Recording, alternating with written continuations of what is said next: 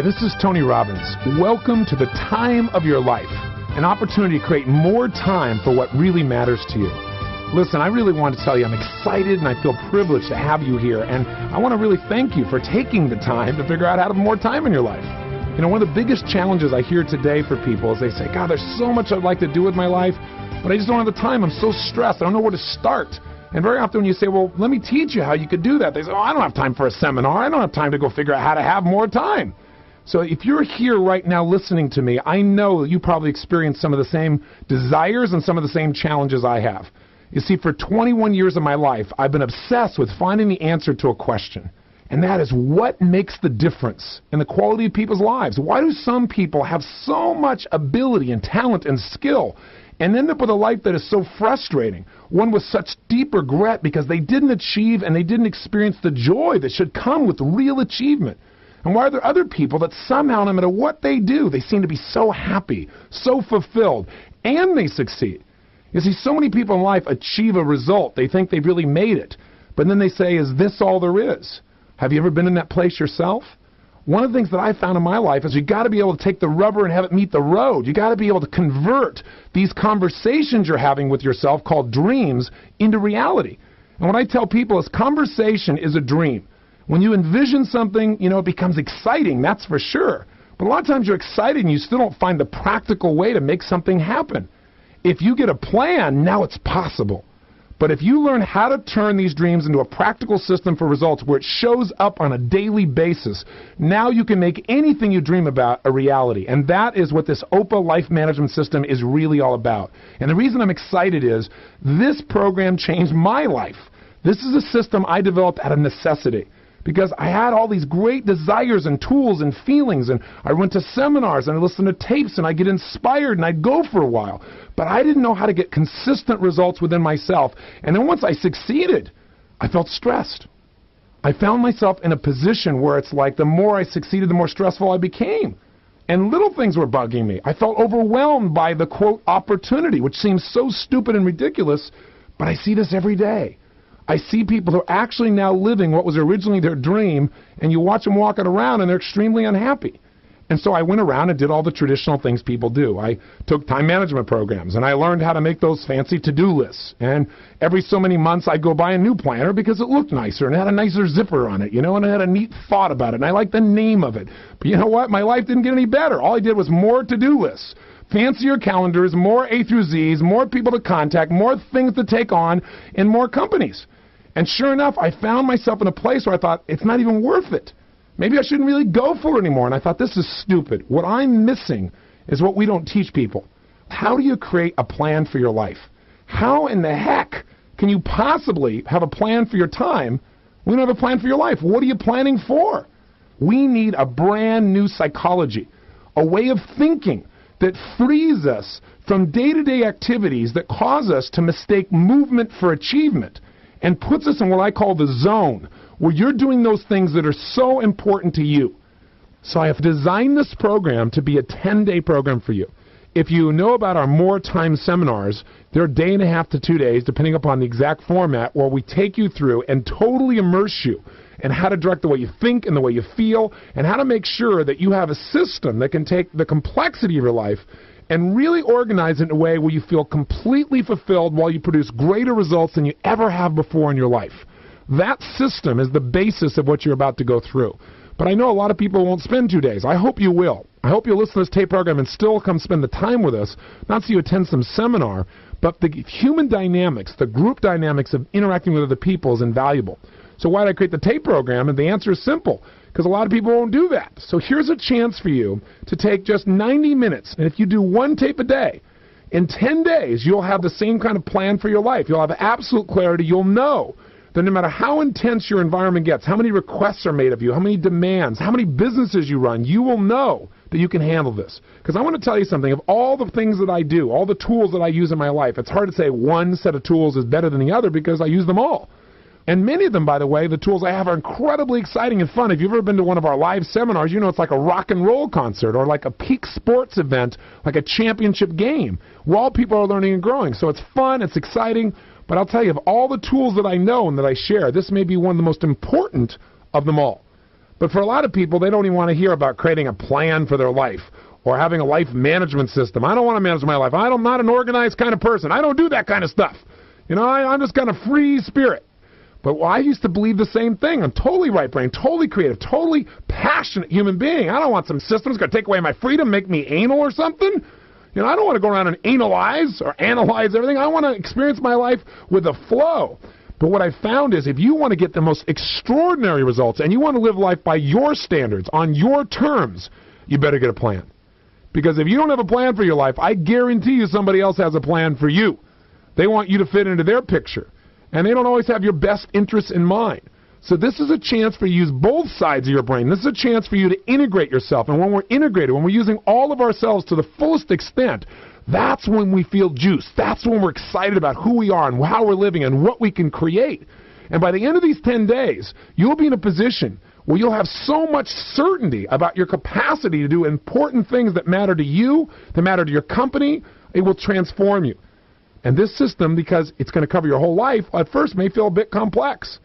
But your life is what's complex, not the system.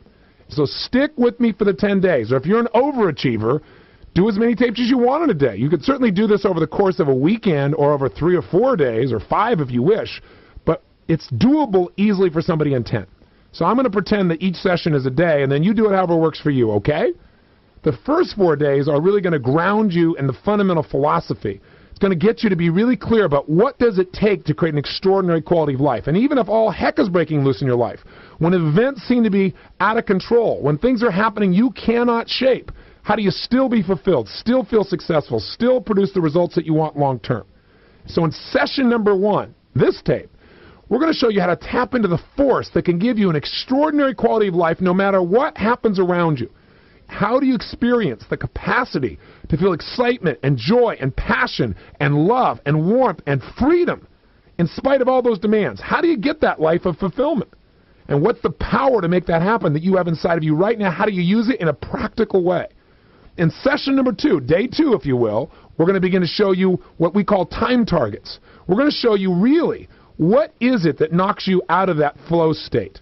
What are the things that create stress for you? And we're going to show you how to create some stress destroyers. How do you get rid of those things and maximize your fulfillment while you reduce your stress through the floor? What do you do with your time is what we're going to discover. Where do you spend it? And how can you make some subtle changes that seem very small but would immediately and instantly change the quality of the results you get and even more importantly, again, the level of fulfillment you experience. In session number 3, day 3, for those of you who will do it that way, you're going to begin to create a life plan.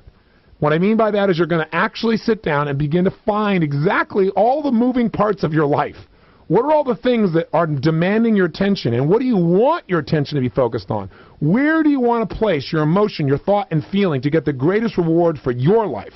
And we're going to walk you through it and then show you how to juice it up, how to take these areas, which we call categories of improvement, categories of constant, never-ending improvement, areas of your life that you need to focus on continuously and improve continuously if you really want to get the greatest results and if you want your life to experience the power of balance, real balance.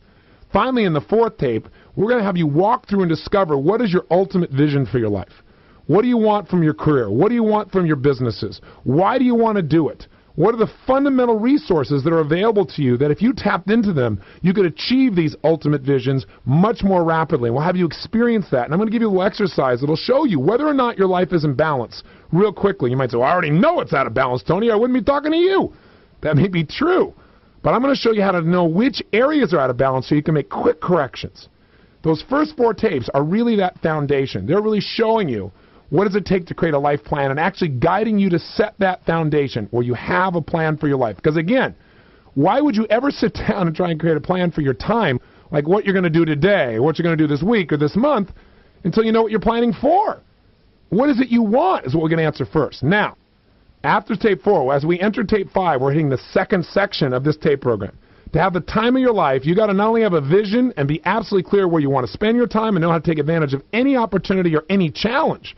But in section 2, we're going to show you how to actually take those dreams, those visions, and turn them into physical reality.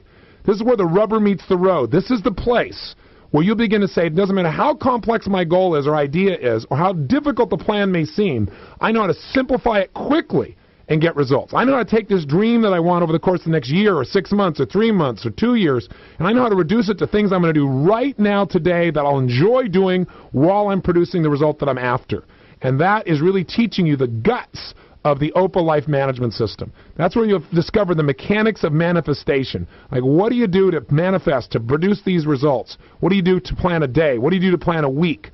What do you do to plan a month? If you're going to plan a huge project, if you're going to run a company or a division or several companies, or you're just going to run this complex thing called your life with your kids and your family and your business and your career and your contribution to your church or your community, how do you do all that and really be in a great place? Really be that Superman or that Superwoman. That's what we're going to show you how to do in the second half of the program. And then I put a couple bonus tapes in for you, including one on how do you make decisions. Because, gosh, whenever you look at your life, you want to say, why is my life the way it is? Anything I'm thrilled about or unhappy about, it ultimately comes down to looking at the decisions we've made. And sometimes little decisions have shaped our lives immensely. So I want to show you how to have a conscious way to make bigger decisions. And the big decisions obviously shape our lives. So most people don't have a clear system for deciding. They try to do it in their head, and they think of an option, a choice they have, and they think that sounds pretty good, but then they think of all the downsides. And they think of another choice, and then they think of what the downsides are, and we tend to loop in our heads. I'll show you this simple 6-step system you can use for the rest of your life. And then as a bonus I put in here, how do you really juice up your life? Well, I'm going to show you how to do what I call an emotional flood. And that's where we'll end the program, showing you something you can do it any day for the rest of your life, and you'll feel a change that will last literally for 2 or 3 days in your mental and emotional state and your feelings about not only your past and your present, but also your future. So that kind of gives you a little picture of where we're going, and I'll guide you and remind you on each tape what to do. And at the end of each day, I'm going to give you an assignment. In the first 4 days, it'll be like 4 questions you'll need to answer. The assignments will probably take you about 10, maybe 15 minutes. So again, these first 4 days are the work. You make these first 4 days happen, and I promise you, you'll be more than inspired, and you'll be ready to do the rest of it. And if you feel a little confused about anything, you're not quite sure, listen to the tape again, or call my offices and speak to one of our representatives, and they'll be happy to answer any question you have, as long as you've done your homework. So make sure at the end of each day, take serious doing those 2 or 3 assignments, because if you'll do that, at the end of 10 days, you'll have a sense of direction, a sense of absolute control over your life, and a sense of excitement for your capacity to create anything you can dream about. Now, by the way, I want to tell you something. The tools I'm going to share with you here have transformed the quality of not only my life, but people from 65 nations, top executives, and people just trying to manage their own personal lives. But to do this requires you learning some new language and a new way of thinking. So in order to make this transformation happen, I'm literally giving you a 15-hour course that normally people do in 2 full days and nights, and we're going to do it over 10 days. Here's the challenge. When I created this product, I thought, this would be great. People can do 90 minutes a day. That's the average session. And then there's a couple assignments at the end of things you want to do that are really simple. But I thought, will people really do it? When you put someone in a seminar, they're there. They're in the environment. There's nothing to trigger them. There's nothing to distract them. To get you to do this for 10 days, you've got to really decide that this is worth it. You've got to decide, why must you do this? Think about it. You signed up here, you invested in a product whose title includes more time. Now, there's no more time, so why the heck do you invest in this thing? Come on. There is not an ounce more time. There's only the time there is, so why did you do this? And you're a smart person, and you invested in a silly program. I'll tell you why. Because inherently, within you, intuitively, there's more time for what really matters to you. And the only question is, how do you get there? Well, you won't get there by making a to-do list every day. You won't get there even by making a nice list of values or even a mission statement that you read once or twice a week, or maybe you never read again, or once a month. You need a way of thinking that gets you associated, gets you to feel what's most important, gets you to focus on what's most important, and makes it something you do every single day so that you move towards what you want. So you spend time where you want to live, not by the demands of the environment that will constantly cause you to live in reaction and cheat you out of what you really deserve in your life. Hey, let's stop for a second and ask ourselves a question most people don't ask. And that is, what is time? What is it really? What is it to you? Think about it this way. Time is only one thing really for a human being, for you and I. Time is emotion. It's a feeling. That's all it is. It's a way of looking at the moment, a way of looking at life that gives you an emotional state. In fact, haven't you had times where time flew, or where time didn't even exist for you, you were so associated, you were feeling so good, you were so enthralled with what you were involved with, that time literally stopped. I mean, you had no experience of time. In fact, at some point, maybe that activity stopped and you went, oh my God, look at the time. I can't believe it. Where did time go? And then you've also had times where a minute feels like an eternity. Like when you're standing in line someplace and someone's trying to get their credit card checked or something, right? I mean, think of the times where you're like, oh, if this meeting goes another 30 seconds, I'm going to kill somebody. I mean, the bottom line is time is completely driven by emotion. There are lots of people who have an experience of unbelievable amounts of time, and they got the same time you and I do, who walk around sometimes feeling stressed. I don't know if you feel that way, but my guess is if you bought this, you are. You're an achiever. And that's where I used to live. I used to be there every day, saying, oh my God, I don't have time, I don't have time, I don't have time. And I make myself nuts. And every once in a while, I return there, and I catch myself. So we're going to help you come up with a life plan that will allow you to create a balance where all the areas of your life work together. And you say, oh, that's impossible. Well, a lot of things I've been teaching throughout the years, people said were impossible initially. And if you've been to any of my programs, you know my whole goal in life is to show people have an experience of doing things they thought were impossible. Because that's where the freedom is. The freedom comes in when you liberate yourself from limitation. When you liberate yourself from a psychology that keeps you from having what you deserve. And I'll tell you, the good news is there is a power. There is a tool that is so simple that the minute you engage it, you instantaneously can change the quality of your life. I mean in a heartbeat. The minute you employ it, and it's something you already do, but maybe not consciously.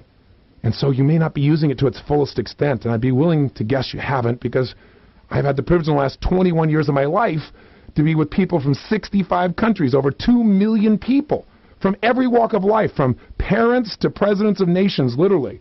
From people that are struggling to the most successful people in the world in terms of their impact and what they contribute. But I want to tell you something. You don't have to be a genius when you've been with that many people for that many years to see there are patterns. There's patterns of what certain people do that make them happy, fulfilled, and successful.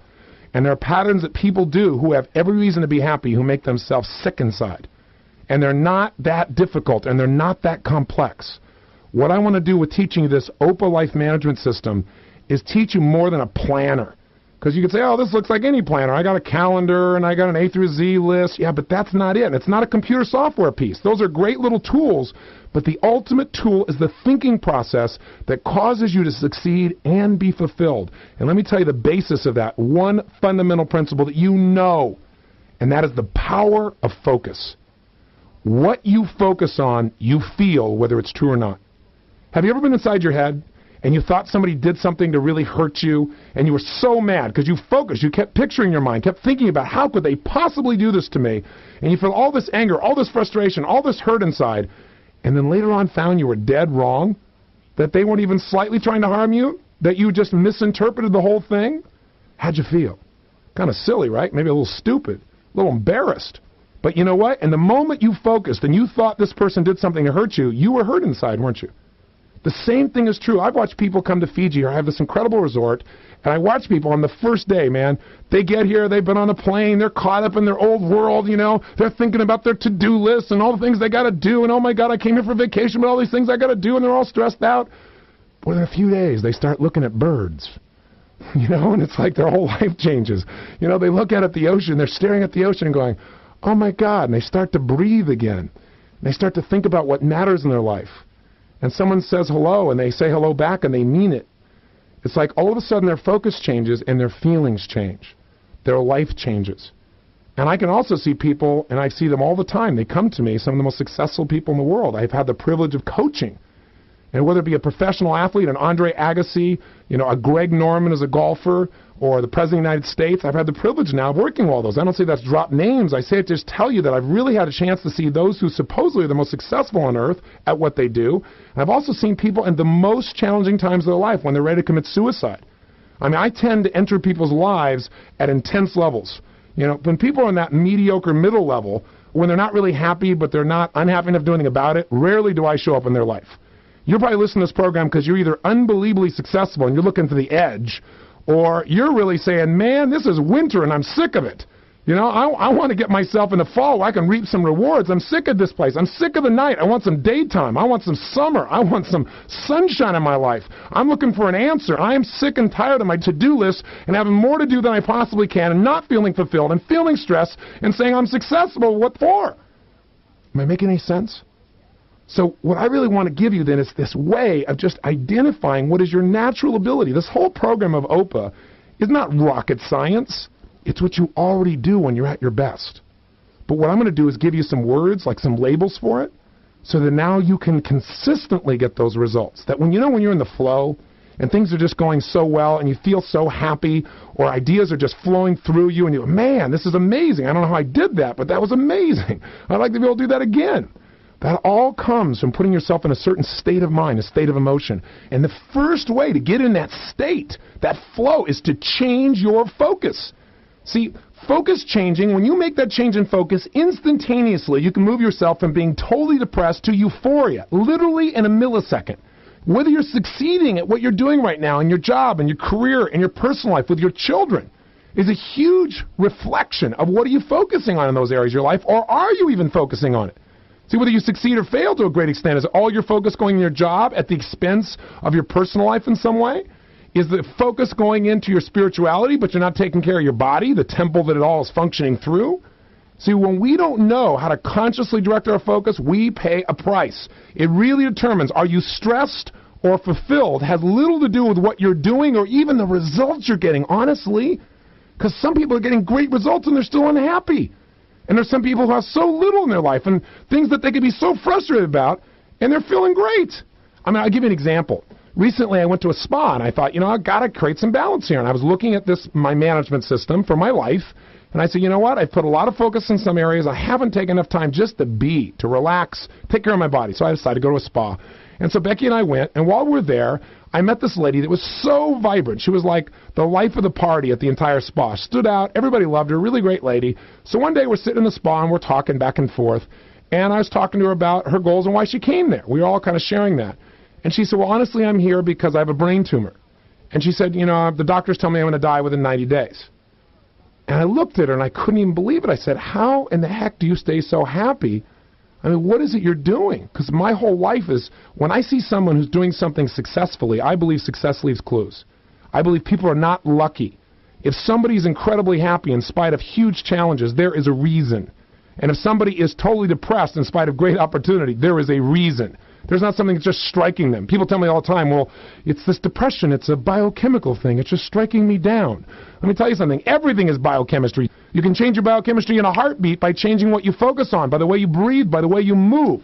And it's not just something in your body. Your body is not something separate from you, but it starts with how you feel, how you focus.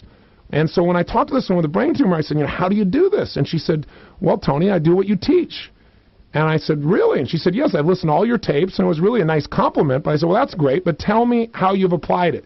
She said, it's all focus. She said, listen, I know that if I focus on dying every single day, there's no hope for me. And if I focus on living my life to the absolute fullest every single day, number one, I got joy right now. I believe it's not only how long I live, it's how I live. I don't want to bend over and fall over, and you know what? I'm feeling better, and I'm feeling stronger. And I'm doing my own approach. And whether I live or die long term, who knows if it's 90 days. I'm going to live fully while I'm here. I thought, and most people are stressed out because they can't get their super taco quick enough out of Jack in the Box. They're stressed out. And here's this woman got a brain tumor and she's joyous. I thought, man, you have no problems. If you're walking and breathing and you don't have a terminal illness, you got no problems. If you've got a terminal illness, it's only terminal if your mindset is as well.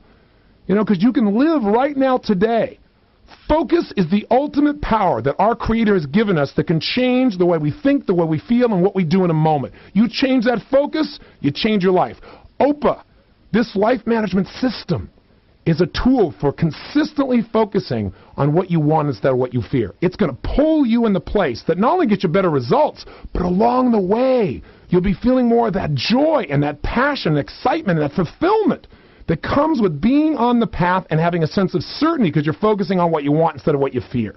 Listen, of all the people I've had the privilege of spending time with in my life, the one that I probably respect the most above all people, and that's saying a lot, is Nelson Mandela.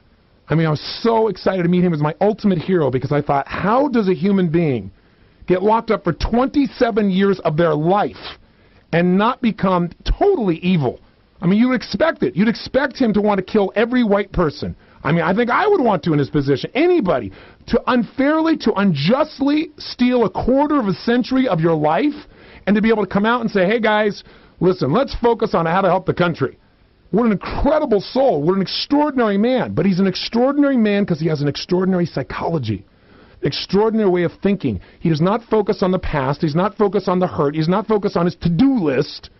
He focused on ultimately what is most important. And when I talked to him, I said, how did you make it through those 27 years? I mean, how did you suffer through that? And I actually used the word suffer, and he looked at me and he said, I didn't suffer. I prepared. I thought, what a different point of view, what a different point of focus. He said, I was preparing myself. He said, sooner or later, one of two things would happen. I was certain. I focused on how could I make myself a better leader every day? What could I think about? What could I read? What could I do? Because sooner or later, one of two things would happen. Either I would die in prison, and that would inspire my fellow men to do whatever it takes to change our country and make it fair for all people. He said, or I would live, and once I got out, I would be able to lead my nation and lead it well. I thought, that's power. You want power? You want joy? You want passion? More money won't do it. Get more money, then you get to focus and worry about whether the IRS will take it, whether somebody will sue you, whether or not you make it through this time. You know, whether it's enough. You know, it used to be the ideal amount. Now, most people have got more money than they originally thought they'd have, and now they're still stressed out, right? It's just a change in focus. It's the magic, the absolute magic of our lives. It's like the woman who's, got the brain tumor. One thing she and I talked about is, I said, there's a belief that I have, and I said, I'd rather be the courageous man. A courageous man dies once. The coward dies 1,000 deaths. You all know that quote, right? And she said, Tony, I actually picked that up from one of your other tapes, and she said, that really helped me. She goes, because I thought, you know what? I keep thinking about dying so much, and each time I feel like I died. I might as well have 1,000 deaths. Let me just wait till it really happens, then I'll deal with it. I'll do everything I can to make myself healthy, but I'm not going to die over and over again, mentally and emotionally and spiritually. It's insane. It's stupid. But we all do it at times, don't we? We want to break ourselves of that habit. So I want to show you now how to begin to make this shift. We all have the same challenge, by the way, and that is that most of us live in an environment of constant stimulation, and we tend to react to that environment rather than consciously design what we want for our life, consciously direct our own focus. If you don't put the stakes in the ground and figure out exactly what it is you want and how you want it, which, by the way, is easier to do than you can imagine. If you don't do that, you're going to live a life of reaction. You've got no choice. And let me tell you why. There are 3 things that grab your attention if you don't take control. Number 1, anything that you think is going to lead to pain. That is, it's going to lead to problems. We all, inside, have a little worrier. I don't mean a warrior, I mean a worrier. Because human nature, one of our things that drives us is our need to avoid pain.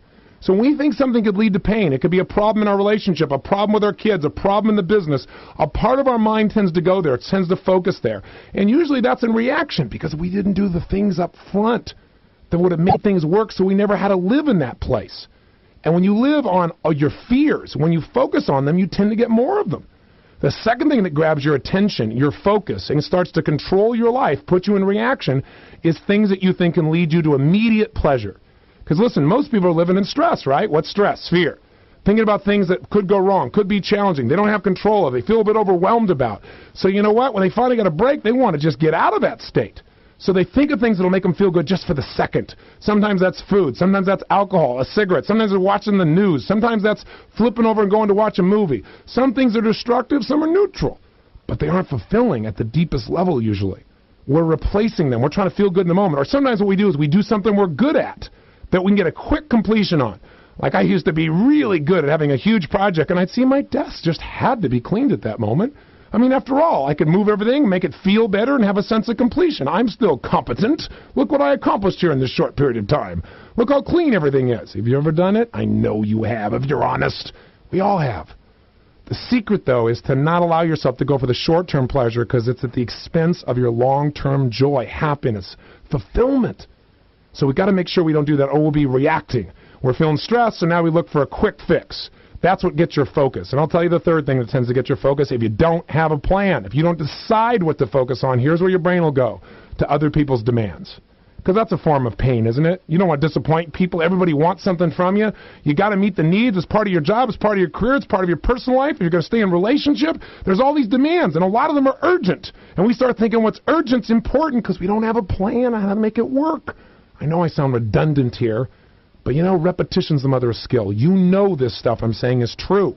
But you know what? You can't just say I agree or disagree. You got to do a few things. This is going to be an action program. This is a goal, not just to inspire you or to get you going or to remind you what you know, but to really get you to follow through. I mean, the best coaches in the world, say Coach John Wooden from the UCLA Bruins, greatest basketball coach in college history. What he was great at was the fundamentals, getting people to do the stuff that they already knew but weren't doing. That's how he won 11 out of 12 national championships. Everybody's had great players. No one's even come close to that record. And when I talked to him, he said, listen, Tony, everybody wants to do the new thing. Nobody wants to do what's necessary. You know, so many times in life, you know what to do, but you don't do what you know. OPA is going to get you to change that because it's going to show you a way to move yourself. So you're not looking for someone else to motivate you, to do things for your reasons so that you have a lasting sense of drive instead of a momentary feeling of motivation, like taking a warm bath. That's a big part of what this is going to provide for you. But to get to that point in your life where you're the one who's the captain of the ship, you're the one flying the jet, you have to be able to let go of that fear, and that is not an easy task. But you will if you understand the consequences. I think I have for you a good example from my own experience that maybe you can relate to. Years ago, I decided I really wanted to race cars. And so what do? You got to get instructions. So I went to a racing school. And the first thing they do on the first day of racing is they put you in the car, and you sit next to this incredible driver, and they say, I'm now going to show you what an automobile is capable of doing. And then you slam back into the chair, and they take you on a ride that absolutely puts your hair on end. I mean, you go on 150 miles an hour straight at a wall into a hairpin turn, and you do corkscrew turns like that. I mean, your heart's beating out of you. And you know the car's going to flip over, you know you're going to wipe out. And, of course, it's all even more exaggerated because the metaphor in life is everybody likes when they're in control. So, you know, if you're on a motorcycle and you're on the front and you know what you're doing, you're relatively comfortable. But if you're on the back of that motorcycle, it's a different ride. And I think that's how most people live their life. They're on the back of the motorcycle, and who's driving the front of it is all these demands in their life, all the things they're afraid about, all the things that other people want from them, all the things that they'd like to do right now, and they don't really know what to do to make it happen. So they feel like they're being whipped around. So when you're in that car, man, you're being whipped around. And when he's done with the ride, he pulls over, your heart's beating out of you, and he says, in 4 days, you'll be doing this too. And you think, sure, bud. Right? I mean, come on. But he said, let me tell you how we're going to get you to be really good. In order to be a great driver, there's one skill above all else that if you don't develop this skill, you're going to crash and burn. And that is you must learn how to come out of a spin. He said, because what will happen is you're going to be driving along, and even if you're doing everything right, somebody else is going to screw up, and it's going to affect you. They're going to break up in front of you, and part of their car is going to be in front, and you've got to figure out how to get around it in the middle of a race. Or there'll be oil that you can't see that's slick, and all of a sudden you'll spin out of control. So I thought, wow, what a great metaphor for life. I mean, isn't it really? I mean, everybody does great when things are going well, but when I get the call, it's usually because things are going well and they want to do better, or the one I get is when somebody's in a spin. Right? I get the president of the company, he's in a spin, he's got to figure turn around. Or I get an athlete and they say, I absolutely choked. I don't know what happened. I'm in a spin and I can't turn around. I'm in a slump. And I got to come in and turn them around. So what I'm is, I guess, the ultimate spin doctor. I'm showing them how to come out of that spin, not how to create a spin to make it look good, how to get the result they want. There are all kinds of spins we go into. Sometimes we go into a spin in our relationship where it's like we're getting caught up in the frustration and not focusing on what we really want to create in our relationship. And then we're reacting instead of being in charge and directing it and supporting the person we love and bringing something to the table. Sometimes we get in a spin about what to do with our kids, so we try to get somebody else to solve it for us. But hey, man, if you're driving the race car, no one else can solve this for you. You're the one who's in the car every day with these kids. You're the one in the car every day in this relationship. You're going to spin financially. You're going to have to learn how to come out of it. And I'm going to tell you the secret. Here's what they taught me. They said, look, if you're going to be successful as a driver, you got to come out of the spin, and here's how it works. I'm going to put you in a spin car, and this is physically what he did. He said, sit down in this thing. He said, now look what I got in my hand here, and he has this little device, and it's got 4 buttons. He said, when we're driving, at any moment, I can push one of these 4 buttons, and it will lift up the wheel that relates to that part of the car, and we will spin out of control in that direction. He said, now let me just warn you, I'm not going to push it when you're ready for it. He said, because that's not how it works in racing. You're not ready for it when it happens to you. And I thought, God, isn't that true of life? Just when everything's going good, Something shows up you're not ready for. Just when you thought you got it handled, God shows up and says, I want you to grow. Here's the point. He puts me in the car. We start driving. We're driving like crazy. We're going round and round and round. I'm ready for him, man. Go ahead and push that button, baby. I know what I'm going to do. And I left out the most important instruction. Just before I get in, I said, well, how do I make sure, what do I do when I start to spin? He said, there's only one thing you got to remember. Focus on where you want to go when you get caught in the spin. Don't focus on what you fear. He said, haven't you had this experience? Haven't you read about or seen somebody, they're driving down a desert highway, 100 miles an hour in their Porsche, and they lose control, and there's only one telephone pole every quarter of a mile, and they wrap themselves right around it. He said, you know why? Because the minute they start to get out of control, they look for what they'd be afraid of hitting, and as they look at what they're afraid of, they literally steer into it. And I thought, wow. And he said, so when we get out here, he said, you're going to know where these walls are. And you're going to be driving incredibly fast, and I'm going to push the button, we're going to spin out of control, and your first instinct is going to go looking for the wall to see where it is. And if you look towards the wall, you will literally steer us into it, you can get us killed. So he said, I'm going to be here to make sure you focus, like turn to the left. The left turn is what we're going to be making, because we're on the track that direction. I said, okay, I got it, no problem. I teach this stuff. Well, how do you think it worked out? Well, first, I'm ready for him, right? We're driving, push that button, baby, I'm ready for you, go ahead and push it. But he doesn't, right? Because it's like life. And we keep going and going and going and going, and pretty soon, it's a tremendous amount of concentration to drive that fast. And so finally, when I'm least ready for it, he pushes the button, we start to spin out of control. Where do you think my smart brain looks immediately? Straight at the wall.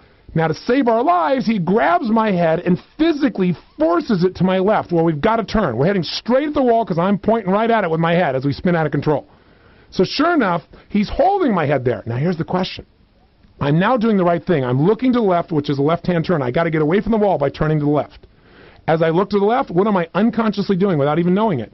I'm turning the wheel, the steering wheel, to the left. The wheels are turning left. Do you instantly turn left when you're doing the right things? The answer is no. There's this thing called momentum, right? We're in lag time. Sometimes in life you're doing the right things, but you haven't been doing long enough to get a result.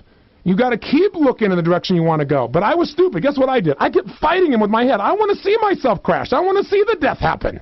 Right? And he keeps holding on my head, looking in that direction like crazy. And sure enough, nothing happens, nothing works, nothing works, nothing works. We're still in lag time, but if you keep doing the right thing, guess what? Bam! The wheels catch. And a few feet from the wall, whoom, we turn to the left. And my heart is beating out of me. And he looks at me and he says, did you learn? I said, I learned. No problem. I didn't learn. Second time around, he waits till I'm not ready, pushes the button. I immediately look at the wall, right? Grabs my head, shoves it to the left. We're not turning left. So now I go, I don't know. I know I'm going to crash. I want to see the death. I keep looking to the wall. I keep shoving my head. Last second it catches. Took 4 times of this from my slow brain to get, I got to look where I want to go. Because here's my problem. I said, well, what if I look in the right direction? That doesn't guarantee I won't hit the wall. I mean, does it? If you look in the right direction, if you do the right things, are you guaranteed success? No. But if you look at the wall, what are you guaranteed? Death. See, if you look at what you're afraid of, you're guaranteed to have more of it. If you focus on what you fear, you're going to feel it, you're going to experience it, and you're going to drive right into it. What you focus on, you feel. What you focus on determines the direction of your life. What you continually focus on, you will get.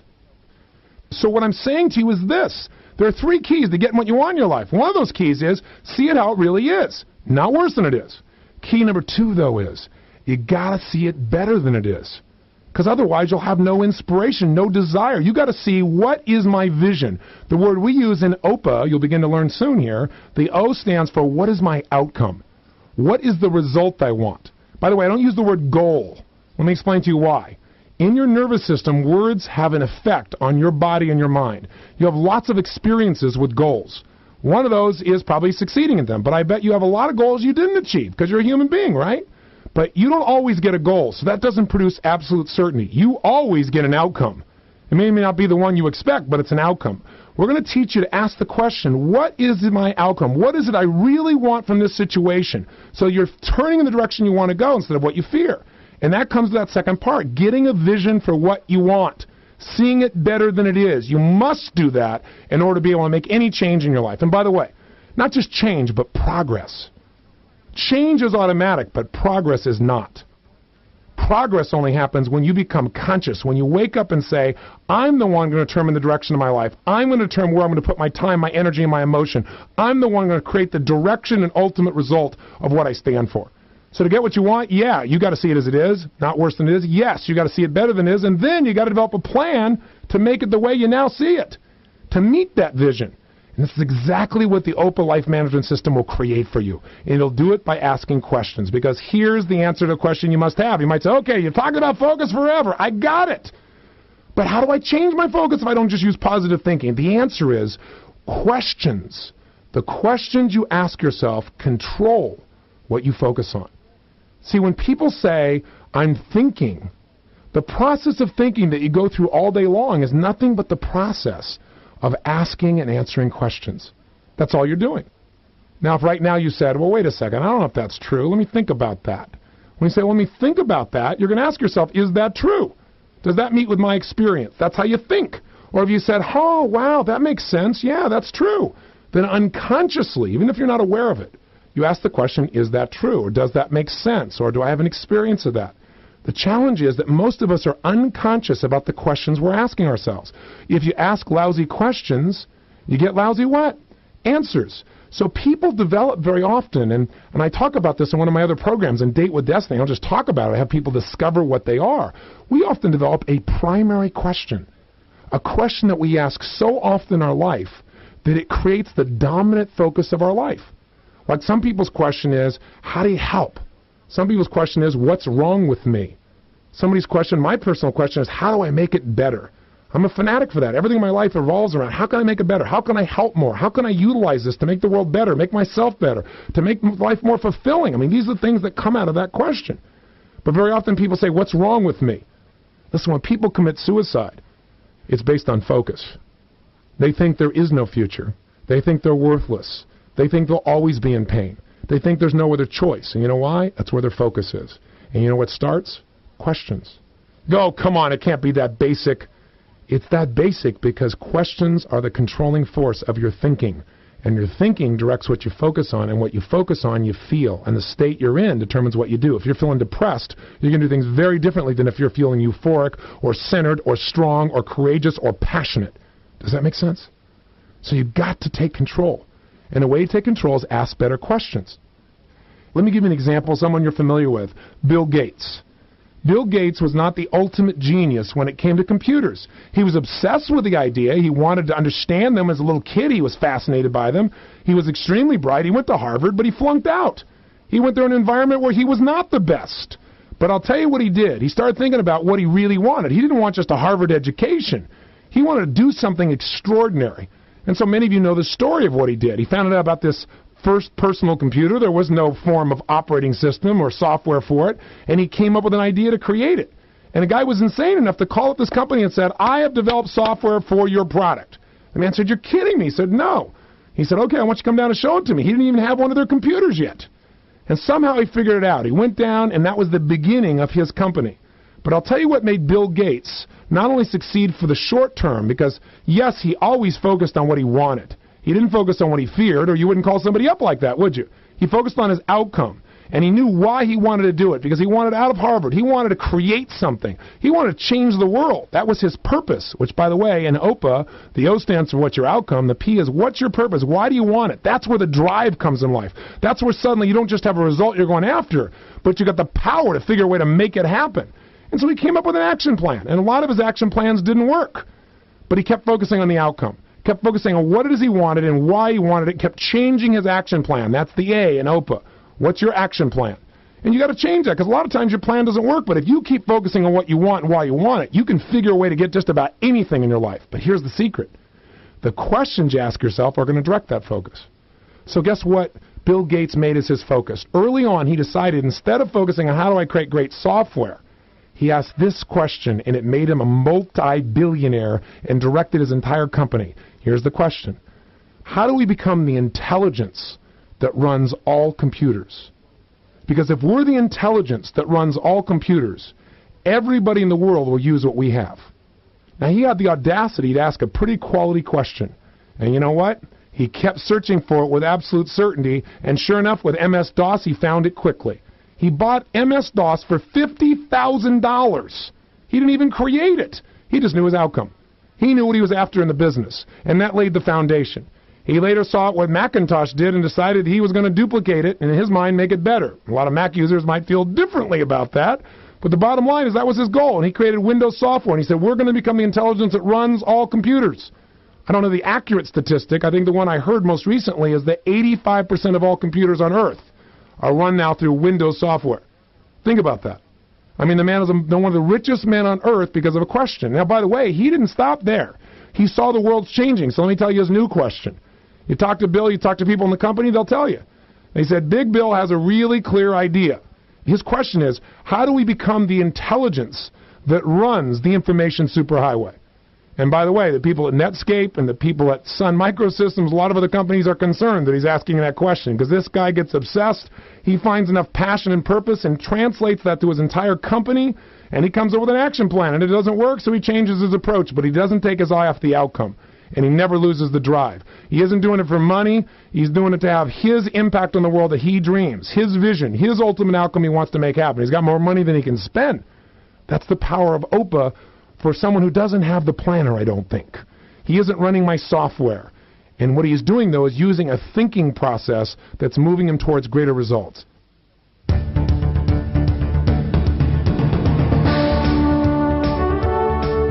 This session continues on the opposite side.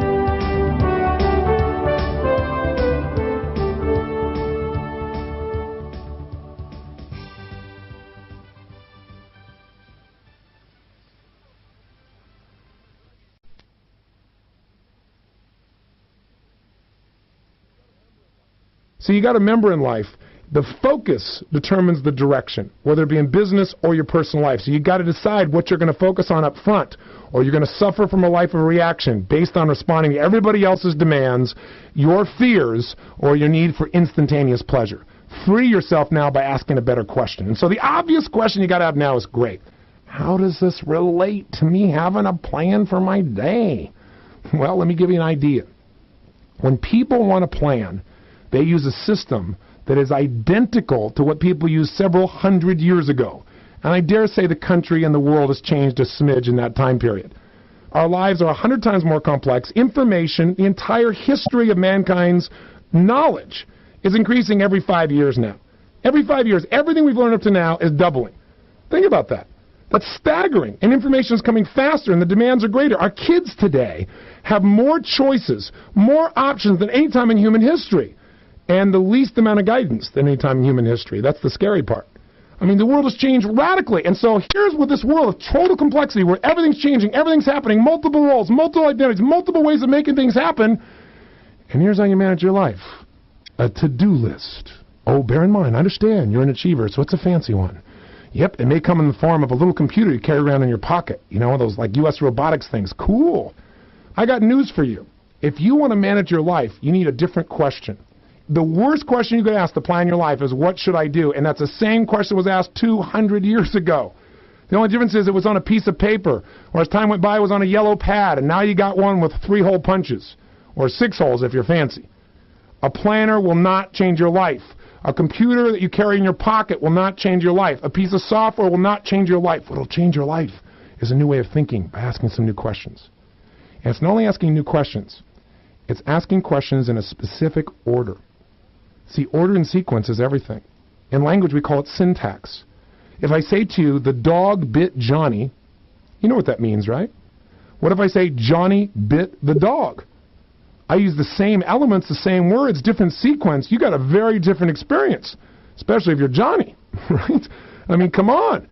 The bottom line is there are 3 questions that are going to be the basis of what you're going to learn here. It's much more than these 3 questions, but if all you did was continually ask these 3 questions and write down the answers and then look at it to guide you throughout your days, weeks, months, or projects, I guarantee you your productivity, your effectiveness will jump 25 to 50% minimum. I'm trying to be as conservative as possible. You'll be able to measure it, and if you tell me like most of our clients do, and we got clients in 65 nations now using OPA, you'll say, I was 100%, 200%. That sounds unbelievable to people.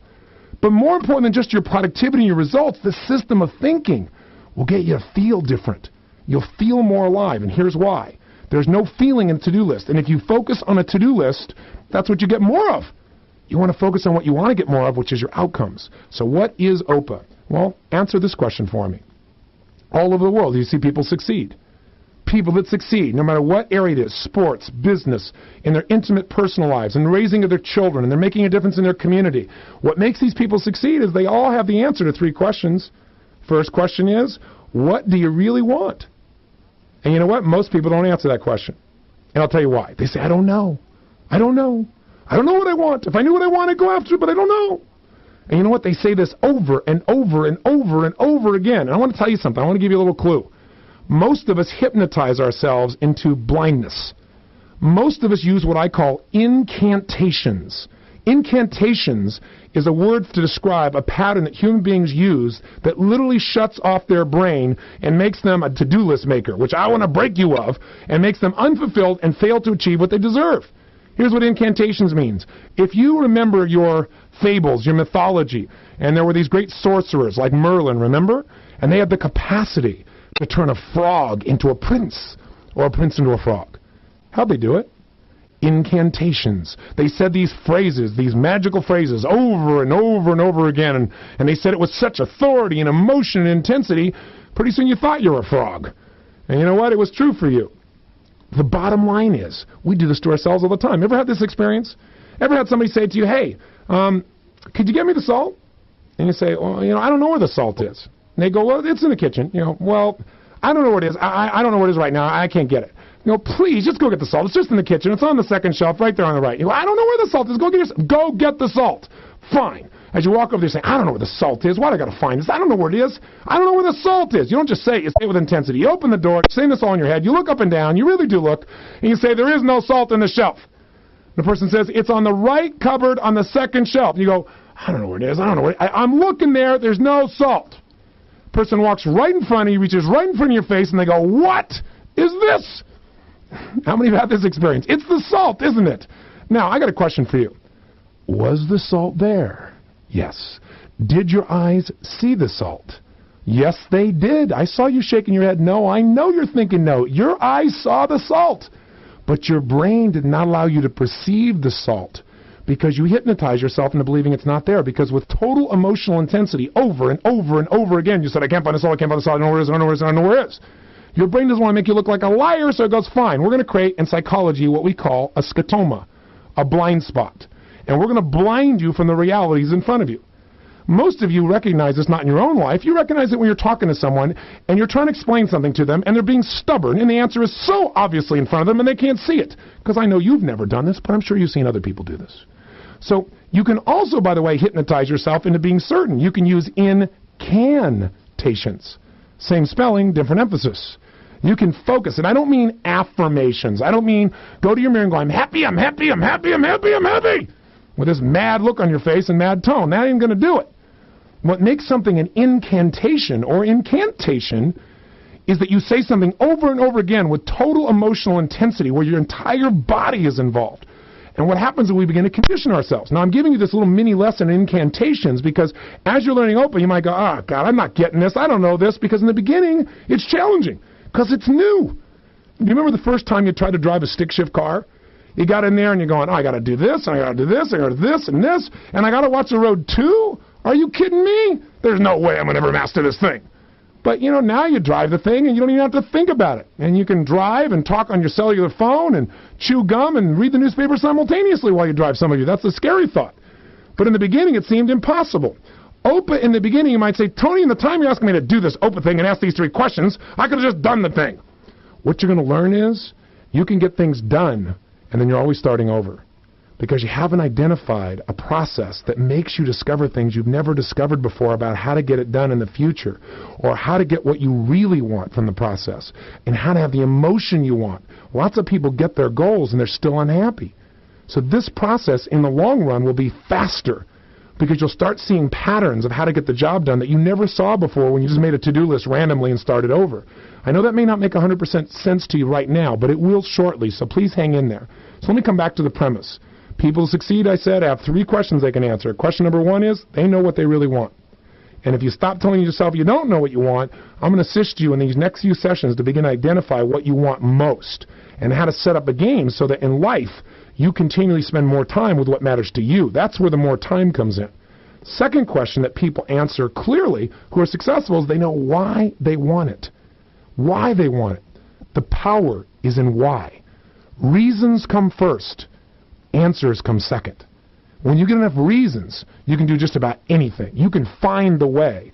But most of us never discover what we really want. And the few that do, they don't know why they want it. So when they run up against a challenge or a difficult time, they kind of lose their drive because it was there for the moment. They didn't find something deep inside themselves that lasts. They didn't find a real purpose, the P in OPA. And the last question these people can answer is, how am I going to make it happen? What actions must I take to make this happen? And let me tell you, that's what OPA is. 3 questions that cause you to focus and shape your thinking in a brand new way that produces magnificent results and extraordinary levels of fulfillment. So what are the 3 questions specifically now that I've hammered all around it? O stands for what? Outcome. And the question is, what is my outcome? Whether you're looking at a project, whether you go to a meeting, how many meetings you've gone to in your life, or was it a total complete waste of time? I see it happen all the time with people. I enter a meeting, it's the first question I ask. Okay, guys, what are our outcomes for this meeting? What are the results we're committed to producing? So that I can steer towards it. Because you know what? You're going to get off track. There's no question about that. So you've got to know your outcome. If you don't know what you're after, then the environment is going to knock you off course and you're not even going to realize it till it's too late. Does that make sense? Second question is the P in OPA. You already know what it is now. What is it? What is my purpose? Here's the key question. Why do I want to do this? Not why do I have to do this? Because when you say, why do I have to do this, it feels like a burden. Does changing one word within the question change completely how you feel about the experience? You bet it does. So the question is, what's my purpose? Why do I want to do this? What will this give me? How will this juice me? Now, sometimes when people come up with a purpose, they say, well, the purpose of doing this is to facilitate change within the organization so that it can function with absolute effectiveness so that all human beings can contribute to the profitability and shareholders will share the enthusiasm of exceeding our profit expectations. What's wrong with that? It's not going to move anybody. When we took OPA into Hewlett-Packard, one of the things happened is we got to work with some of the best programmers in the world. These guys are the strike team that they send into other countries to figure out how to solve things, put things together. And they're always given tasks that are virtually impossible in the timelines they're given. They're really incredibly bright people. But what happened is they want us to implement OPA because they realized so much of the time people were doing activities that weren't actually producing achievement. They were being involved in things they thought had to be done, but they weren't really necessary to get the results. So in order to get greater results in a shorter time, the company decided, let's bring in Robbins and let's bring in OPA. So we did. When we first started coming up with why they wanted to do a particular project, the purpose, they came up with these things about the organization and facilitation, and there was like no emotional juice. So what we said to them was, listen, why do you want to do this? Give me some juice here, baby. Tell me, don't give me a 50-cent word. Give me an emotional word. And one guy says, to kick butt, to take names, to be the best on earth, so that we can show people what we're really capable of, to create the most incredible system that ever existed in mankind's history. And they all started laughing, and they got smiles on their face, and it's like all of a sudden they wanted to work on the project. And just a few minutes more earlier, they're going, oh, man, I don't know if I want to do this. You know, do we have to do this again? Why do we always have to do it in an impossible time period? When you find your purpose, you find your drive. And your purpose is different for everything. That's why you don't want to just go do some mission statement one time that maybe you read once in a while. Your reason for doing one thing is totally different from your reason for doing another. And we're going to show you how to capture that quickly, efficiently in a system. Right now it sounds like, just a bunch of questions I'm asking. But I'm going to show you how to do this with precision in a short period of time to get great drive to go towards the outcome you've picked out. And by the way, you know what purpose is? When you have a purpose that you're excited about, that you're passionate about, it ignites your genius. There's a phrase I said years ago, and I really think it's true, and that is passion is the genesis to genius. When you find a purpose that you are passionate about, it's like you get smarter. It's like your brain starts functioning at a different level. All of a sudden, ideas and creativity and concepts you never would have thought of will flow through you just because you're in that passionate place. So don't get caught up in the process where you go, well, I know my outcome. What are my action items? Let me get them down. Let me get them out of my head real fast. No, take the time to do your purpose. That's where the passion is. That's where the genius is. That's where the power is. That is where the fuel is that'll get you to follow through and make these outcomes happen. And then the A, of course, is what specific actions do I need to take to get the outcome I'm after? And we want to be specific, not general. We don't want to say, I need to do some research, because that's too general. You don't know where to start. We're going to teach you a system for being very specific. But let me tell you the good thing. You may come up with a huge action list on how to get your outcome. I guarantee you, something you already know is true. And that is 20% of your actions are going to give you 80% of the results. So you don't need to do that whole to-do list. You don't have to spend all your time crossing it off or not making a list because you know you're not going to complete it. We're going to show you how to have more freedom. When you know your outcome, what OPA gives you is options, choices, so many ways to get what you're after instead of being locked into something you've got to do. When no one likes having to do things a certain way. Let's flex. Let's have the freedom to create greater results. That's what we're going to guide you through. I mean, after all, let's think about something for a moment. Don't you love your life when there's a sense of play? I mean, a sense of fun? But what's the difference between work and play? I'll tell you, for the most successful people in the world, and when I say successful, I don't mean just people that got great results. I believe success without fulfillment is failure. Those people are not only succeeding, but they love what they do. There is no difference between work and play. Work is play for them. See, for most people, I'll tell you what the difference is. A lot of people, when they play harder, actually work harder at playing than they do at work. And I'll tell you the only difference, the emotion that you associate to what you're doing. I mean, think about it. Here's what work is. Work is any activity that you don't associate an empowering purpose to. Any activity that you don't have a reason for doing. You're doing it because somebody else wants you to do it, because you have to do it. It's somebody else's purpose. It's not your purpose. That's why you don't enjoy it. Think about it. If you've decided this is something you love, or you decide you're doing this because you want to do it because it's going to give you some juice in your life that really matters to you, it becomes play, it becomes fun, it becomes enjoyable, it becomes rewarding emotionally, it becomes fulfilling. And all of a sudden it doesn't feel like work, does it? You may call it that, but I can tell you something, I haven't worked in a couple of decades because I love what I do, and I mean that sincerely. But the reason I love what I do is not because I wake up every morning going, oh, isn't this wonderful? It's because I constantly focus on not just what do I want, which is really nice. What result do I want to produce? But why do I want to do this? Want to do it. And boy, when you find that, all heck breaks loose, and you don't get stuck on those darn activities. Remember, activity without purpose is the drain to your life of fulfillment. Activity without purpose is a drain to your good fortune. It's a drain to your relationships. It's a drain to your physical body. It's a drain to your spirit. It's a drain to your finances. You don't want to have a bunch of activities without a purpose. It's stupid to manage your life by to-dos. Do you get it? And we all have done it, including me, but I was dumb. I just didn't know. I know now. That's why I can run 7 companies and be here in Fiji talking to you. And by the way, why am I here? Because I said I want to create a product that totally empowers people, and I started thinking about why I wanted to do it, and then I thought, how am I going to do this? What specific actions? I said, well, go to the studio and so forth. And I thought, you know what? That doesn't juice me. So I can come here. I created a studio here in Fiji, so I'm looking out right now at the crashing waves. The sun is just setting, and I'm here with you, my friend, and we're talking about what to do in our lives. This came from asking a better quality of question, by the way.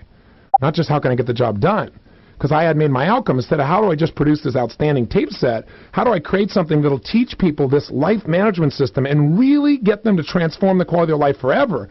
But how can I do that and really enjoy the process? So my outcome was to create this product and enjoy creating it. Now, I forgot that at various places at times, and I got caught up, and I had to remind myself, okay, what's my outcome? I want to do this and enjoy it. So yesterday, I had tons to do, and I didn't start taping yesterday. I said, you know what, I need to take care of my body, because I want to enjoy what I'm doing here. I don't want to just go in there and be cooped up and do something. I want to do something that I believe in, that absolutely know that people that listen, and don't just listen passively, but do I'm going to guide you through, those people's lives will be changed. Not because I'm so brilliant or the system's so great, but because you're so great. And all you got to do is use your brain in the way that works best, and you'll get all the results you ever wanted, and the feelings too. So having a quality outcome, knowing why you're doing it. I'm not sitting here with a script that I'm reading, in case you can't tell. You probably can figure that one out by my random stories here. I'm here in state, looking and thinking at your face and thinking, how can I give you this area I know? I know you know things I don't have a clue about, that you're better at things than I am, but this is an area I know. It's been 2 decades of my life with total focus on how do you empower people to create absolute progress, not change, rapidly, quickly, in a way that's fulfilling. So I'm here to deliver that to you the best way I possibly can. But that's coming from this state of passion and purpose, along with a specific system of how to go about sharing this with you. I've got certain things I want to talk about here, but I talk about them clearly from my thought process and from my heart and from a sequence that makes, hopefully, sense to you. And by the way, I know I've dumped an unbelievable amount in this first session with you. It's kind of like trying to take a drink out of a fire hose. But I really want to give you the passion to sustain yourself until you master this. Because you know what people do? They do something for a little while. They're not good at it yet. And they kind of go, and I don't want this to turn into a fancy to-do planner that's got Tony Robbins' name on it. I want this to be a system for you that really works. So I wanted to give you this. And now we're going to start taking you shortly through the practical steps. Before I leave you, though, I want to give you a couple other things about focus. Then I'm going to give you a little task, simple activity to do, and then we'll go to the next session. We're going to start taking things into bite-sized pieces where I'm going to explain it, how it works, and then you're going to do something really simple each day. What I want to make sure happens is that you get the result. You don't just get inspired, that you do the things that give you a life plan. And if you're a little fearful going like, but I don't know what I want, I promise you, I'll walk you through it. You do know what you want, at least at a general level, not perfect. People are always trying to be perfect. That's why they don't start anything. Say they're trying to be perfect. And I want to tell you something. Perfection is the lowest standard in the world. Because when you're trying to be perfect, you know you can't be. So what you really have is a standard you can never achieve, therefore you have no standards. Want to be outstanding.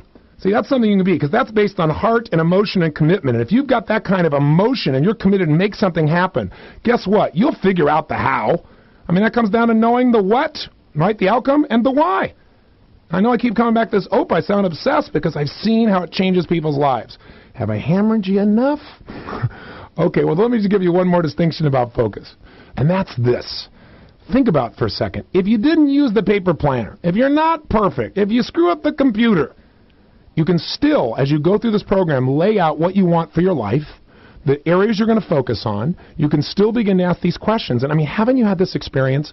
Have you ever bought like a certain kind of car or maybe a certain outfit, and then suddenly you see that car everywhere, or you see that outfit everywhere, and you never noticed it before? Did these cars suddenly just start showing up? Did everyone decide to have your taste and dress suddenly? No, they were always there. Here's what happens.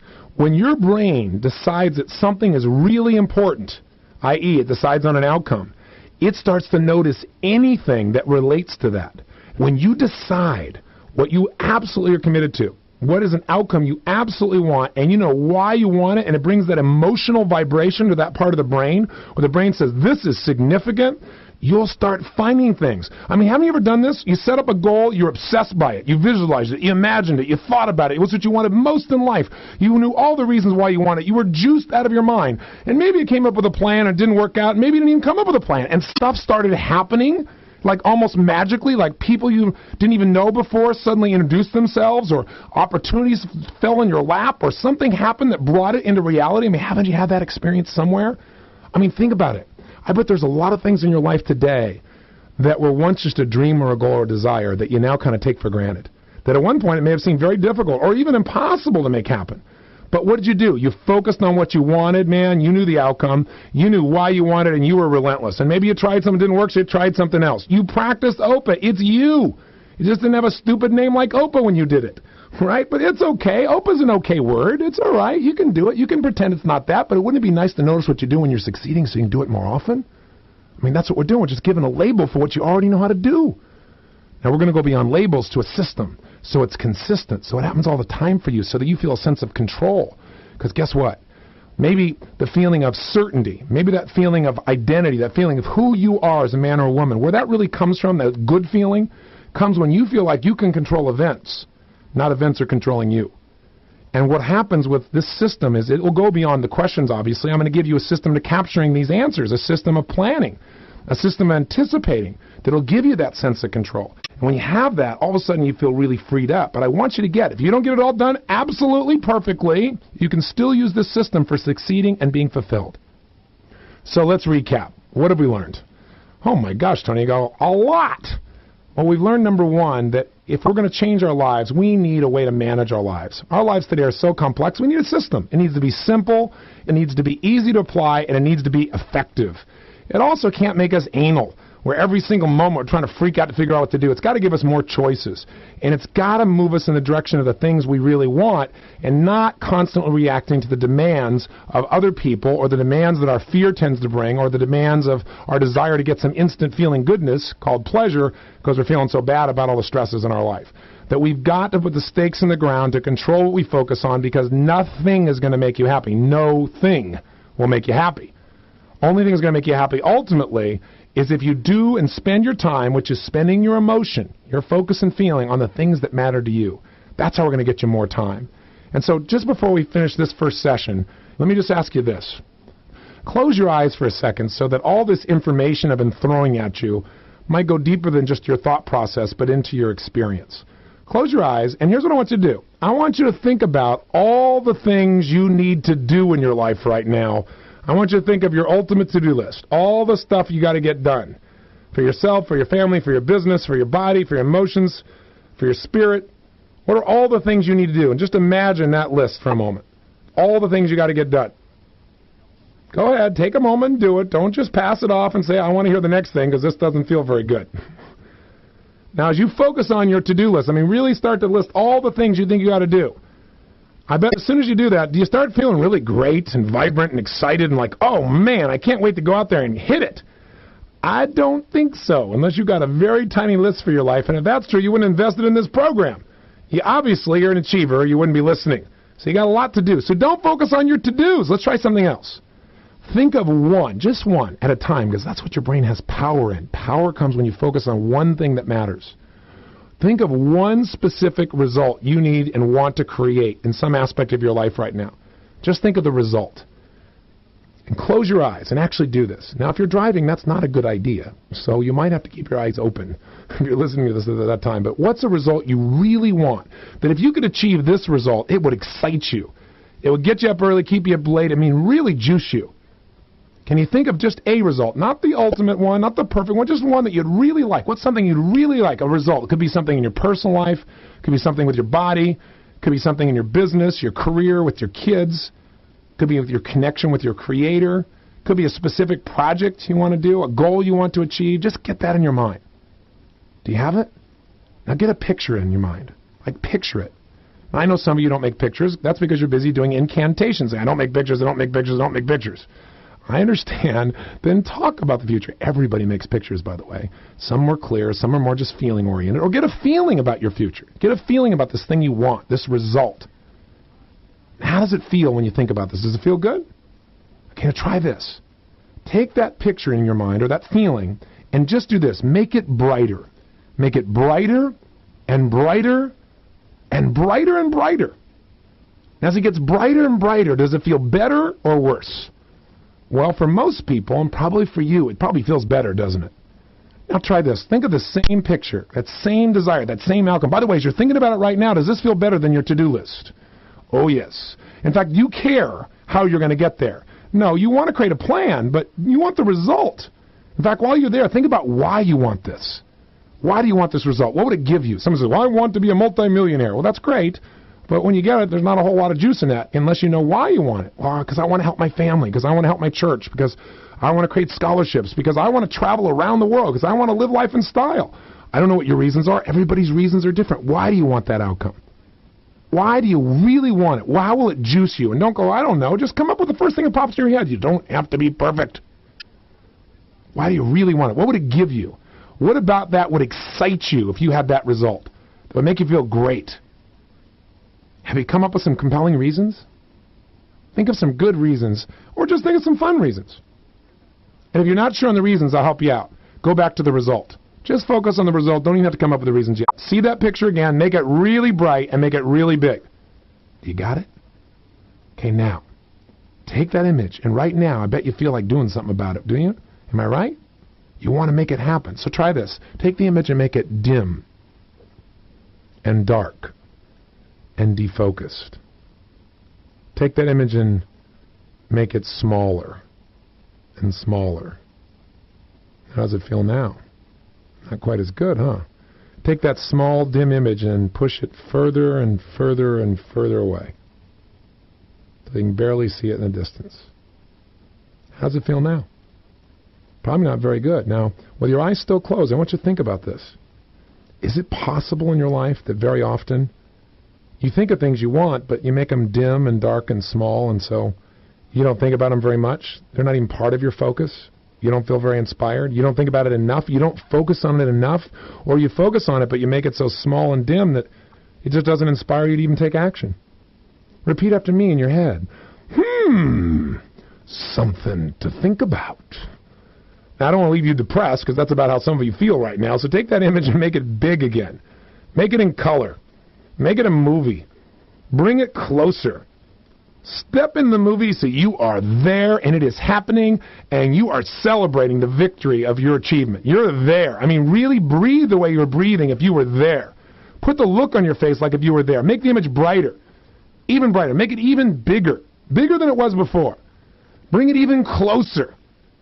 Say, hear in your mind the sound you'd be hearing, or say what you'd be saying. Feel it in your body. Does it feel better? Does it feel even better now than the first time you did it? Yes or no? Yeah, for most of you, if you made it bigger and even brighter, you made it even better. Now, do you feel like going for it in this state? Yes or no? This is called focusing on an outcome. How does it feel to focus on your outcome instead of your to-do list? Feels a bit better, doesn't it? Now, I'm going to show you how to make this practical. Go ahead and open your eyes and just get a sense of what that felt like. Let me show you one more example of the power of questions, and then I'm going to give you a simple assignment, and we'll be done with this massive marathon session where I've dumped everything but the kitchen sink on your brain. I just want to make sure I hook you to go for it and to realize this is not just some stupid planner. It's a way to create the juice of your life. It's a way to have an extraordinary life. Not a life that you just feel decent about or good about or it's not half bad. A life that is a wonderful, spectacular adventure. An adventure in the emotions that you want and the achievements that you've dreamed about becoming real. So here's the question I got, a couple of them. Here's what I want you to do. Just answer this question in your mind. If I asked you right now, what are you really happy about? What are you really excited about in your life? What would your answer be? Then your brain might go, nothing. My life isn't exciting. Well, you know what? Sometimes my brain would do that too, so I asked a new question. What could I be excited about right now? What could I be happy about if I really wanted to be happy? If I really wanted to be excited, what could I be happy or excited about? Either one. Think about it right now. What could you be really happy about in your life right now or excited about? Go ahead and think. Come on. Have you come up with something? Oh, quit trying to find the perfect thing. Just come up with one thing you could be really happy about, really excited about. That's it. Imagine that for a moment. Think about it. How does that make you feel when you think about, i.e., when you focus on what really matters to you, what you really want, something you're really happy about, something you're really excited about? What about that excites you? How does it feel right now when you're focusing this way? And by the way, your focus is being controlled by a question. Here's another question for you. What are you really proud of in your life right now? Or if your brain goes, nothing, I have nothing to be proud of, I'm just a total screw-up, well, then try this one. What could I be proud of? If I really wanted to feel proud, what could I feel proud about right now? Think about it. What could you be proud of? Don't try and just do the ultimate things. Think of some of the little things in your life you could be proud of. Think of one of them now. How does it feel when you focus on things you're really proud of? Does it feel good? Give yourself this gift right now. The gift of focusing on some things that matter. Things that make you feel good, because in this state of feeling, I bet you'll behave differently than in a state of focus of frustration or overwhelm or thinking of things that haven't worked. You can't build on failure. You can only build on success. Here's another good one for you. What are you grateful for? What are you grateful for? Or what could you be grateful for right now? I met Sir John Templeton years ago. One of the most amazing men in the world, probably the greatest investor of the last 50 years, but also just an incredible spiritual man. In fact, each year he gives away more money than a Nobel Prize for the person he thinks has made the biggest difference in spirituality, not religion, but spirituality in the world. People like Mother Teresa have won. And his whole life, I asked him, I said, what is the secret to real wealth? Because he's a billionaire several times over, but more importantly than that, he is a happy man. I mean, you just meet him and your soul feels lifted by being in his presence. And he's in his 80s, so he's seen a lot of change in our world. And he said, Tony, you know the answer. It's what you teach. He said, the secret to wealth and happiness is gratitude. He said, how many people hire you? And I have one client, for example, that made $500 million in one day. I mean, only one other man on earth that I'm aware of has ever made more money in a day than he has. And George Soros was that man. He made $1 billion in a day. But this man's one of my clients. I've worked with him for about 5 years now, and he made $500 million in a day. And then, sure enough, it's like the people that went to the moon. He went to the moon, came back, president shook his hand, they had their ticker tape parade, and now what? The astronauts got depressed because they had nothing to look forward to, nothing to focus on that would excite them or make them feel good. They kind of felt like their life had no direction. He did the same thing. He did the equivalent of going to the moon financially. And pretty soon he found himself in a place where he's losing money year after year. And so I helped turn him around. He started making hundreds of millions of dollars within a short time. So I work with him literally every day. And say, I've seen people that have had it all still be unhappy. He said, Tony, look at these people. They're doing this. They're paying all this money to you. They're having you turn around their businesses. He said, but they really want you to turn around them. I said, that's true. And he said, but think about it. How many people do you know that seem to have nothing, but they're so rich because they're grateful for what they have? And how many people you know that have everything supposedly, but they really have nothing because they're not grateful? He said, gratitude is the antidote to fear. I thought, wow. So what are you grateful for? Have you been thinking about it? What are you really grateful for? What could you be grateful for? What are some things in your life that maybe you haven't stopped to give thanks for in a while? Maybe you're so caught up in your to-do list. Maybe you lost track of what's already extraordinary. How does it feel when you feel grateful inside? Probably a more healthy state than most people live when they're rushing around trying to cross off that to-do list. I'm hammering this to-do list thing pretty hard, aren't I? You bet. We got to free you of it. And it's such a habit. Let's ask another question. Who do you love? Who loves you? If you go, nobody. Don't you have a dog? Now, cats, I'll buy the cat may not love you. But a dog, think about it. If you want love, get a dog. Because you know what? You go out to get the paper, you come back in, they're wagging their tail like you've been gone for 6 months. Everybody's got love somewhere. Seriously. Who do you love? Who loves you? Who could you love? Who could you allow to love you? Maybe your creator. Something to think about. How does it feel when you feel loving or when you feel loved? Now, as you think about the answers to these questions, if you really thought about the answers, if you really asked the questions I've asked you of yourself, then you probably changed what you're focusing on the last couple of minutes, haven't you? Does it feel different than just a few minutes before when I was ranting and raving? Yeah, I think so. Questions. All human progress is preceded by a new question. And leaders don't so much teach as they often ask us new questions so we get new answers. Think about it. Whether it's Martin Luther King or John F. Kennedy, these were people of vision that thought of outcomes nobody else thought of before and found enough reasons for us to go after it. Whether it be suddenly beginning to understand that we are all equal, or putting a man on the moon, or seeing a free world. Robert Kennedy had that famous quote that he quoted actually from someone else. Remember the phrase? He said, some people see things that were done and ask why. I look at things that were never done and ask, why not? Want to change your life? Change your questions. It'll change the answers for where you're going. Ultimately, though, let me tell you this. The way your life changes is a change in psychology, and that's what OPA is. A system of thinking that will produce extraordinary results and amazing fulfillment. That will create a clear direction that you've set. That will give you the emotion you need, and will give you lots of ways to get it done called action plans. But to make it all work, you're going to have to decide right now to become a bit unreasonable. Kind of like anyone who succeeds. Think about it. It was unreasonable for Nelson Mandela to spend 27 years there and not come out and kick everybody's butt. Pretty unreasonable for somebody like Mother Teresa to spend 40 or 50 years of her life in her 80s traveling around the world, 100 countries in a year when she was sick as a dog, giving her all. Completely unreasonable to think that this little woman from Calcutta could touch souls all over the earth. That's why she did it. It's unreasonable to see somebody like Christopher Reeve go through the changes he's gone through and figure out when he can barely breathe how he can go out and inspire other people to make the world better. That's unreasonable. But unreasonable men and women shape the world, and you got to decide what kind of person you're going to be. Unreasonable men and women, what makes them unreasonable is they're not unreasonable to other people.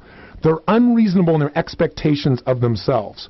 Not only of what they want, but what they're willing to do to make it happen. I've never met a person who succeeded who wasn't willing to do anything to make that happen as long as it was for the greater good.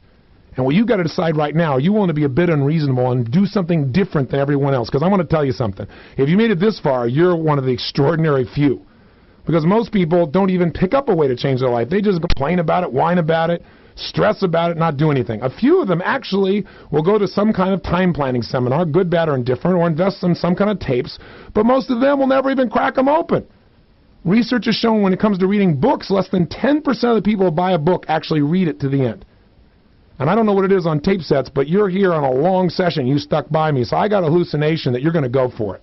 But you got to get unreasonable enough to say, I'm going to actually do what this guy's talking about, because I don't want to just get inspired. I'm going to produce results. I'm going to take control of my life, and I'm going to shape it into something absolutely extraordinary. If you decide to do that, that's the difference between a Bill Gates and a George Gates that you don't know, who hasn't produced any result. That's the difference between those people that you know personally that inspire you, that have this life of passion because they got the sense that they're living life on their terms. And don't you deserve that?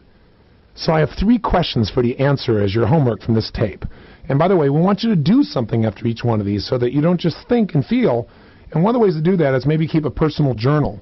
Or if you have in front of you our OPA Life Management Planner, you might just take out one of those journal pages and write these answers on the journal page. Question number 1 is simply this. What is something you tend to focus on a lot that doesn't serve you? Just be honest with yourself. And write down, if you can come up with 2 or 3, that's fine. But the first secret to creating a change is awareness.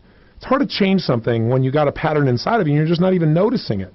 So if I said to you, you had to tell me the 1 or 2 things you focus on the most that are really the wall for you, things that you fear or things that you don't want to experience but you keep thinking about it, it's like if I say to you, don't think of the color blue. Don't think of the color blue.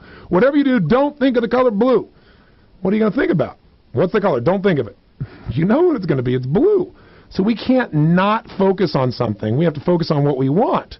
You can't just say, I'm not going to focus on what I'm afraid of. So the question is, what are 1 or 2 things that you focus on a lot that really don't serve you? They make you feel stressed. They make you feel overwhelmed. You say, but Tony, but if I don't focus on it, it'll happen. Wrong. What I'm going to show you is by focusing on what you want. It's kind of like if you got some time, 5% of your time should be spent on the problem. 95% of your time needs to be focused on the solution, which is the outcome you're after, not the thing you're afraid of. It's got to be focused on the turn you want to make. Does that make sense? Here's the second thing to jot down. What's something you do on a regular basis that you really don't have to do? But maybe you do it because you want to show people you're busy. I mean, you don't do it deliberately that way, right? But you feel like, boy, if I stop and I relax and other people are working, they'll think that I don't really care or I'm not really going for it. That's one example. Or what's something you've just done for so darn many years that it just doesn't make sense to do and you spend time on it all the time? You know, maybe it's an activity that just, it doesn't give you the juice it once did. It's not worth your time. And it's stealing some of the time you want. If we want more time, the way to get more time is get rid of stuff that doesn't have a real purpose in your life, that doesn't give you the juice, that doesn't have an outcome that relates to what you want. And by the way, I don't expect you to do this exercise perfectly. And I don't expect you to spend 5 hours. Do this for 10 minutes. Okay? Just sit down and write down these answers, even 5 minutes. And think about what's something in your life, maybe 1 or 2 things you spend time doing that someone else could easily do. Jot it down so we can free you of it. And here's the third question. What's something you really want for your life? What's an outcome? What's a result? Something you want to achieve, something you want to experience, something you want to learn, something you want to master. Maybe it's something you could do this week. It's a result you want for this week, an outcome. Maybe it's something for this month. Maybe it's something that you're going to accomplish over the next 6 months. But something that if you really made progress, if you really made that happen, if you produced that result, if you met that outcome and made it happen, it would juice you. You'd say, this is fabulous. Something that later on we could create a plan for. And here's a bonus one, number 4. Last one. And this may be the most important one. Even if you didn't do the other first 3, do this one. Just take a couple of minutes, 3 to 5 max, and answer this question. Why must you master this system called OPA Life Management? Why must you develop a management system for your life and not just understand it, but live it and use it every day? Because that's why I've launched into this 90-minute crusade with you. It was to really get you to see how important this is and what it will give you for your life. Because if you miss this, you're going to miss major value. Because you can be inspired all day long. You can have all these wonderful emotions and visions. But where, as I said before, the rubber meets the road is, can you take that, convert it into a plan that you really act on today and produce real results and not just be a dreamer? Dreamers and good feelings are a dime a dozen. I think those are critical things. I'm a dreamer, and I'm absolutely somebody who has those core emotions that drive me. But I also have the capacity to take those dreams and turn them into reality because I have a system, and I use it consistently. So what I want you to do, even if you didn't do these first 3, if you only got a little bit of time left, take 5 minutes, 3 to 5 right now, and answer this fourth one. Ideally, please answer all 4. But the last one is, why must you master this? Your reasons. Remember, you know the outcome. The outcome is to master your life, to have more fulfillment, more joy, more power by having a system that balances your life and at the same time gives you greater results and greater fulfillment. Why would you want to master something like that? Why would you do whatever is necessary, whatever time or energy is necessary here? Why would you immerse yourself in it? What will it give you? What will it give your family? What will it give your friends? What will it eliminate? What kind of stress will disappear if you got a system like this? And by the way, what will it cost you if you don't stick with this? Because I said before, most people, what do? They start on something and they don't finish it. You can do this whole program in 7 days, or if you're a crazy achiever, as I've already said, you can do this thing in a day or a day and a half or 2 days, just immersing yourself. So it's up to you, but you got to come up with the reasons. Remember, reasons come first. Answers come second. Guess what? You have made it through the mega session, this total indoctrination into OPA. Yes, it is clearly a cult of people that want to go out and get results, who want to have mythology, who want to have fun. It's not a cult. It's a commitment to yourself. It's a chance for you to say, I am going to live life by my standards. This guy, Tony Robbins, I'm not going to tell you what to believe and what to do. That's up to you. And now you've got a system to really make it happen for yourself. That's called freedom, the freedom you deserve. So let's have you finish this session and go do this for today, and then I'll see you tomorrow, or if you're one of those overachievers, I know you'll be grabbing for another tape quickly, and I'll be back with you then. Till that time, this is Anthony Robbins signing off, saying to you, live with passion.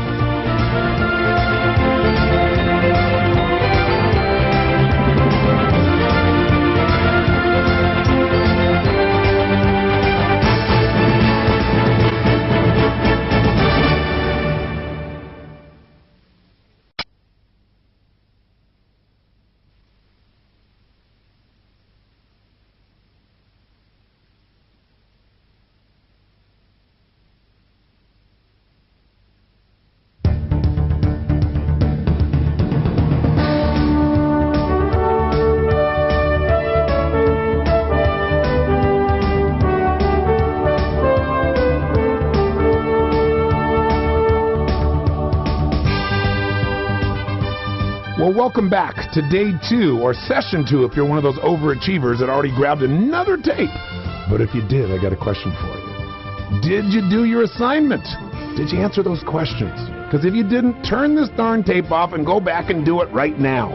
Because what we're going to talk about is going to relate to those questions. Your assignment, if you remember, was number 1, to write down some things you tend to focus on a lot that don't really support you. Things maybe that by focusing on would put you in a lousy state, or it frustrates you, or maybe things you focus on that you can't even control, because we're going to talk about that in this session. The second thing was, what's something that you do a lot that doesn't really give you fulfillment, that eats up your time? Because if you remember, we said in order to have more time, we got to get rid of the things that we're spending our time on right now that don't give us what we deserve, don't give us what we want. That's the only way to get more time, is to spend your time, which is the capital of your lifeblood, on the things that matter most to you. The key is more time for what matters to you. So you got to take the time. And this session is going to be about that and showing you how to find that out in more detail. And again, I don't expect you to be perfect, but write down a few answers, just a couple of things. Let yourself begin to have the awareness of what you tend to focus on and what you tend to do that doesn't serve you. And then the third question, of course, was, what's something you really want? What's an outcome you want? What's a result? Something you want to achieve, something you want to learn, something you want to create, some fun, enjoyable thing you want to make happen. What's a result you want? Think about that and why you really want it. Now, I'm going to assume that at this point you've turned up the tape, or do it now and do those questions, or that you already know those answers. So what's this session about? Well, I call it time targets. Another word for it, maybe a better title, would be the power of the zone. Because I want to show you how to get in that place where things are flowing so powerfully for you. Remember we talked about that in the last session? You know that place where like you're playing tennis and it just flows. I mean, things start happening that you don't even know you have the capability of doing. Or, you know, all of a sudden you're cracking jokes and you just have such a great time. Another way to describe the zone I'm going to teach you about and how to get there, as I think of the zone as the stress killer, the stress destroyer. Because what's amazing is it'll give you not only freedom and fulfillment, but it'll get rid of the stuff that's making your life miserable inside. You say, Tony, but I'm not miserable. I know, but don't you have moments that bug the heck out of you? Don't you have moments when you get incredibly frustrated over little stuff? Don't you have times when you're thinking to yourself, man, this is such a pain? Well, I'm not promising you'll never have those again because that's not realistic. But I am promising you that we can reduce the amount of time you spend there radically by not only controlling your focus, but maybe developing some awareness and beginning to break our pattern of belief that stress is like part of life, especially if you're an achiever. I mean, most people kind of just grown to accept this. Because after all, I mean, people tend to live in stress these days. And success very often leads to more stress for most people. And pretty soon they're achieving things, and instead of experiencing the joy they wanted, they've got more of a to-do list, more things they got to manage, more things they got to take on. I mean, I can give you an example. It's a terrible example. You go, poor Tony, and I'm not telling you for this reason, but all of a sudden when I had the great privilege of having more than one home and more than one business and all these different opportunities, all those things require more management, more time, more energy, more demands, more expectations from other people, all the people that you're working with, all the people that want to be communicated with, all the people you're responsible to if you have investors. So there's more and more demands, which created more and more stress. And I had to break out of that because I thought, this is stupid. It's totally stupid to be stressed about opportunity. It's totally stupid to be stressed about success. But we get seduced because we kind of just say, well, that's part of the way that things work. I mean, we've got competing desires. We want to do everything. I mean, isn't that what we're made of? But you know what? It's possible. It's more than possible to take control of this process, to really create that freedom. But I'll tell you what it takes. You've got to realize that you have choices. And you say, well, I know I have choices. Yeah, you may know that intellectually, but I mean emotionally. Most of our stress comes because we're in a position where we feel like we have no choice. Like, we have so many musts. I have to do this, and I have to do that, and I have to do this, and have to, must. And I want to tell you something. No matter how successful you are, when you get too many musts, you're going to be stressed. I don't mean shoulds. I don't mean get-tos. I don't mean opportunities. I mean when you feel like you have to do everything, and there are more things than you can possibly do, you're going to be stressed. So the first section is to realize you're at choice. And I'll give you a little clue. My core belief is this. When you think you have one choice, you got no choice. When you think you have two options, you basically have a dilemma. You're stressed. Because you know what happens is you think, well, I got to do this or that. Either one is painful. Or I want this and I want that. I can't do them both. So now I'm stressed because I'm not getting my opportunity. I have a sense of loss about opportunity. It's silly. Let me give you a clue. There's always at least three options. Always. And when I teach people decision making, I tell them don't ever attempt to even start making a decision until you realize there's at least three options. When you have three options, you're now at choice. So in our lives, to be at choice, we've got to develop some belief system changes about this thing called urgency.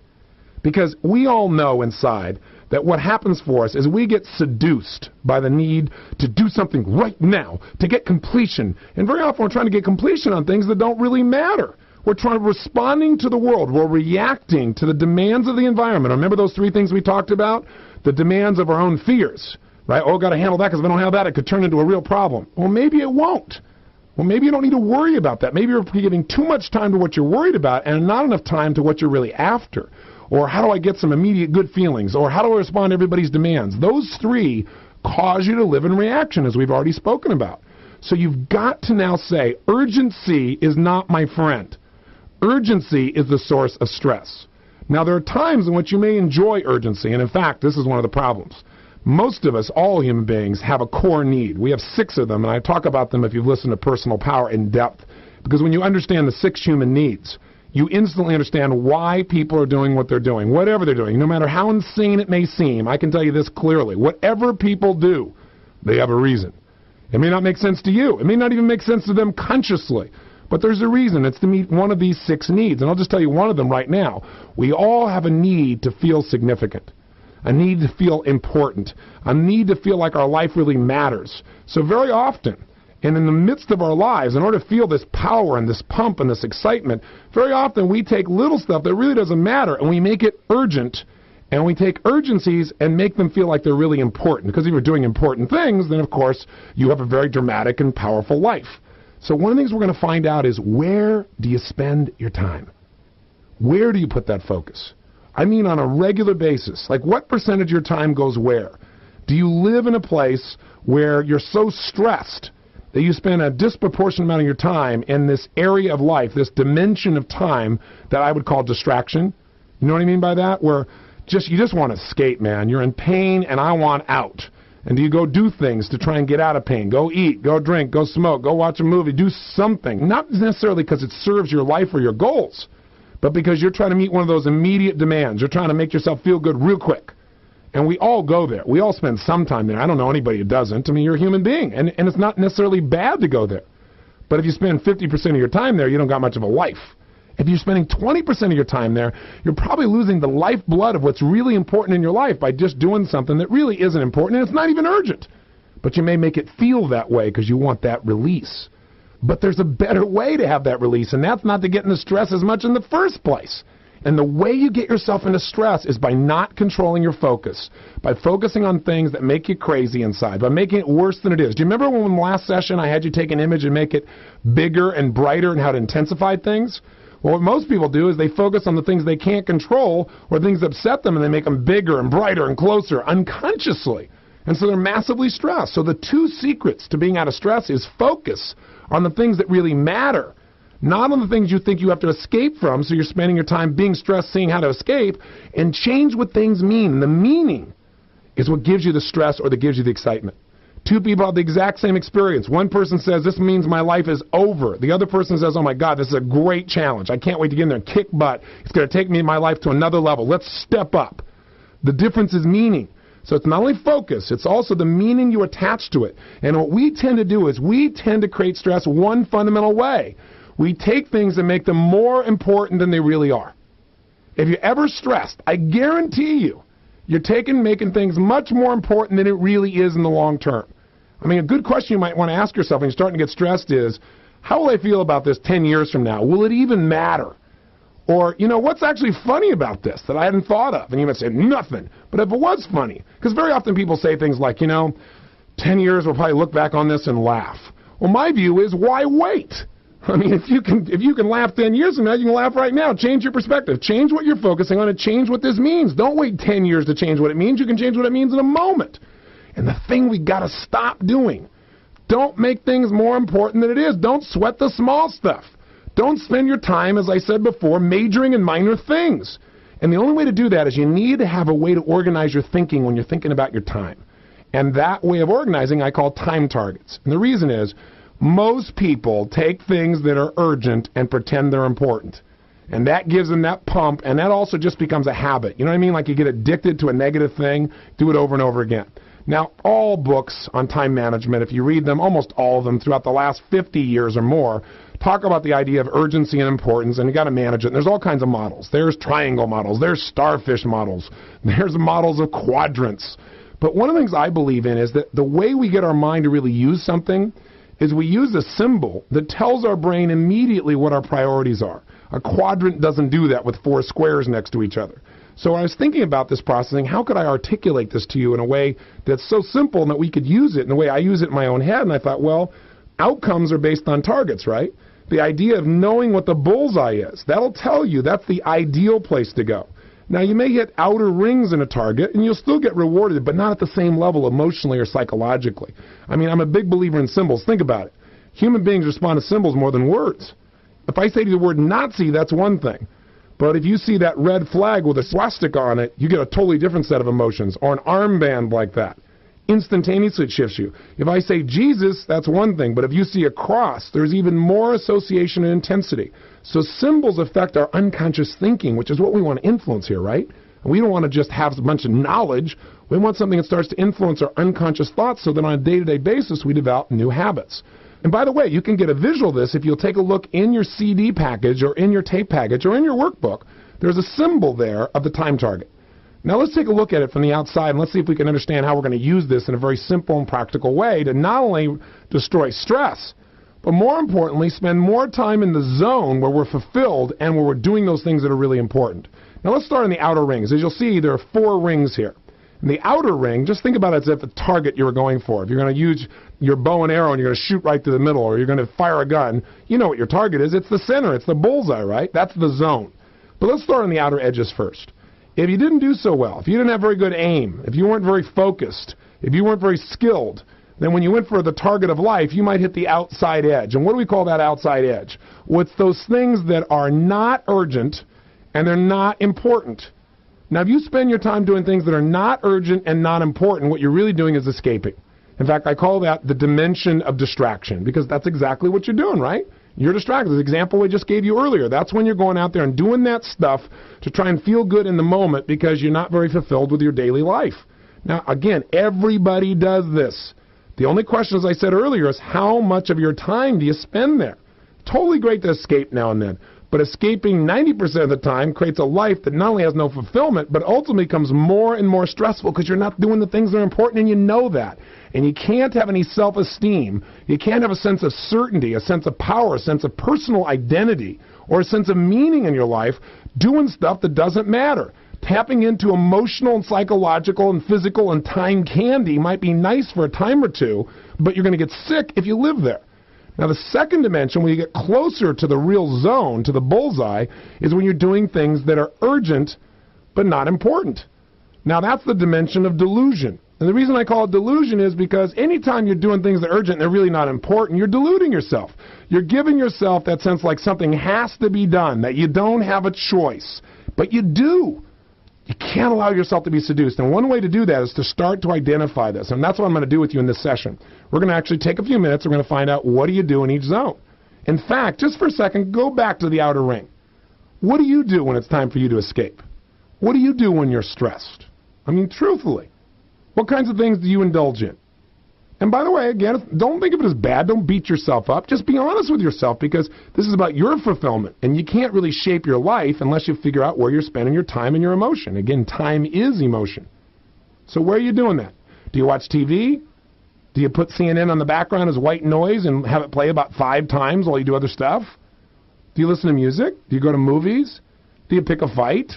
What do you do just to have some distraction, just to get yourself out of the things that are really stressing you? What do you do to amuse yourself? What do you do to shift your emotional state quickly, but in a way that really isn't working on something that's important, and it's not even urgent, really. You're just doing it to escape. Think about some of those. Because in a few minutes, I'm going to have you write those down. So kind of like get that in your mind for a moment. And that'll also get you more associated. And think about this. If you hit that bullseye, which I call the zone of fulfillment, if you spend time there, imagine that as being like 1,000 emotional, psychological, spiritual points. Like it's going to feel unbelievable. If that's 1,000 points on the bullseye, this outer ring of distraction and escape, it might be worth 5 points. And that's one of the reasons it's like empty calories, right? It's like eating something feels okay for the second, but boy, it's gone there afterwards, and you actually feel bad about it afterwards because you know nothing's better. Now, if we come in a dimension closer to the bullseye, and we take a look at that section, what do you do very often that is kind of urgent, but it's not important? Well, the obvious ones are like the telephone. I remember one time I was sitting in a meeting with this man. We were talking about negotiating an extraordinary business opportunity for both of us. We were in a very important point of the discussion, and there was a lot of passion and energy, and the phone rang. And my assistant had failed to put on the voicemail.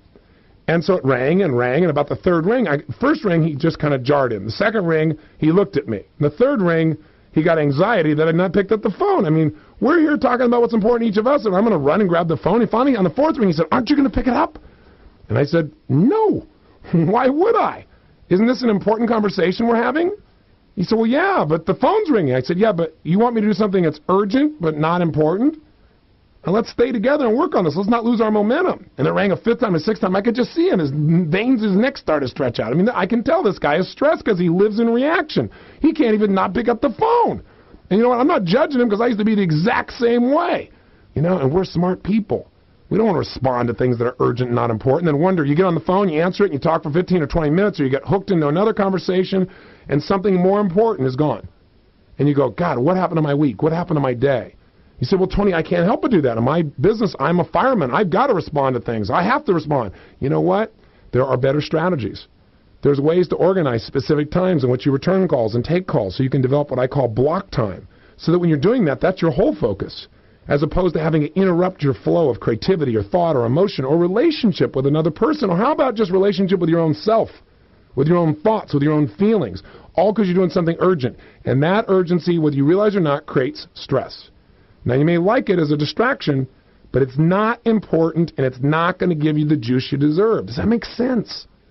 If it does, then think about, what do you tend to do? What else fits this category of the dimension of delusion, where you're deluding yourself into thinking you have to do something just because it's urgent, but it's not really important? I'll tell you one, emails. Now, not all, but I don't know about you, but once people had my email address, every person on earth who can write anything that makes no sense whatsoever, and they can copy the earth on it. They can push one button and the entire earth gets their email. And I was getting so much email, and I found myself, late at night, I've got other things to do that are important. I really need to get myself to sleep eventually here, and I flip on my email, and there's 30 emails. And I feel like, I got to see who it is, and I got to respond. I'm clicking and reading and clicking and reading and clicking and reading, and I got to respond back and type the notes, and that typing takes longer than talking. So I thought, this is stupid. These things, let me scan through and see if there's anything important here. And do I even need to do that? Can I have someone else do that and then bring it to me? So I'm not getting hooked by all the urgencies in the moment. It's fine if I want to escape, but I don't want to give myself the illusion or the delusion that this is important. Now, there may be some, but those are the only ones I should respond to. Can you relate at all? What else fits into your life that just robs you of time that could really be given to something else that matters to you? What else do you do that, boy, it's urgency? Somebody else comes in and says, we got to get this done, we got to get it done right now. I've learned to ask? I'd say, you know what, I really want to support you. Tell me what the result is you're after here. Tell me why this is important to you. What's that called? O and P of OPA. Okay, and then tell me what you think needs to be done. And they tell me. I say, you know what, I think I can get you that result without having to go through all that. And now that I know your outcome, I know why you want it, what if we did this instead? And people go, wow, that's a great idea. See, I don't let people come and stick their monkeys on my back, as little as possible anyway. I think I fail every now and then. We all do. We're human. But for the most part, I've gotten really good at saying, don't tell me your urgency. Tell me the result you're after. What's the outcome? Because I know if I know their outcome and why they want it, I may be able to come up with a better way. I might come up with a way that's more efficient. I don't want their to-do list. I don't want to take their to-do list and their urgency and their stress and put it in my life and then wonder why, gosh, there's no time for my family or for myself or to exercise or just to hang out and listen to some music that I enjoy because I'm consciously choosing to do that. Does that make sense? So we want to be able to take control of that process. You don't want to get hooked into other people's demands. Remember, that's one of the things that makes you reactionary. Again, there may be situations where you must. But we want to limit those. We want to spend less time. And the only ones are the ones that are a must is when it's really urgent and it's really important. Because what I'll say to them is, okay, I'm willing to do this, but you know what? I cannot do it today. Or I'll even tell them I won't do it today. I choose not to do it today. I have too many other things that are important. I know this is urgent, but wouldn't you agree this thing I'm doing here is more important? And I go, oh, yeah. And I said, so do you have another way? And very often they'll go away and come up with a new way to do it without me, which makes my heart pitter-patter. Because I got more juice from my own life now. I'm not caught up in that. And you know what? When you do that enough with people, they start to come in and say, well, they pause and they go, there's this thing I want you to do. And they go, I know you're going to ask me what the result I want is. And very often people are doing stuff they don't have to do because it's not result-driven. And they go, well, here's my outcome, and here's why I want to do it. And they go, you know what? I actually don't need your help. I just figured it out myself. And I've trained people to do that. And I'll tell you what, it's given me so much freedom. I mean, again, how are you going to run 7 companies with all these people and have everybody come to you for every answer? I mean, then you don't have companies, you have little entrepreneurships. I mean, that's insane. Then I'm not empowering anybody. Nobody grows, nobody expands. That also happens in your family life. I don't want to solve my children's problems. I want to teach my children to be problem solvers. So when they come in, they got all this urgency. I said, listen, I want to help you for sure, but can you first tell me what it is you really want? And can you tell me why? And then tell me something. How else could you get this done? And then I become a coach. Do you have to do all that to get that? Maybe there's a better way. What's the better way? What do you think? And so I train my children to think that way. That's why they become so successful in the various aspects of their lives. I'm really proud of them, but it's because they've taken on a simple system of thinking. You don't have to carry a binder around to do that. That's just a thinking process that gives you more result. Now, let's go in one ring deeper. Now we're real close to the bullseye. And this is a place you probably spend a lot of time, especially if you're an achiever. And that's when you're doing things that are urgent and important. Now, that's the place that most achievers absolutely live and breathe and die. And what I mean by that is, here's what I call the dimension of demand. And it's a demand because there's so much urgency and you know it's important, so you feel like, man, it has to be done. This is a must, not a should in my life. And very often that's accurate. What fits in this category? Well, some things legitimately do. If suddenly you get a phone call and you've got your child on the line and they broke their arm, or it's somebody at the hospital, you got something that's immediately urgent and very important, and obviously you're going to need to go and do that. You're going to have an immediate demand. But very often somebody calls up and they say, we got this product, we got this thing, we have to develop, it's got to be done by tomorrow morning. And very often they are right. It is urgent and important because they didn't do it when it was just important. They waited till it also became urgent and had this demand, because most people don't have what you're going to learn in the next session. Our next session is going to be, how do you organize your life and anticipate the areas of your life you need to continuously focus on to have your life and or your business really work. They're called categories of improvement. It's going to be a fabulous tool for you that's going to help you balance your life extraordinarily well. But the point of the matter is, they're caught up in these things. All these deadlines and things that show up very often are important and urgent, but very often they could have been handled differently, and you wouldn't have to spend so much time there. What are some of the things that you do on a regular basis that are urgent and important? Legitimately so. You say, well, I have these deadlines in my business. Well, I have these things I've got to do with my kids. Well, I have these things I got to do within myself. Well, I got to go see the doctor. Well, it's urgent and important when there's a problem with the doctor. But if you'd done some things upstream, you wouldn't have to be urgent about seeing the doctor. You could have handled things in advance. The doctor would have been a simple checkup because you've been taking care of your health. Do you follow me on this? So we want to spend less time there.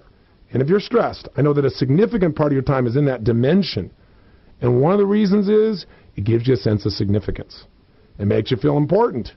And one of the reasons is that life creates a large number of demands, especially when you expand your life and make it more complex. We can always simplify it, but most of us tend to make it more complex because our desires cause us to expand and to grow and take more on. And there's nothing wrong with that. In fact, I think it's fantastic. That's what makes us grow and expand, and that's what makes us fulfilled. Achieving, learning, breaking through, having demands made on us that make us strong. I mean, think about it. How do you build a muscle? You make huge demands on it, and you do it over and over and over again. And those demands cause that muscle, when you make a huge demand on it, it grows to meet the challenge. And now, what used to be hard to do is easy. You're going to experience that with OPA. We're going to expand massively your capacity to manage multiple things in your life in a totally fulfilled way. And many of you, as soon as you have that and you're completely unstressed and you're excited and you're doing everything at an impeccable level and you're feeling fulfilled and energetic, you'll immediately take on 10 new things because you have an expanded capacity. And pretty soon you'll have more on your plate than your current capacity, and you're going to have to expand again. Fortunately, the system I'm going to teach you will allow you to do that. So let's get to the zone, what we're here to talk about. This is where we want to spend our time, the zone of fulfillment. And that's doing things, spending your time, your energy, your emotion, your focus on things that are truly important to you, but are not urgent at this stage. Now, what would fit that category? Well, probably things for your health, for example. They're not urgent for most people unless they're starting to break down. Exercise, taking care of your diet, being able to stop and just think, and maybe listen to the whispers of destiny. What should I be doing in my life? Where should I be going? How am I doing? How can I improve what my life's about? Maybe it's time, spiritual time. That in the urgency of daily life, most people don't take any time to commune with nature, with their creator, with themselves. What else fits this category? Time with your family, time with your friends. You know, most people don't even spend time at dinner anymore. You know, it's brief. It's a download of the day. I did this. What'd you do? Oh, yeah, I did that too. Okay, great. Let's eat. All right, let's watch a little TV so we can get out of the stress. You know, let's distract ourselves in some way, and let's get to bed so we can get up in the morning and start all over again and have another bowl of stress for breakfast. And wonder why, gosh, you know, what's happened to our relationship? Because I want to remind you of something. When you're spending time in stress, it doesn't just affect you. Who else does it affect? Your friends, your family, your coworkers, your children. Have you ever snapped at somebody and had nothing to do with them whatsoever? It was just the state you're in? Because you felt overwhelmed, because you had this massive to-do list that you didn't know how to manage, and all you knew is you had all these things to do that were all urgent and important, and you wonder why you're stressed all the time because you're in that dimension of demand 29 hours a day? And there's only 24, but you got stretched out to 29 somehow in your head? Are you doing it with your language? Are you making things much more intense than they need to be? This person stabbed me in the back. That might intensify it. What really happened? They ripped my heart out. What happened? They squashed my brain. They stuck me to a rock in a hard place. You know, they took vital parts of my body and slammed the door on them. You know, we tend very often, out of our need for importance, to expand the dimension of intensity. When really what happened is the person did something you didn't want them to do. That feels different, doesn't it? We're going to talk more about the power of language to make you stressed or make you filled with joy in the next tape. But right now, just think about, what's the zone for you? Maybe planning is part of the zone. Planning is not urgent, right? But is it important? You bet it is, because when you don't do it, you know the phrase we talked about in the last session. If you fail to plan, you're planning to fail. If you don't have a plan for your own life, you're going to fit into somebody else's plan for your life. And I guarantee they don't have your best wishes at mine. They just want to make sure they get their result. So what is in there? Planning, your health, time with friends, family, time for yourself, maybe skill development things that aren't urgent right now, but going to develop a new skill, whether it be the computer or another language or a thought process or learning OPA. These are things that are important but not urgent. And you know what? Since they're not urgent, here's what will happen to a lot of people. You'll listen to a tape or two or three, and then you become like those people who have a life that is not fulfilled. You'll say, oh, yeah, I really got to listen to that, but, I don't have 45 minutes today. After all, the first tape you made was a couple hours, 90 minutes. I don't have that kind of time in my life to figure out how to make my life work, even though there's only about 7 days of it, or one day where I basically take in every tape 20 hours a day. See, you don't want to get seduced, and what we get seduced by is we start doing things that are urgent, and we leave out the important thing. Is learning a system for managing your life critically important to your life, yes or no? Then one of the ways to make sure you follow through and get results is remember your purpose. Did you do that yesterday? I left that one out at the beginning of this tape. The fourth assignment was, why must you master this? Why is this not a should for you, but a must, that it's that important? Purpose creates the drive to follow through. And if you understand how important it is to spend your time in the zone, then you're going to start getting incredible results. But let's first do this. Let's do a little assignment together right now. Let's get to it. It's great to have this intellectual construct about a target and where you spend your time, but it's more valuable to get a reality check. And I'll tell you what we should do first. I'd like you to stop for a second and think about if you had more time, if you really had more time, and you wanted let's say in an average of a week, you could get a couple more hours that right now just don't exist. What would you do with it? If you really had more time, think about this for a second. If you really had more time, what's something you'd love to learn, or a class you'd like to take, or something you'd like to go do if you had a couple extra hours a week that were non-stressful hours, they were just for you? 2 hours, 3 hours, even 4 hours. What are some things you'd really like to learn or grow or do? When I ask most people this, their whole face changes. First they go, well, I don't have the time. And I said, well, let's pretend for a moment you did. If you really had the time, what would you do? And people say things, well, I'd go out fishing. I said, well, how long will that take? And they say, well, a couple hours. Well, that's interesting. Or someone will say, well, gosh, I'd love to learn to sing. And I don't have time for that. And it doesn't make sense. I'm a business person. I'm not going to take some singing lessons. I'm never going to use it.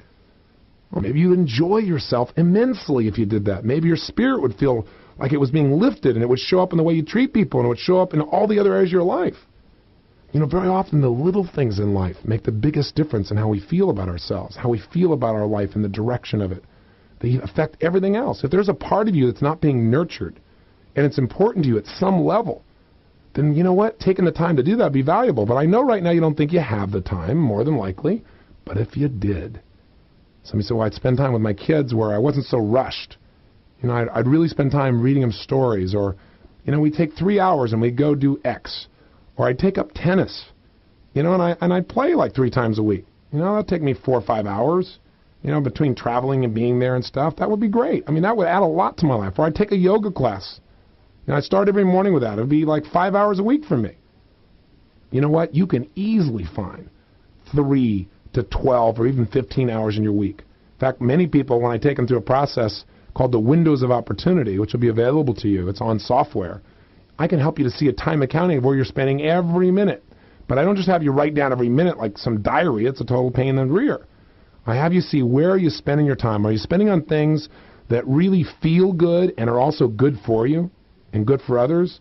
Are you spending most of your time there? Or are you spending a lot of your time doing things that don't feel good and are good for you but doesn't feel great? Or are you spending your time doing things that don't feel good and aren't good for you just because you think you have to because of the demands of the environment? Or are you spending time escaping, doing things that feel good for the moment but aren't good for you long term? They're not really important. And that's why there's this emptiness. That's why people say, is this all there is, even after they've achieved something? So I want you to think for a moment. What would you spend your time on? What would you invest your time in that would just be great? Not more of all the things you think you have to do, the things you'd really want to do.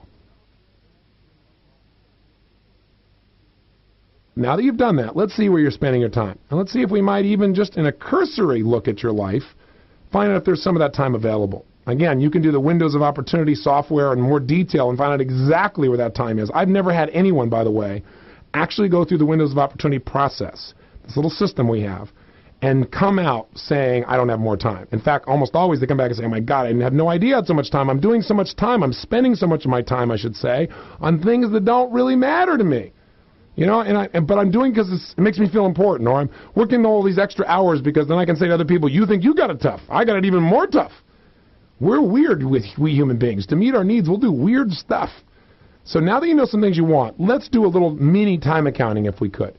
On your page there, in your life planner, in your journal, or in your diary if you're doing it this way, or there in the little pamphlet, here's what I want you to do. I want you to look at these 4 dimensions of time. I don't call them 4 zones. The zone is that absolute bullseye. That's when you're doing those things that are important but not urgent. But each dimension, the dimension of distraction, right? That's the escape dimension. That's where you're doing things that are not urgent and not important just to escape. Let's start with that one. Look at that box, and I want you to write down what are the things you did last week. I want you to think of last week for a moment.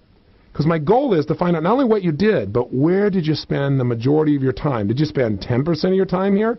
20, 40, 50%? Where'd you go? So I want you to write down everything you can remember you did last week that was for distraction.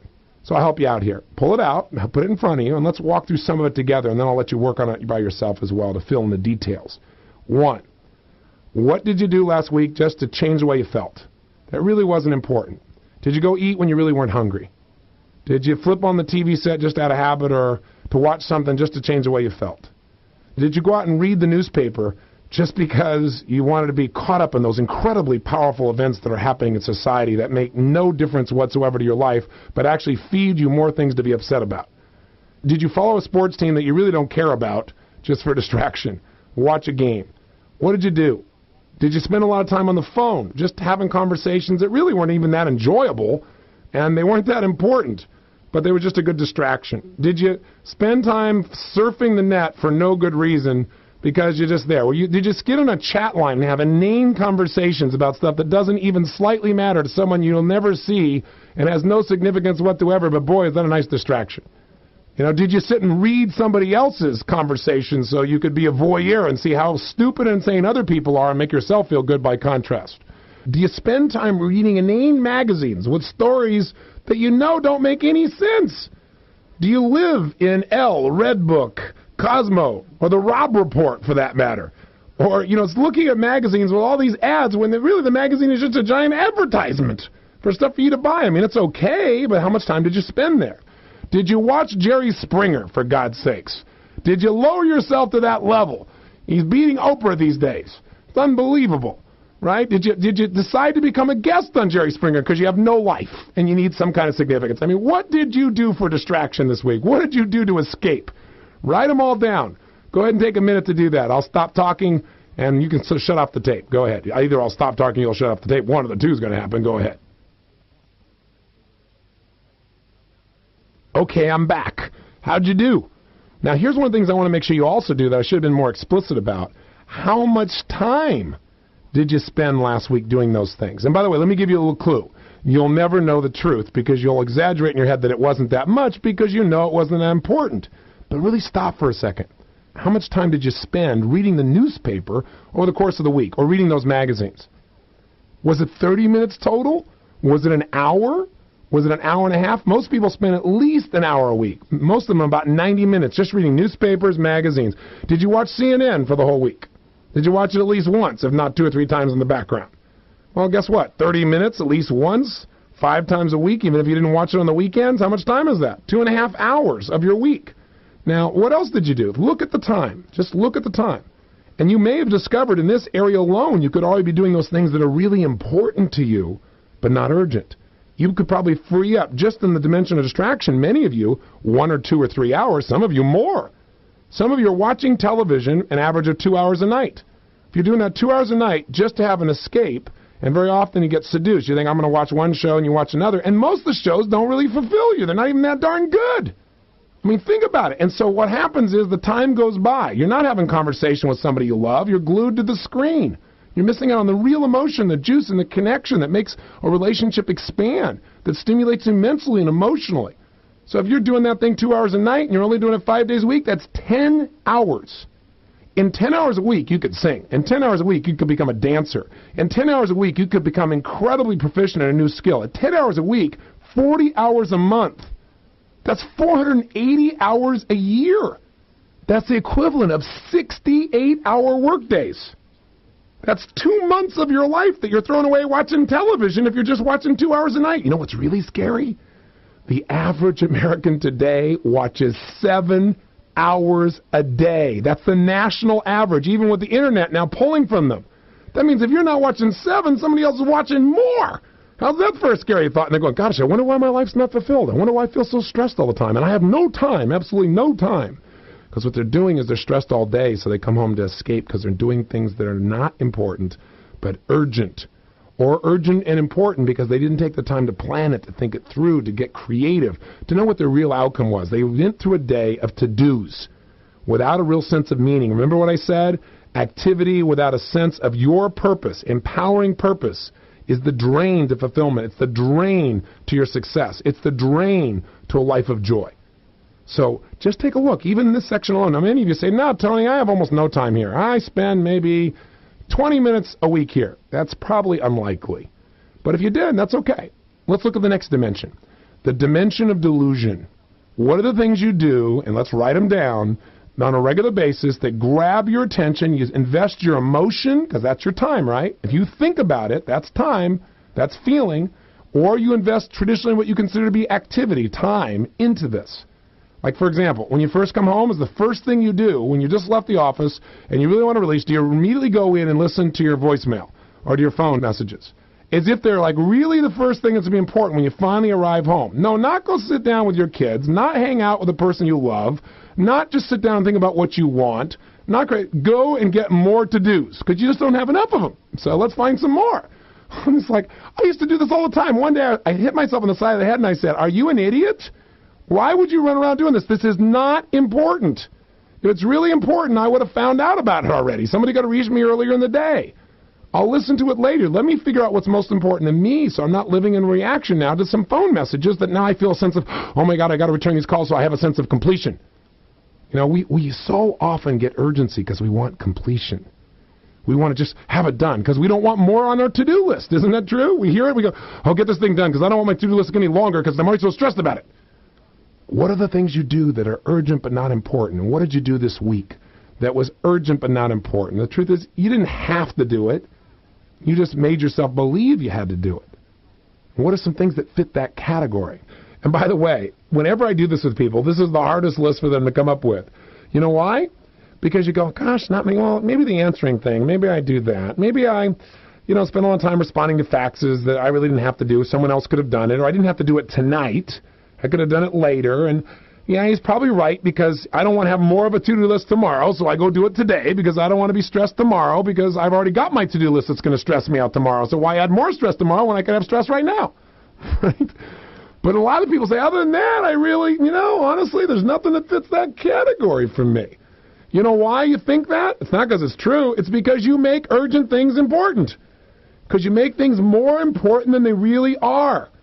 And you want that completion because you don't have your life in balance. So you probably have a hard time with this list, many of you, but do your best. What are some things you did this last week you spent time on that you didn't have to spend time on this week? It was somebody else's urgency that you took on. It was something else you did. And by the way, I want to remind you, it isn't bad to spend time in either one of these two zones. It's not bad to go read Cosmo. It's not bad to hang out with a Rob Reporter, to watch TV or CNN. I do a lot of those things.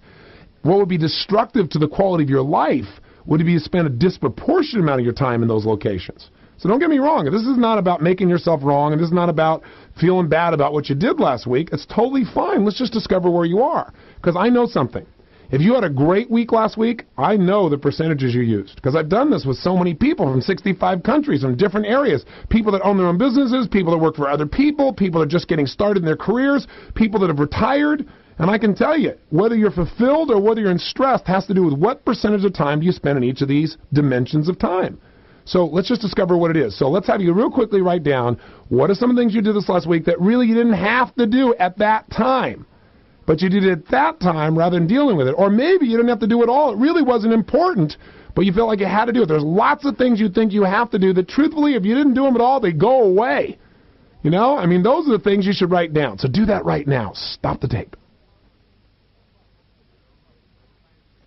Okay, I'm back. Did you come up with your list? Did you discover those things that you think you gotta do? And by the way, a lot of those are things maybe that you worked hard all day long and then you came home and there was like a new personal list you had to deal with. And so as long as you got to-do list your stress, and as I'm talking about this, I'm obviously here in my studio here in Fiji, and I have here my audio producer, my personal assistant, Tina, and I got this gentleman here with me who's been making my voice sound decent again and making it sound good. And so you're saying, well, but what about my personal life? And people have my own list. So I decided we'd have a special guest right here in the studio. This is a question and answer. This is Roger Love. Roger, would you like to share with me what you just shared? Go ahead, Roger. I was just explaining to Tony. He asked me for more of my to-do lists. And I said, all day I'm working on my to-do list, and one of the things that happens to me is I show up home, I'm ready to relax, I'm ready to see my wife, my child. I walk in the door, my wife says, hi, honey, you know what? I've got a list of 1,000 things that just happen to be on her to-do list that she figures that I could take care of now. Oh, you forgot, you know what? You've got to call the caterers for my mother-in-law's party. You've got to find the right preschool for Madison. And now I walk into what I'm thinking is a safety zone, and I'm surrounded by a huge to-do list that isn't even got my name on the top of it. There's no hope for you. Thank you, Roger. I had Roger share that because I'm sure there's many of you thinking the same thing. And boy, Roger, you're going to lose some major points with your wife when she hears this story on tapes around the world. But you know what? It's true, isn't it? So many people, they feel like, oh my gosh, I got all these things to do. I finally think I got it handled. And I come home to more urgencies. I don't have a safe place. I mean, I've heard so many people say that. That's why I grabbed him and had him just share it. So if you can relate to that, I just want you to know that one of the things we're going to show you how to do is get leverage. I might as well talk about it right now. I believe that it's insane to spend your time doing things that don't matter to you, that someone else could do for you. You go, easy for you. You got all these businesses, people work for you, or you've made a lot of money, so you can afford somebody like this. I'm here to tell you right now that that's not true. That when I had no money, when I was just starting out, one of the things that helped me to become successful is I operated from a simple belief structure. And that was, I want to make sure that I am spending most of my time doing things that matter to me, that are important, that aren't just urgent for the moment. And what happened, though, was there were a lot of things I thought were important, like picking up my cleaning. You know, I'd be in the middle of it, and I didn't do it, and all of a sudden I'd be in the middle of a really important meeting, a zone meeting, right, with somebody that really mattered business-wise, and we're going to do something, or I'm in the midst of my creativity, or I'm relaxing with my wife, and we're talking about something that's really wonderful, and I go, oh my God, look at the time. Oh my God, I gotta get my suits because I gotta get on a plane tomorrow to go to these meetings, and I don't have my suits. Oh my God, I gotta go there. And then I jump in the car, and then I race over there with veins popping out of my neck, with road rage pouring through my system, going, my God, I gotta get to my suits. I gotta get to clean before they close. And I get there, and I'd be sweating, and I'd just make it in time, and I'd get it. I used to do this on a regular basis. I go, gosh, I wonder why my life feels so stressful. Because I had about 36 of those things. And one day I said, this is stupid. I want to spend more of my time in the zone. How do I do that? A lot of these things are important. They're getting urgent because they weren't handled sooner. So there's a lot of system solutions, like having more than 2 suits. When you're first starting out, you don't have much money. That wasn't a solution. So I thought, okay, there's another solution. I have got to get the cleaners to deliver to my house. There must be some cleaners that'll do that. And if there isn't, maybe I'll convince somebody to create a new business for themselves and use me as the test. You know, I'm not enough business to do that, but what the heck? And I thought, or maybe I can trade with somebody. That's what I did in the beginning. I said, you know, I need a personal assistant. I need somebody to do all this urgent stuff that really doesn't matter in my life. And then if I want to go read a magazine, or I want to go, you know, just have fun or not think about it. The biggest shift in your life is when you start using leverage. When you start saying, what are the things I'm doing right now that really aren't that important? Or maybe they're important, but they're not urgent to me. They shouldn't be, that someone else could do for me. And Roger's saying, wow, that makes so much sense to me. He said, you know, in my singing lessons, I realized all these hours each week calling people, setting appointments, organizing. He said, when I go back, the first thing I'm going to do is I'm going to immediately hire somebody to do that. Because he said, for the amount of time that I'm spending right now each week calling people just to make sure I set up a time to meet, he said, for that I could do 1 or 2 more lessons. And I love doing lessons. That's my absolute passion. Plus the money I make would more than pay for that person. But see, we have to change that dimension in our mind that says we have to do it. Right? Do what you do best. Get other people to do the rest as much as possible. I know that isn't practical in every single situation. But if you're saying I can't do that right now, but you invested in a tape program that was a couple $100 or more, then the truth is you can find a way. But you got to make finding somebody a must. Am I making sense there? Leverage is power. That's how you can stay in the zone. So I wasn't going to talk to you about this until later. It was going to be my final piece to hit you with on this tape, but what the heck? Let's go to the next dimension. Let's look at this dimension, and this is the dimension where a lot of you spend a lot of time. Now, by the way, let me back up a second. Did you write down the amount of time you spent on these activities? And again, don't delude yourself, since it's the dimension of delusion. Get real about how much time you spent. Usually it's much more than you realize. How much thinking time did you spend on those things that were urgent, thinking, I got to handle it, got to handle it, got to handle it? Because that worry time is time. Time is emotion. I know I say that over and over again, but I want that repetition of that thought to start to become a thought inside of you. So you say, hey, listen, if I'm spending time focusing on this and it's making me crazy, that I'm using up my lifeblood. I'm using up my time right now. My emotion is my time. It's the most valuable part of my time. So make sure you write down the amount of time you spent worrying or actually doing these things that were urgent but not important, and just put it down in terms of the hours of the week. And I know you're not going to remember everything, but do your best. Here's the third dimension. The dimension of things that are urgent and important. The dimension of time we call the dimension of demand. This is where the stress really shows up. The other ones, inherently, you don't have to do. But this is ones where you feel like, this is my must list. Remember I said earlier, stress comes from having too many musts. Not enough get-tos, not enough opportunities, not enough sense of freedom, not a sense of choice, but a sense of have to. That's what makes you nuts inside. So where do you spend time? Where did you in this last week? Because we're going to look at 1 week here. And I want you to think about all the things you said were urgent and important. And by the way, we're not here to score you and give you a grade and tell you, oh, you're good or you're bad. This is for you to discover. So you can say, if I was stressed, is there a pattern here I can notice? If I had the greatest week of my life, there's a pattern here. Let's see if I can notice what it is, because as you become aware of patterns, they empower you. With that awareness, you can know exactly what to do in the future to get the results you want and to get the fulfillment you want. So what have you done in this area? What was urgent and important that you spend most of your time on this last week? Stop the tape right now and fill it out. Okay, we're back again. So the question is, so what'd you come up with that was urgent and important? And by the way, when people start making this list, they start kind of freaking out inside. They go, yeah, but they're almost defensive. Like, yeah, but it is urgent, it is important. Listen, I'm not making you wrong. A lot of your life is urgent and important. Hang out, relax. This is not a personal attack on your life, for God's sakes. Now think about it. What are the kinds of things that tend to be urgent and important? Well, the urgency comes because there's an immediate demand that is legitimate because the outcome is extremely important in a specific time period. So, for example, if your kids all of a sudden have a problem, they're upset, or somebody in your family is really upset, upsets tend to create urgency. You want to resolve them now. And since that person's important to you, you make it urgent and important, and that's probably very legitimate. So you don't have to worry about that. Just figure out how much time you spent doing that. And by the way, I will tell you that very often, if you'd spent more time in the zone with those people, those upsets wouldn't have happened. See, if you'd had an area of your life, which I call a category of constant improvement, where you're constantly figuring out ways to do things that absolutely impact your family or your lover on a deeper level, then very often the stuff that normally shows up as an upset doesn't show up at all, and you don't have that extra demand. It's that we haven't handled it up front. Now, that's not true of everything. There might be a business call. You had a conference call with somebody. You had it all planned out, and then they called and said, we can only do it at this time, and I'm going to be gone, and so here's what's got to happen. And you might say, that is important and it's urgent, and I got to respond. Now, maybe I can train people not to do that in the future, or my clients, but sometimes you're in the business where that's necessary. Again, I was talking to Roger during the break here, and he was saying, he got this person who called him up, and it's this famous personality, and they lost their voice, and they need to be on the air that day. So he's got to drop everything because that's his job. And this is urgent. It's very important to this person. It's important to him in his relationship with that person, but it has to happen at a certain time period now. So that's a natural, urgent, and important example. What else fits this concept? Well, you might say, well, I have some phone calls that were urgent and important. Were they urgent and important, truthfully, because you didn't deal with them and anticipate them in advance?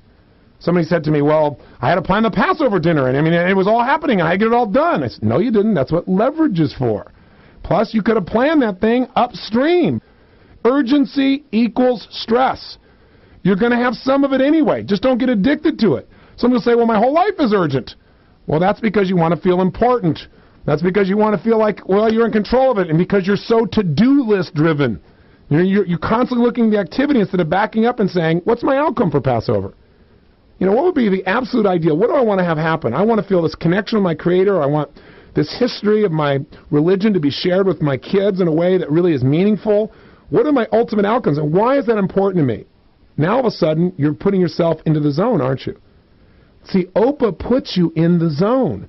It causes you to ask what's most important. It causes you to ask why it's important to you. And then how to do it, there's lots of ways to do it. And there are ways to get leverage to make that happen. And again, you go, Tony, you're leverage crazy. I can't leverage these things.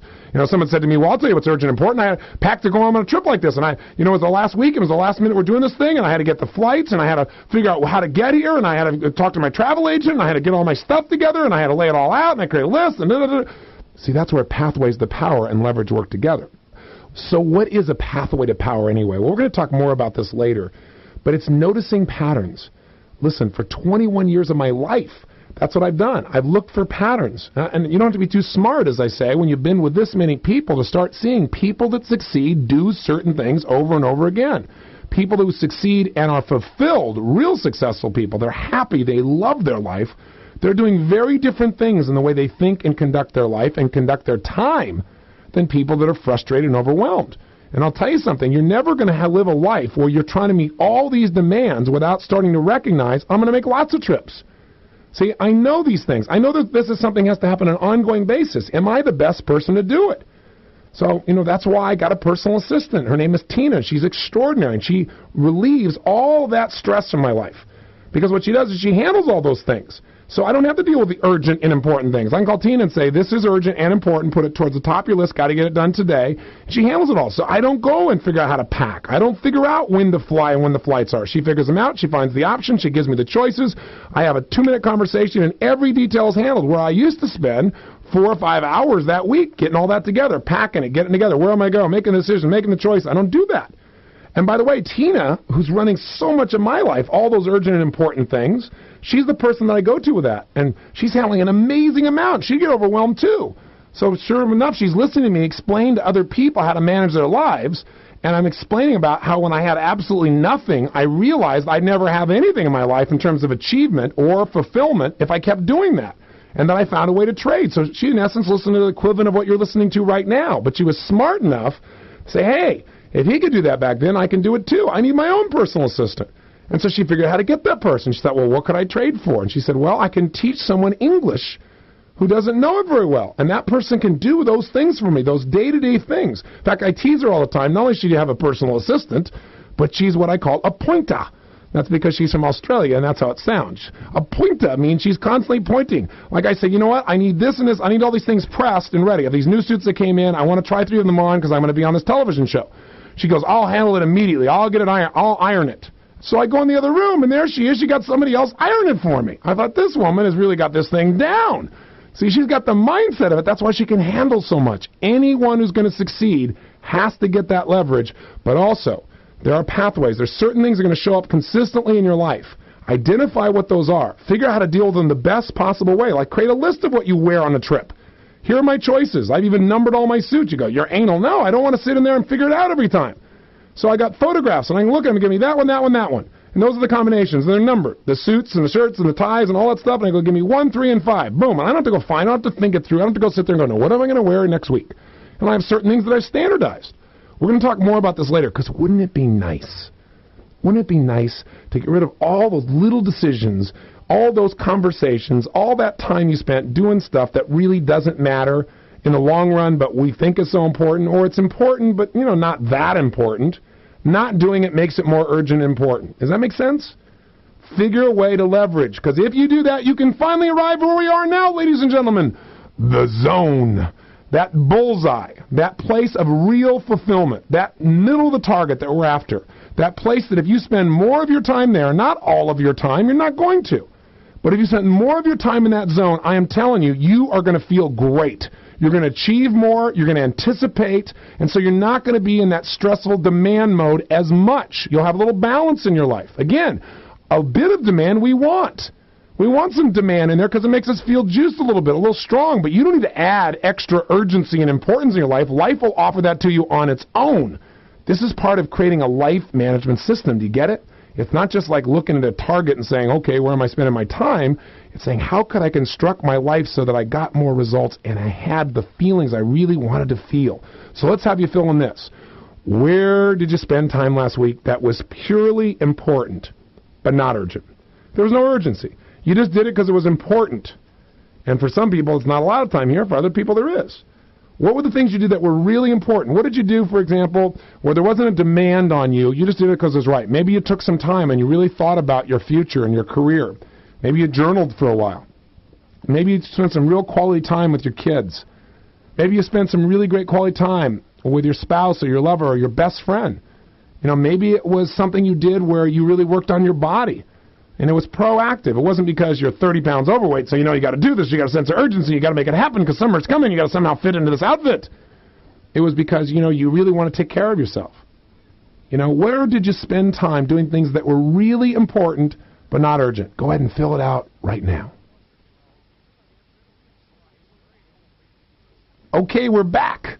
So what was on your list of things that you did that were really important versus urgent and important versus just urgent versus not important and not urgent? What was the zone for you? Did you start work on a book that you don't have a deadline on? Did you write some pages? A friend of mine said, well, I sent out these birthday cards. They didn't wait till the last minute and go, oh my God, a person's birthday. Oh my God, it's urgent and important. I got to do it. I got to do this. I got to handle it right now. They thought up front and said, who are some of my friends and how can I nurture them? One of my outcomes this week is to make sure I nurture my best friends. You know what, that doesn't feel very urgent, but, you know, let me think, oh, one's got a birthday coming up. Oh, one's got this happening. Oh, I want to do this. I'm going to send him a card for no good reason. I'm going to write him a note that says, you know, I just want to send you this card for no good reason. It's not your birthday. I understand. It's not those things. I'm writing just to tell you I'm thinking about you. Wow, what's the impact of that on a relationship? What if you came home with a special note or a card, and it's for no reason except to say I love you? See, those things aren't very urgent. We usually have to have a Mother's Day or a Christmas or a Valentine's Day to remind us in our busy to-do list that we should add something meaningful to our to-do list so that someone else can sell some more cards, right? Because they've got some things they got to make happen. But you know what? Maybe you don't have to wait for them to prompt us. Maybe we don't need to react to the calendar. Maybe we can start coming from a place of what's important to us. Maybe, you know, you spent some time and you did something really great, like you just went on a walk right when you're in the middle of the hustle and bustle of things, you're getting stressed, and you stop and say, you know what, I'm going to take a walk. And you breathe, and you felt yourself in nature. I found myself, even here in Fiji, I created such an aggressive schedule for myself that all of a sudden I said, you know what, I'm starting to not breathe here. You know, I need to remember, what's my ultimate outcome here? I want to have a great time while I make a difference. You know what I'm going to do? I'm going to take a little time right now, and I'm going to go on a short run. Not even a hard one. Just a short run, let the wind blow in my hair, smell the ocean, and look around and experience a great state of gratitude. So now I'm in the zone to go do something else that's important, which is to be with you on these tapes. See, so often we forget what's most important. We start making urgency most important. You know, maybe planning is that. You know, I don't have time to plan. I just go get it all done. Well, if you keep getting it all done, you're always starting over again. You're never noticing the pathways of power. You're never figuring out how to leverage things. You're never discovering what really matters to you. And sooner or later, your life becomes about getting things done. You know, you get caught up in making a living instead of designing a life. That's really what we're about to do. This tape program is an example that you're giving yourself this week of something that I would say is pretty important. This is your whole life. But it's not very urgent for most people. Maybe it is for you. Maybe it was because you figured, I can't do this one more day the way I'm doing things. But maybe you're being a little bit more proactive. Proactivity, leadership. People who are leaders tend to do things that are important, not just urgent important. Managers, achievers get hooked into that. But if you're a leader, you think up front. What makes you a leader is you go there first. You go to the important places first. That's what gives you the capacity to lead, yourself or anyone else. See, what I want you to do is I want you to get that feeling of realizing that you aren't wasting time when you're doing something that's important. That is the bullseye. That's where you want to spend more and more of your time. I mean, last night I took some of my friends and we did something that was pretty crazy and fun. Here in Fiji, there's a salt river. And I found there was a bridge on it. And a few years ago, I did something pretty nuts. I went out there and I decided, you know, it's not that deep a jump. And I checked the depth of the water. And we put on some life jackets and we jumped off the bridge into the salt river that was screaming, literally coming from the ocean. And it takes you down this area that looks like out of Africa into the salt lake. And so I took all my friends and I said, you know what? Let's go do something that's really important but not very urgent. Not the kind of thing you usually put on your to-do list. Let's tonight, after dinner, let's go do this. And people are like, are you crazy? Are you nuts? And other people are like, oh, that sounds exciting. And we got out there, and it was pitch black, and we jumped into this water, and people screamed with joy like little kids again. And their souls were nurtured. You could just see it, and they're floating in their back, looking up at the stars, and feeling like at one with nature, and feeling that sense of excitement of something new, something that has such variety for them, so unique to their experience. But it nurtured them, and nurtured their sense of playfulness and fun, and they were laughing like little kids. And many of them came up to me and said, that night was one of the most important nights of my life. That's something I'll never, ever forget. Now, we could have just hung out at the dinner table and talked, and there's nothing wrong with that either. But you know what? Maybe it's time to start thinking more creatively about how to do those things that are important in your life and seeing what that puts back into your life. I'm telling you, I know I'm a maniac. I know I'm all over your case about this stuff. It's because I want you to experience the juice. I don't want you to settle for a life you can manage. I want you to create a life that is extraordinary. And I know your life is extraordinary, but I want you to feel how extraordinary it is, and that means you've got to direct your focus, your emotion, and your time more often to the things that matter most for you. That's where the more time is going to come from. So did you write down the number of hours that you spend in each of these activities? And by the way, most people, the list they can make the quickest? The urgent and important list. They can make that list quick. They remember urgency because they think everything's an urgent. And they can usually, if they're honest with themselves, they can make up the list that fits in that outer ring. The stuff they did to escape, to try and feel good real quick. It's those other rings that they have difficulty with because they go, things that are urgent, not important. If it's urgent, it is important. Or things that are important, well, and not urgent, well, I did this and this. That's most people. But it may not be you. So my question is this. I want you to look now at your list, and I want you to estimate, and be as honest with yourself as you can be, okay? Estimate what percentage of your time did you spend in the zone? What percentage of your time did you spend in urgent and important? What percentage of your time, not just hours, because you didn't remember everything you did probably, but what percentage of your time did you think as you look at that in that area of delusion where you were doing things that were urgent and responding to do lists, but they weren't really important? And how much time did you spend just totally escaping? And remember, don't make yourself wrong. I want you to go on the internet and fool around. I want you to watch TV and go to movies. That's all great stuff. Let's just see what percentage of time you spent there, and then you'll see what the impact is on your body. You want to have all these choices. I am not about saying make your whole life this plan that you got to live by and where you're always doing everything perfect. That's stupid and insane and not fulfilling. You want all the dimensions of your life. But you got to know the result of what percentages you're spending, because this is what will give you a real breakthrough. So take a second right now and stop the tape and estimate what percentage of time in each one of these dimensions. Go for it. Okay, now we're back. What did you discover? What were the ratios for you? And maybe I should ask you this question first. Last week, were you stressed, or was it an amazing week for you? Was it a totally fulfilling week, or was it a very stressful week? Because if you had either one of those extremes, I already know what your general percentages will be in terms of these zones, because, again, I've done this with people from 65 countries. So, you see the patterns. It becomes obvious. But you tell me, if you were stressed, I'd be willing to bet that the percentage of time in the zone was very limited, meaning doing things that are just important but not urgent. That you spent a lot of time doing things that were urgent and important as a percentage of your time, a lot of time doing things that were urgent that you made important but really didn't have to be, and probably a certain amount of time trying to escape from the pain of those two other circles in distraction. Now, here's the key. The key is if you were fulfilled, I know you spent the majority of your time, a good portion in the zone. And I'll tell you the percentages since I'm not in front of you, but what I've learned by doing these seminars around the world. People that have an extraordinarily stressful life will spend an average of somewhere between 10 and 20, maybe even 25% of their time in the zone. Things that are really important to them, but they don't have urgency. They're just doing it because it's great, because they know it makes sense. People that are stressed have a huge percentage of time in urgent and important. And usually that range can be anywhere from 40 to 80%. And then you see people that are doing a lot of urgent things where percentages are high and a lot of distraction. People that are fulfilled spend 40, 50, 60, sometimes 70% of their time in the zone. And they're not BSing you. It's really true. And I'm one of those people. For the most part of my life, I stay in that 50 to 60% of the zone. Sometimes it'll drop to 40, and that's like the edge for me. And I like to have it in the 60% to 70% range. And you got to be really honest with yourself to see that that's really true.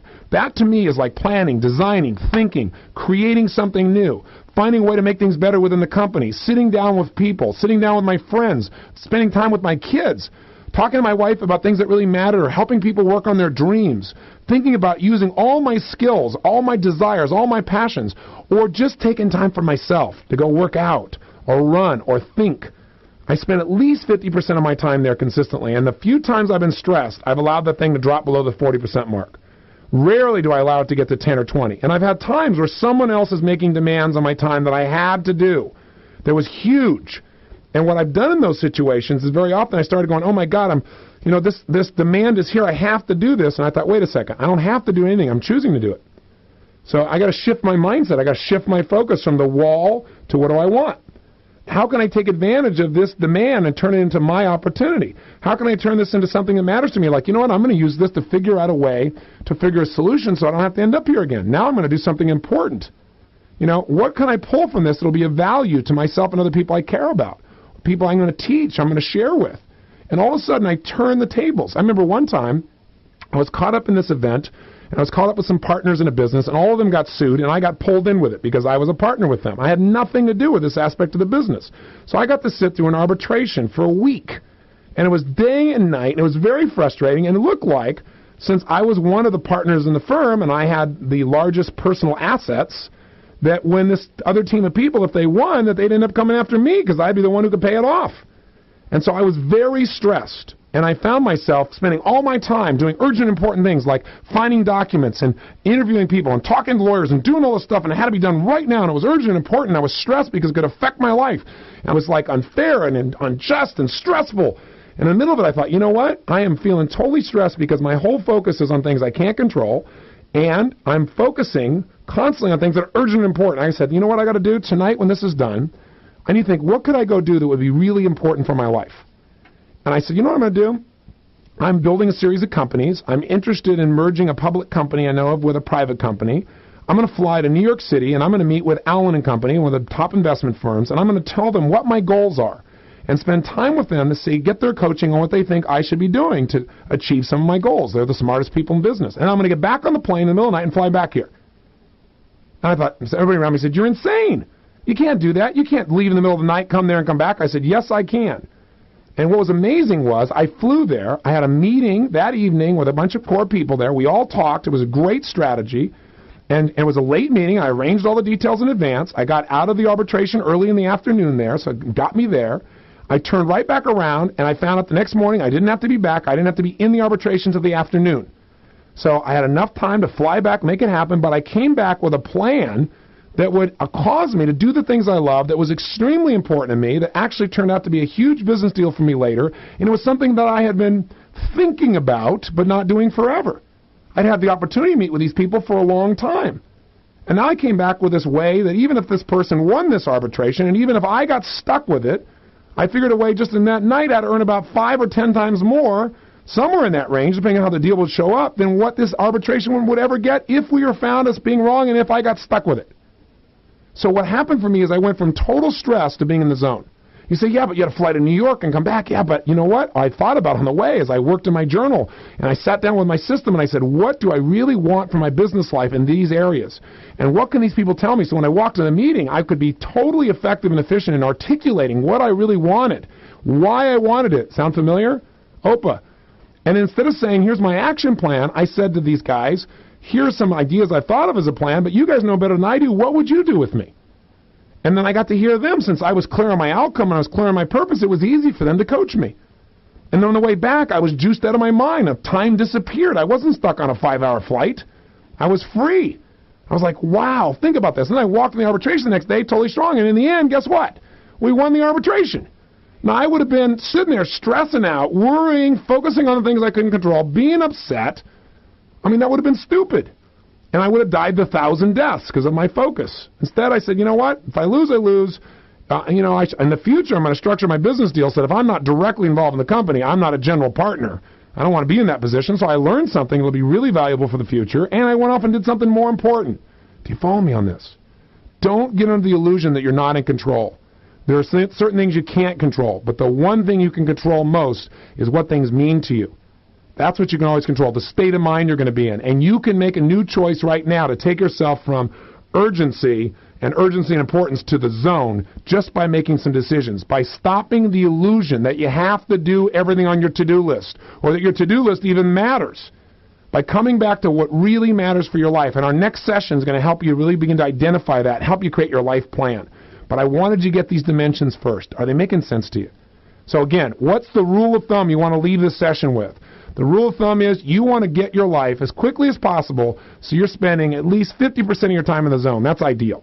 Now, by the way, I know some people that are spending like 90% of the time in the zone, and they're not happy either. I found that there is an extreme.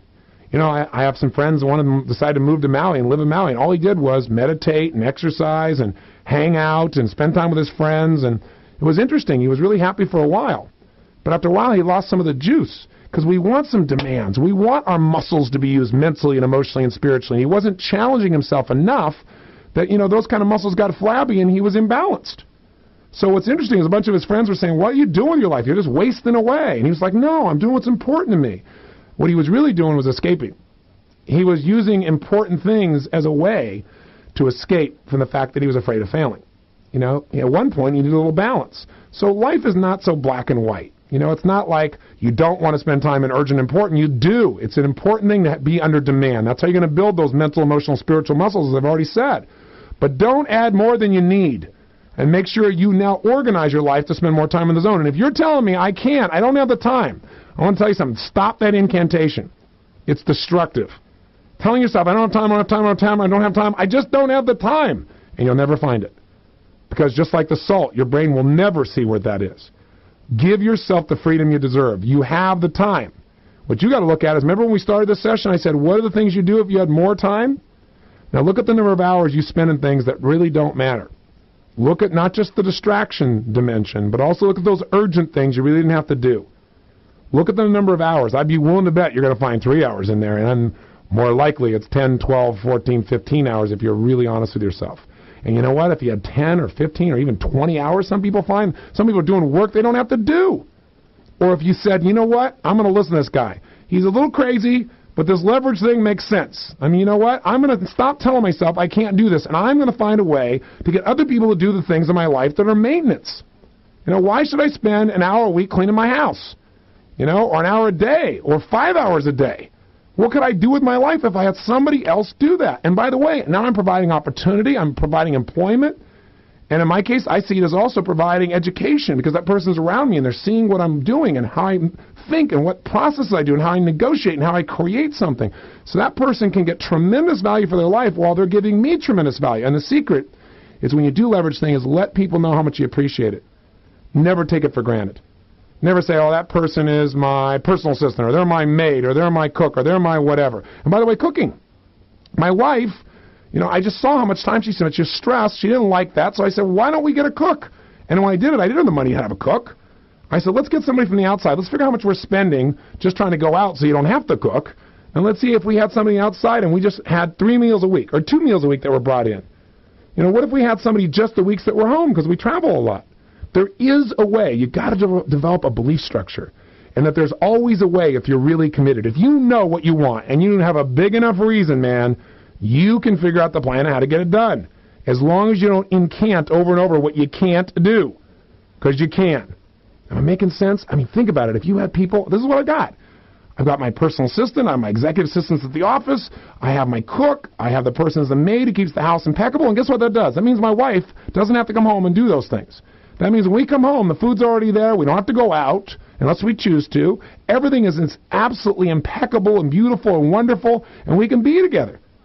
We don't have to run up and worry about those things. And she doesn't come to me, Roger, and say, this and this and this and this and this. And if she does, I listen and I say, which of those things are really important? Which of those are urgent? Urgent ones, let's figure out who's going to handle those. Important ones, let me handle. See, my belief is I'm a strategist. And what a strategist does is they don't spend more time and energy on something than it deserves based on meeting your needs as a human being, not me, Tony Robbins, nobody else. You might say, Tony, what fulfills me most is reading those magazines. I like reading the horoscope the day after so I can see how accurate it was.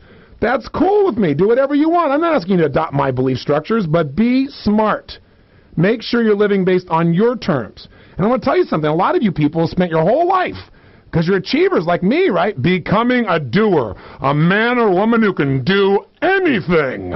That's why you get your significance from that, your sense of accomplishment. Look at all the things I do. Well, you can do all those things and still be unhappy. You can do all those things and be stressed. Don't settle for being a doer. And you know what? I got caught up in this. I have a really brilliant friend who's part of my kind of kitchen cabinet, a man who's 55 years old, I'm 38, and this group of people I go talk to, and they're my friends. And they give me a picture. They're some of the most successful people in the world at what they do. And one day I was saying to him, I love my life so much, and I'm so fulfilled, and I've organized my life so well now. I said, I think maybe I'm not as hungry as I was when I first started. I used to run through a wall. I used to do this and this and this and this and this. He goes, Tony, I remember you like that, and you were hard to be around. He said, you're so busy doing, you weren't thinking things through. You weren't taking the time. He said, it's not that you're less driven, it's that you're now more elegant. He said, now what happens is you get more done with less effort.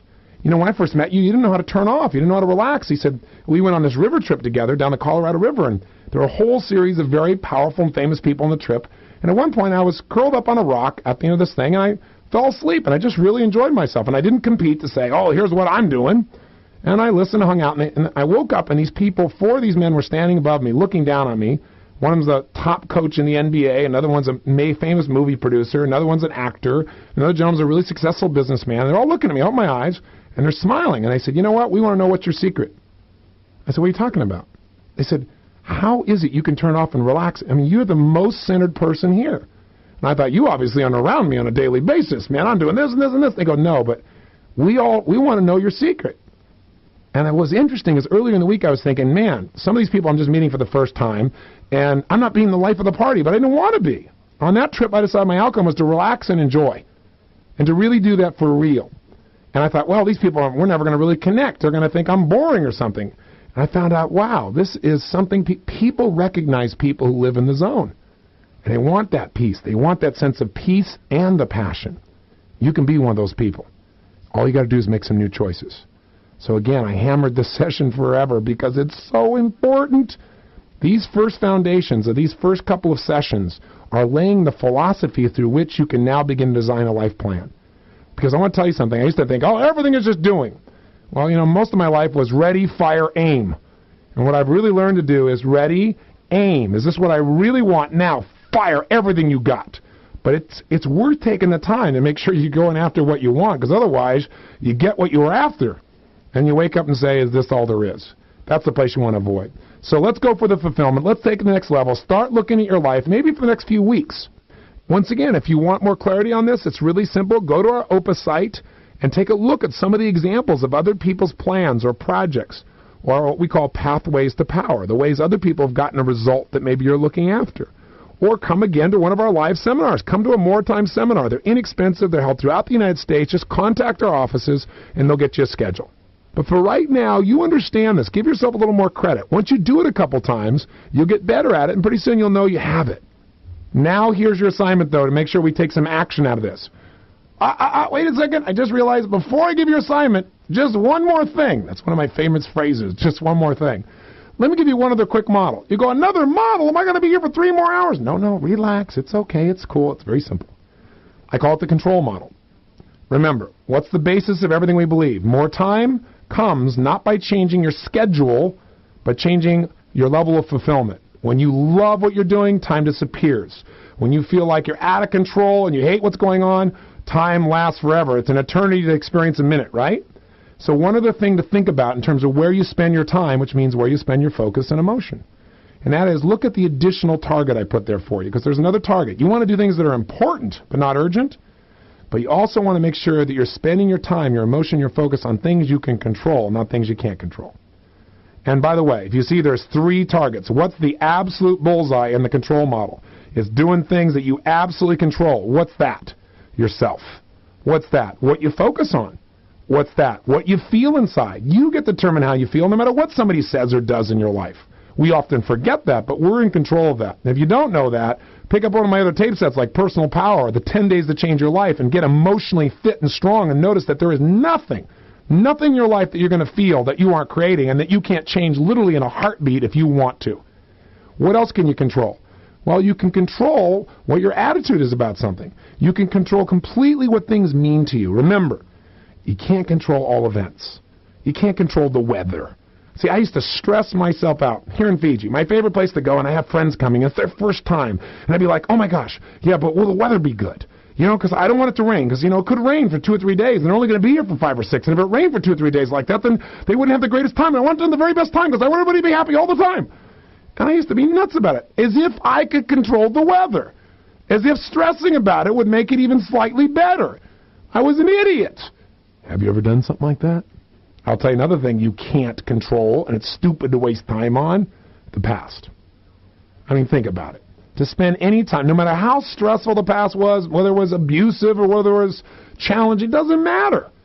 You can't change the past, so why would you spend any time, which means any focus, which means any of your emotion, about something you cannot control? All that is a recipe for what? Stress. A major stress. And that stress is going to keep you out of being in the zone and feeling the important feelings and doing the important things that matter to you. What's the second circle there? Well, if you're not totally in the zone of what you can control, the next best thing is things you can influence. What can you influence? Well, people. There are a lot of people you can influence in a positive way. Your kids. Can you really control your kids long term? Nada. We all know that if we're honest with ourselves, but we can influence them. We can influence their beliefs and their values. Can't control them, but can influence them. That's the job of a leader, is to influence, not to control everyone. You never will. You can try and control everybody through fear, but it never lasts. Or incentives. That doesn't last. You got to influence people to meet their needs at the deepest level. That's what will make you a leader. Doing something for a greater good and for those people. Whether those people be your kids or the people in your organization, the people that you manage, the people you call your friends, you can influence there. And the better you are at influencing yourself, the better you are at shaping your own mind and emotions, the more you'll be able to help other people in a way that has integrity and caring and the kinds of emotions that really matter to you. You might be able to influence the company. You might be able to influence the country. But there are certain things that fall in that third category where you get 0 points. And that is things you can't control and you can't influence. And what's that? The weather. What's that? The past. What's that? Anything in your life that you, if you're honest with yourself, know is a complete waste of your lifeblood called time to spend time on. So here's going to be your assignment for this day. 2 assignments. Number 1, let's start with this little control model. What I want you to do is I want you to think for a moment, and I want you to write down what are the things you spend time on that are on the edge of this target. Things you can't control and you can't influence, like the weather, like the past, or whatever it is for you. What are some of those things that you just can't control but you keep wasting time on? Write that down, number 1.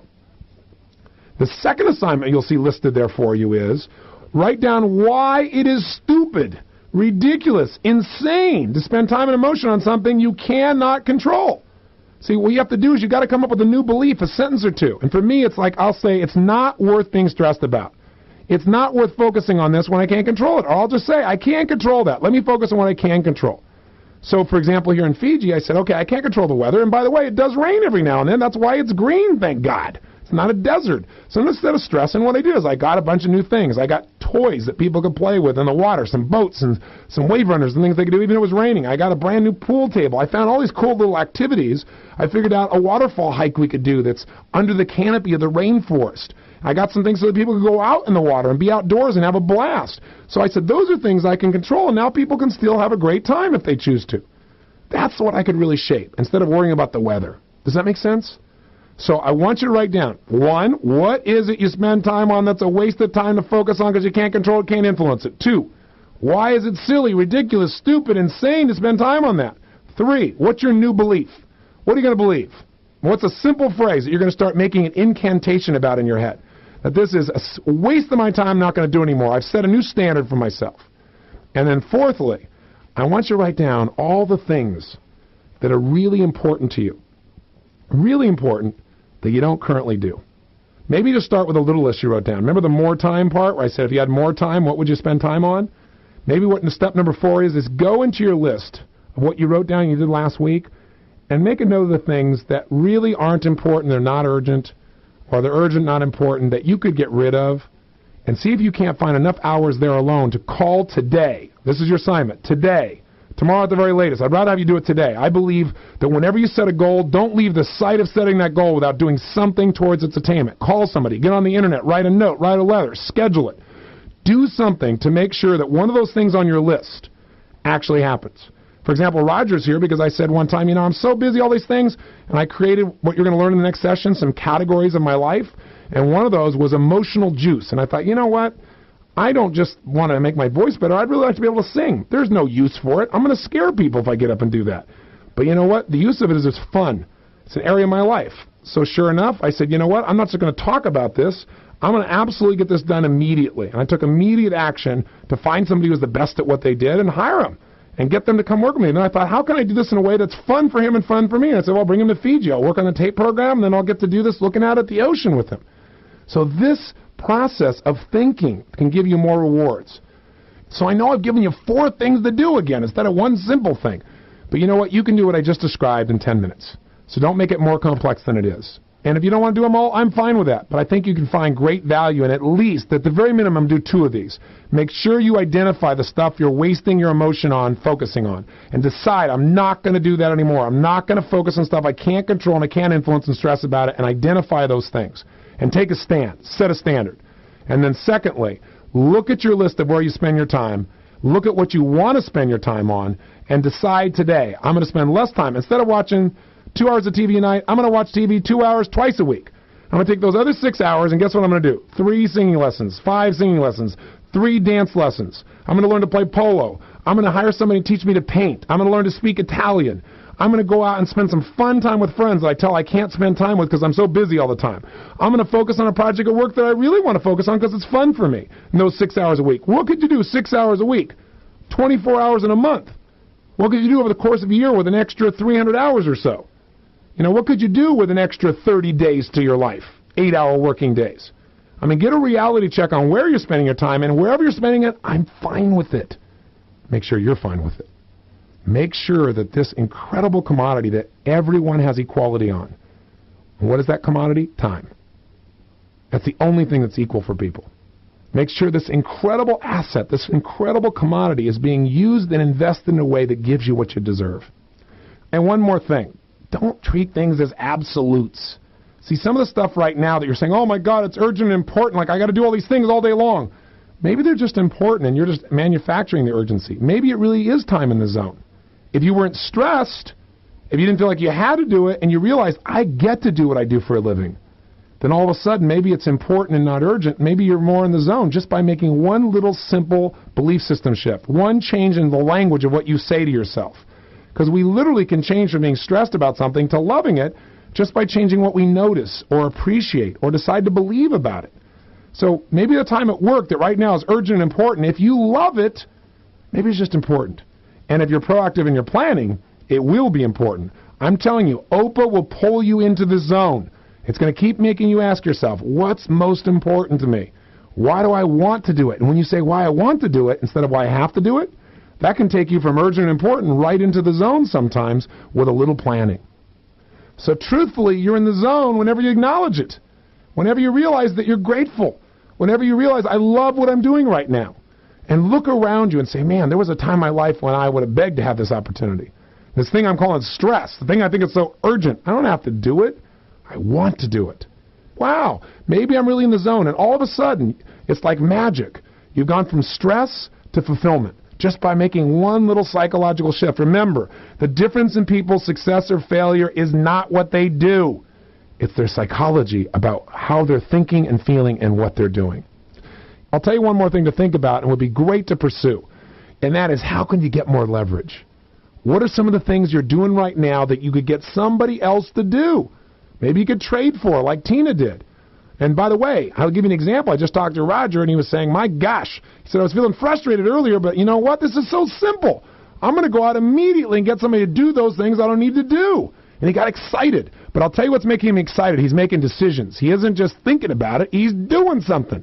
So don't leave the sight of setting a goal or learning new information that you know is valuable without taking immediate action towards its attainment. So decide what you're going to do to get leverage, or call somebody, or get on the internet, or brainstorm a plan of how you can trade with somebody. Do something immediately to start creating that leverage. All right? Have I dumped enough on you for another session? I'd promise not to do as much in the next session, but I probably will violate it. But I can promise you there'll be some short sessions here if you'll stay with me. I know there's a lot to absorb here, but this is your life. We're doing the things right now that are important and not urgent. And that will lead to not just short-term good feelings, but long-term what you desire and what you deserve. So thanks for spending the time with me. I'll look forward to seeing you for tomorrow's session.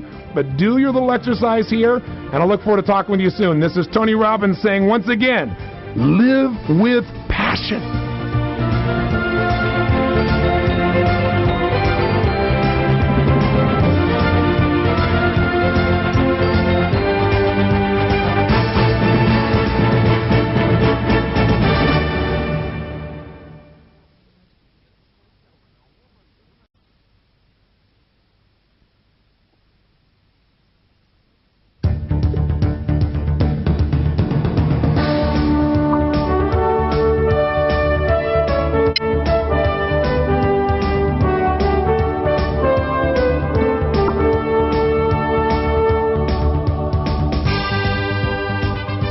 Welcome back. We're now in session number 3.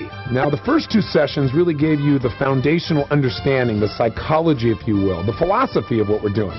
Now it's time to actually make this stuff happen. And where it starts is creating a life plan, a way really to manage your whole life, to get the results you really want, and again, to enjoy yourself. And I know I'm sounding a bit repetitious, I'm sure, in places here, but really that's by design. Again, I believe repetition is the mother of skill, and if we've been so conditioned to think of to-do lists and running our life in the traditional way, that if I say something 3 or 4 times, I still don't think that's quite enough. I'm hoping you're hearing it, but taking it in and really applying it. Now, let's do a quick review before we start talking about your life plan. What have we focused on thus far? What we've talked about is that ultimately, the direction of our life, how we feel, and what we do is controlled by primarily what we focus on a day-to-day basis. That if we want to change how we feel, the events of our life are not going to make us happy or sad. What's going to make us happy or sad is what do you focus on in those events, and what's the meaning that you attach to it. And in our last session, we really focused on time targets, which is, hey, if I want to be stressed, all I got to do is focus on things I can't control. Now, that's all it'll take, and I'll be stressed immediately. Or I can spend my time and energy living in reaction to the urgencies of the moment. Or I can make things seem more important than they really are. Remember that basic principle. I really want to get you to take that home. That whenever you're stressed, remind yourself, I'm probably making this much more important than it really is in the long term, and the quality of my life overall. Now, some things really are important, but you don't have to be stressed. You can focus on what is my result. Let me just fix it.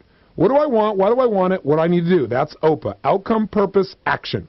Now, the purpose of this session is then to address the reality of what happens day to day. And here's what actually occurs.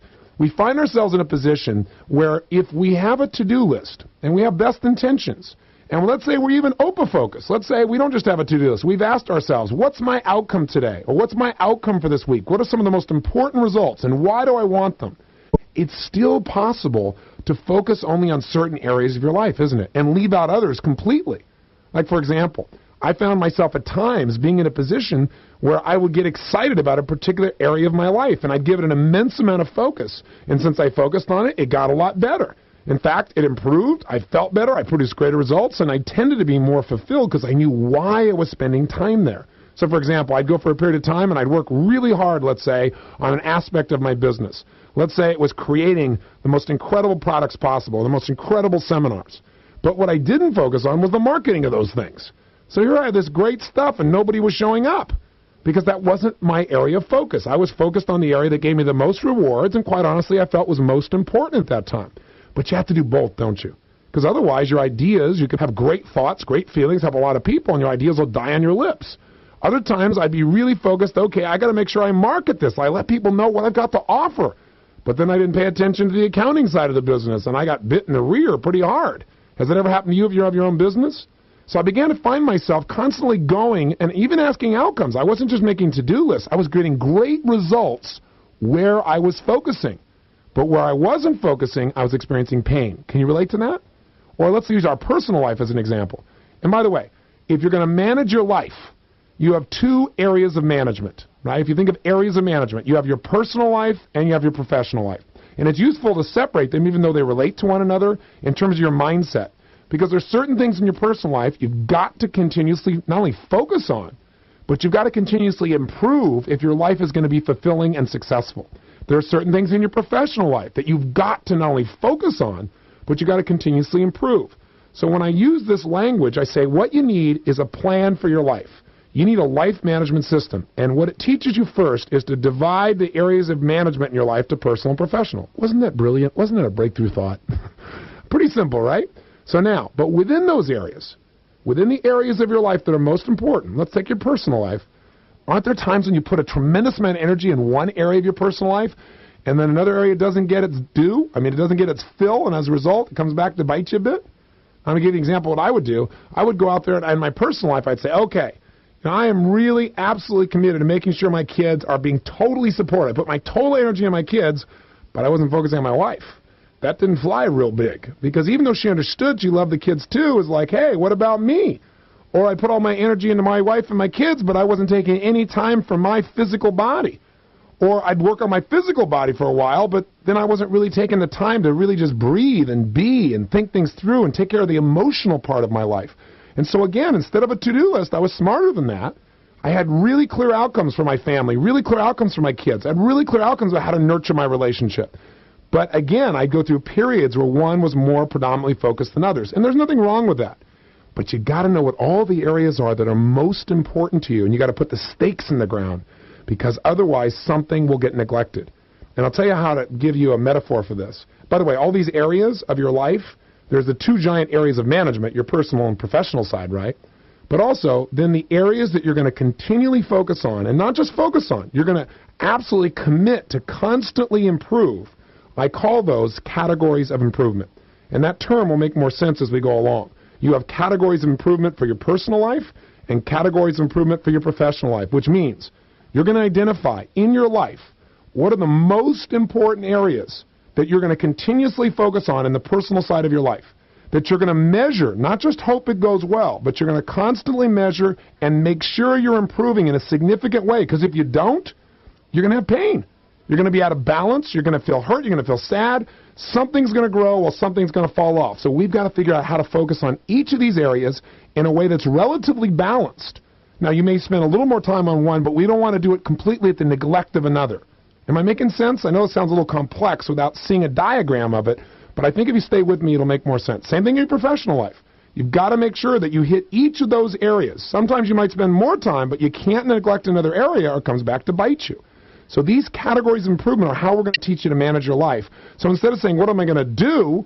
You're going to say, what's my outcome for my body this week? What's my outcome if that was one of your categories of constant improvement, which for me it has to be, and I think it is for you too, right? I mean, if you don't continuously focus on how to improve your health and vitality and energy, it doesn't get better. It wanes.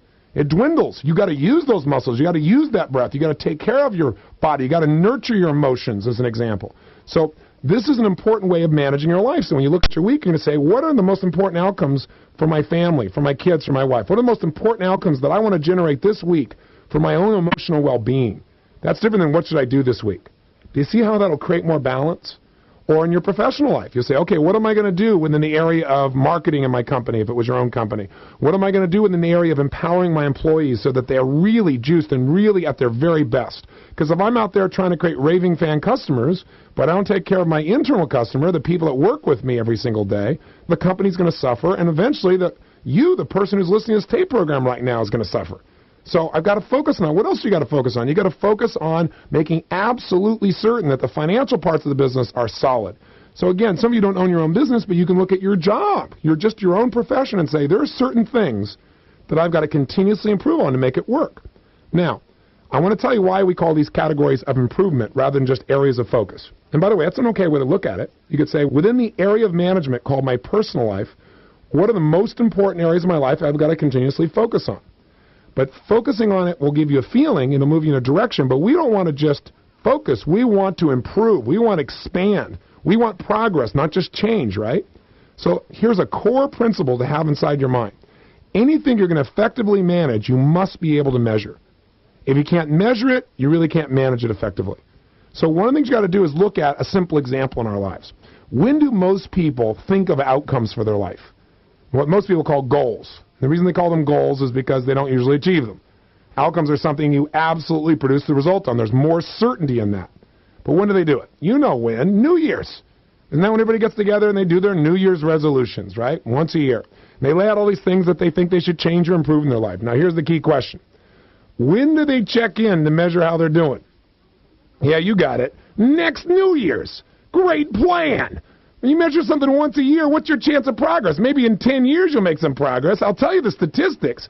98%, I was reading this in the paper the other day, 98% of the people who make resolutions fail to keep them. 98%, 2% of the people actually follow through. Now why is that? Because they don't measure. They get all excited, and by the way, the other reason is because they do it because they think they're supposed to. Oh, it's New Year's. What are you supposed to come up with this time? All right. I think I should try to stop smoking. The key word there was should. Right? We don't do our shoulds. We get our must outcomes. That's what we get. So, but let's say you laid out these resolutions. You laid out these goals for your year. If you checked in even once a month and said, how am I doing, and measured it, do you think you get better results? Well, you got 12 times greater chance of having greater results because just by the fact of measuring something, you get a chance to say, hey, I'm off course. It's like the metaphor of flying to Hawaii. Okay, I need to check in. It's not working. All right, let's change something. Let's do something. Okay, I really want this. Why do I want it? Okay, this isn't working. Then what am I going to do? Change it again. What if you checked in once a week? You'd have a 52 times better chance of achieving this. What if you checked in once a day? What if you checked in more than once a day? I'll give you a clue. You check in once a day or more than once a day, you'll flat get the job done because it'll be in your face. You'll be focusing on it. You'll see it's what you really want. You're not doing what's making it work, and you'll find another way to make it happen if you got enough reasons to do it. So the secret here is if you're going to manage something, and by the way, I do this in companies. When I do turnarounds on companies, I step in and I say, what are the core aspects of this company that must continuously be improved upon for this company not only be competitive, but to create raving fan customers, raving fan employees, and really transform the industry to be the best it can be. And as I look at that, then I say, okay, we're going to measure these areas on a weekly basis. And some things we measure daily, and some things we literally measure hourly, initially at least. Because as you measure them and you put the focus on them, you move towards them, you come up with better solutions, and things get turned around.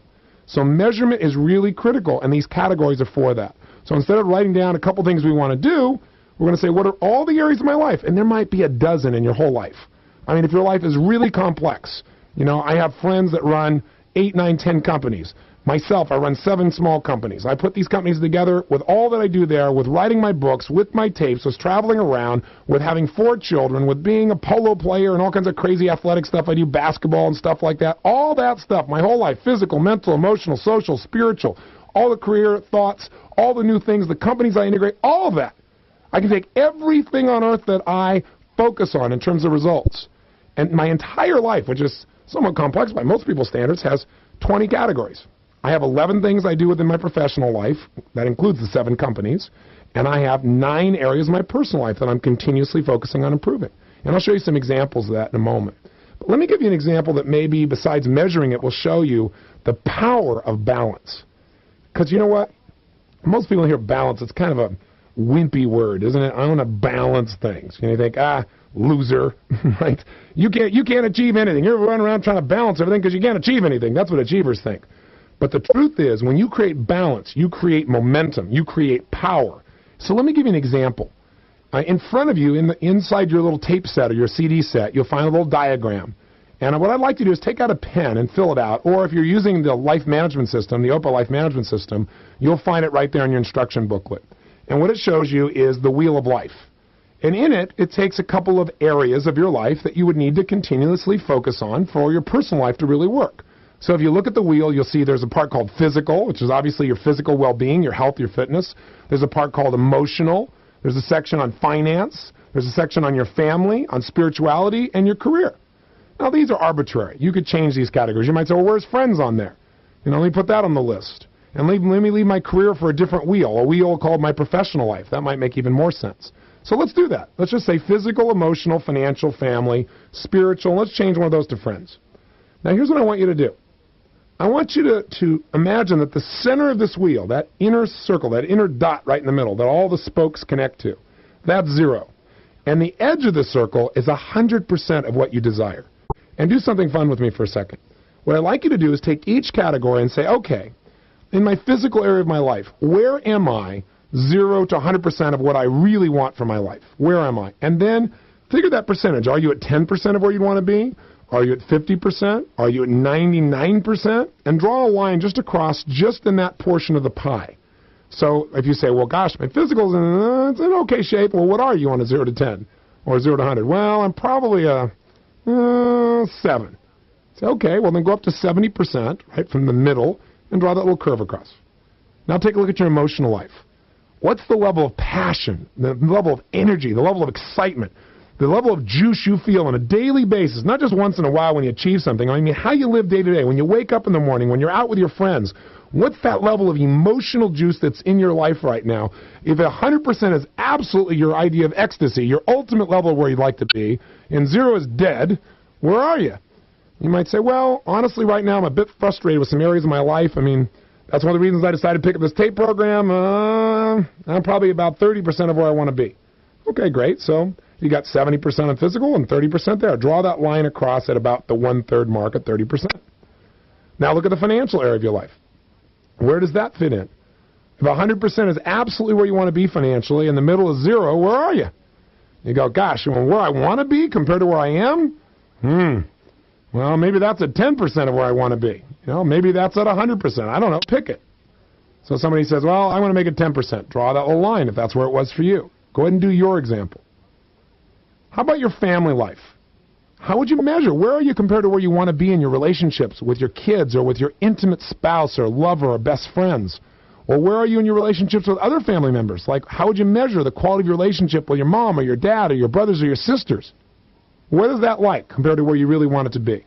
Well, I'm not spending as much time as I'd like, or, wow, that's one of the strong areas of my life. Okay, great. Then put it in that area. You say, well, that's about 90%. I mean, that's really awesome. Great. Put the 90% mark just below the edge of the circle. And then if we looked at your spirituality, your level of connection with your Creator, with yourself, with nature, where is that compared to where you want it to be? And mark that. You say, well, that's strong. I feel really strong in there. That's a 99%er. Well, great. Draw that across the top. And finally, since we already use friends, let me change it back and go ahead and say, let's use career here. If you're looking at your career, where is it right now compared to where you really want to be? You say, well, gosh, I think I have so much potential. I'm doing well. Maybe that's 70%, 75%. Put that mark. Okay? So now here's what I want you to do. Have you done this? Take the time to just think of it, and don't make this anal. This is easy. Don't make it a big deal. Some people are like, oh, my God, what if I put the mark in the wrong place? Please have a good time with this. This is just to give you a little perspective. This is not the end-all and be-all. Okay, so now that you've done this, make sure that each of these arcs, like in the physical area, I think we picked the example with 70%, that make the arc just not go over part, but from literally one end of the physical to the other. So that piece of the pie has a marker on it. Make sure all of them have that. Then here's what I want you to do. Go and connect these different pieces. So if the example I gave, and if you have the workbook, you'll see an example. But if you don't, you can picture this in your mind. What is it? It's just a circle with 6 pieces of the pie. That's what you just did. So if we took the physical area, and that's at 70, and then we went to the emotional area, and that was at 30, you'll outline the physical curve at 70% real vigorously so it stands out. Then when you hit the right edge of it, bring your pen down and make it real vigorous until it hits the actual point where the emotional connects.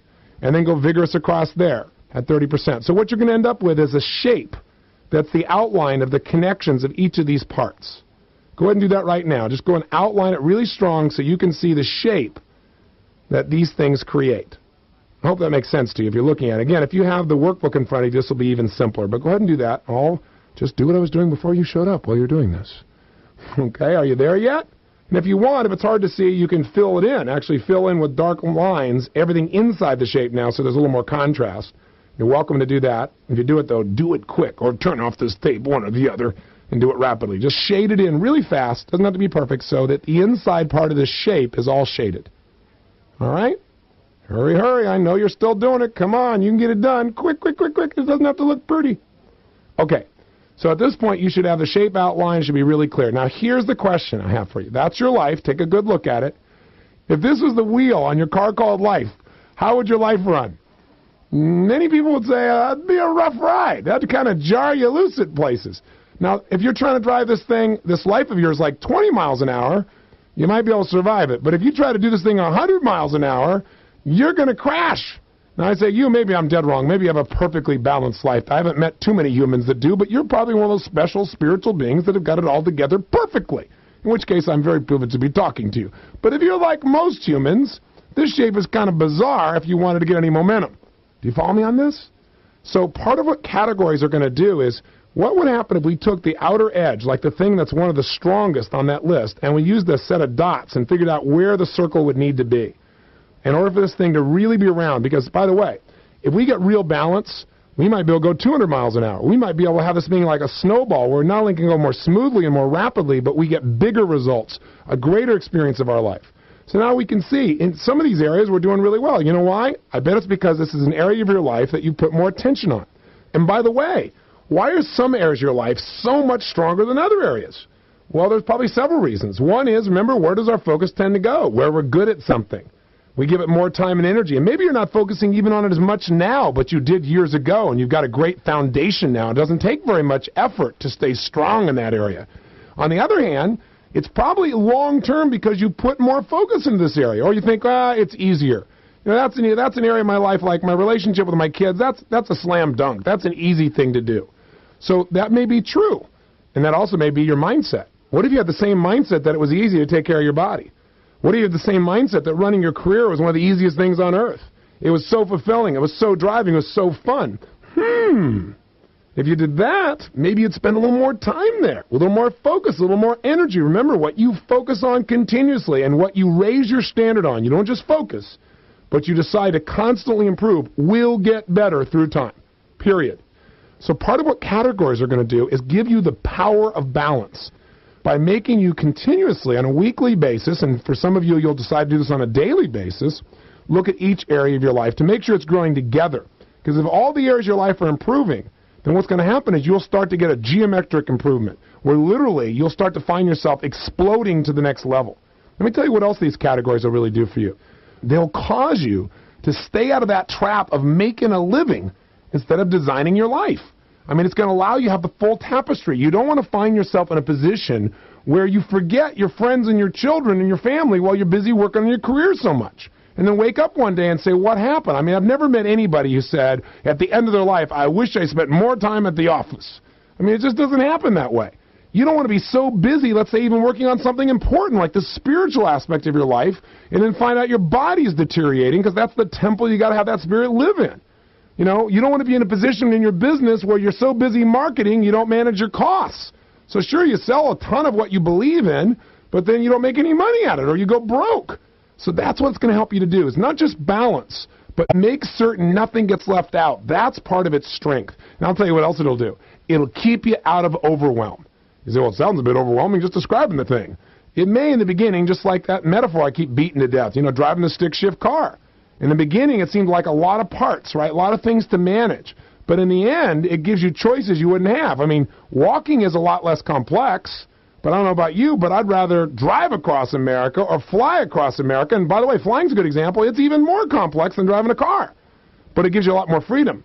And some of you say, heck with that, I'm going to leverage that to somebody else. I don't want to fly. Let them fly.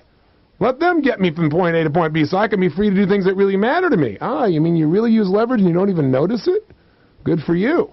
See, once you understand it, once we actually do this, which we're about to do, so get ready, but as soon as we lay out your categories and you start using them, oh my God, it'll give you such freedom. And pretty soon it'll be as automatic for you as driving that car, and you won't have to think about it, you'll just do it. So, but here's a good metaphor for this. Have you ever moved and had a lot of stuff, and you get into the new place, and you got, the movers have brought it all in, and it's all in the living room, right? And boxes everywhere. Now, one approach is to say, Mr. Mover, just unpack everything and just put it in whatever drawers you think makes sense. You wouldn't do that a million years. You'd rather have that stuff sit there in front of you and being overwhelmed by it, because you don't want to be in a position where later on you don't know where stuff is. You know, you don't want out of sight, out of mind. You want to know where things are so when you need them, you can get them, because otherwise you're frustrated. You can't even find your underwear, much less your socks, much less where's your silverware. You want to know where stuff is, because you know what? Knowing exactly what you have and exactly where it goes allows you to have certainty. It allows you to say, when I need it, bam, I can get to it. I don't have to have my silverware and my underwear all on the table in front of me simultaneously. Make me a little crazy. So what do you do to move in? Well, as a simple metaphor, you get some drawers, right? And if you got a lot of things, you might have a lot of drawers, but you get a lot of things that relate to one another. You don't do a different drawer for every fork and one for a knife and one for the spoons. You put them all together because they're in the same area of focus, aren't they? They all relate to the same kind of thing. Similarly, we're not going to put in your diet for its own category, and exercise its own category, and breathing its own category, and all the things you need to think about to be healthy its own category. All those things come together into one category, one drawer. Does that make sense? So that allows you not to be overwhelmed, because otherwise pretty soon you've got things grouped in a way where there's like too many items. So imagine we could put your whole life in like a dozen drawers, like 6 in your personal life and 6 in your professional life. Or I don't know, maybe it's 14, or if you're crazy like me, maybe it's 20. But 10 and 10, right? Really easy to see. One area of management, your personal life, like a chest of drawers for that. One area of management for your professional life. Now think about this. Once you know what the drawers are that all of your life would fit into, and they stay right in front of you, how fast can you put everything away? Something happens. Something comes at you. They make a request. They want something from you. This is happening. That's happening. You don't get overwhelmed. You go, okay, hold a second. That belongs in my physical drawer. This to my emotional life. This has to do with my finances. And you can take all these pieces of paper and these phone calls and these ideas and things that pop in your head and requests that are made and put them in one place, and you know exactly where it is. So when it's time to focus on your finances, it's all there. When it's time to focus on your family, everything that relates to that is right there. It's not having to stay in front of you, overwhelming you, and it's not out of sight, out of mind, where you don't even think about your family or your friends or your finances. Does that make sense? You do the same thing with your professional life. That's really what categories do, because it gives you certainty that nothing's falling out. It keeps you out of overwhelm. I mean, let me give you a quick example. Why don't you imagine you've gone off to your favorite, like, magnificent place, a place where you feel nurtured. Maybe it's a place in a natural environment. You know, for me, that one of the examples is here in Fiji. But maybe for you it's in a forest or on a mountaintop or just someplace by the ocean, maybe someplace you really love. And if you would, assuming you're not driving your car, close your eyes and think about being that incredibly peaceful place. And as you do, breathe the way you breathe when you feel at peace and you're really happy. Imagine some of the things in the environment that really nurture you. Maybe the forest trees or the cool breeze or the smell of the forest, or the sounds of the crashing waves in the ocean, or the vision that you have of being on the mountaintop. Kind of notice how this feels. And then as you're feeling these feelings, does it feel good? Imagine you're there at peace, and then your beeper rings, and your cell phone starts to go off, and you pick it up, and then the cell phone is your home, and they're saying, my gosh, we've been trying to find you because I got to talk to you. You know, your daughter is having real problems. We really got to talk because she's really stressed out and she doesn't know what to do and she keeps complaining and she won't listen to what I'm saying to her, and you got to get back home here right away and straighten her out. And maybe you look at your beeper and you go, oh, gosh, and it's the office, and you call them and say, listen, we need this report from you right away. Or guess what? The IRS just sent a letter and they want to come and audit us. Or all of a sudden somebody else comes along and they say, you know what? I need some personal time with you, man. I need to talk to you about some issues that have to do with my direction in my career. And then somebody else comes in and they say, you know, we need those expense reports from you right away. And all of a sudden somebody else walks into your little forest area and they come directly up to you and they say, you know what, I got to talk to you. Because the marketing division right now is not doing their job. And I'm sick and tired of pulling everybody's job for them. And then on your personal life, your spouse calls and says, you know what, we need to have some dinner together. I don't feel like I have any time with you. What do? How do you feel? Start to get a little stressed? You need your drawers. You need your categories. You need a chance to go, okay, hold it. Let me figure out where this goes. All right, I got a section in my book here where the minute I think of something that has to be done or someone makes a request, I can put it where it belongs. And I'm not losing it. I'm not like putting it out of sight, out of mind. I'm putting it where I can address it. What else needs to happen? This relates to my personal life. This relates to my professional life. But within that, this goes into marketing issues. This goes into the financial area. This goes into time with my kids.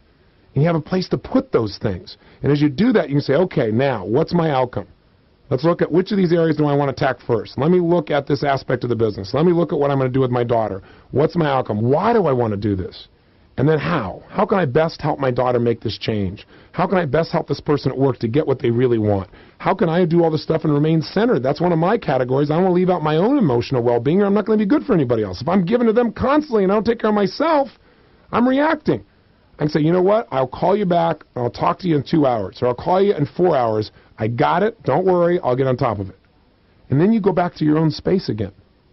Otherwise, guess what you do? You start to write down this to-do list. So I got to talk to my daughter, and I got to deal with the IRS thing, and I got to do this, and I got to do that, and you got this long list, and you look at that list, and it's like sitting in your house when you got all those items in front of you, and they're not put in their proper place, and you feel a bit overwhelmed.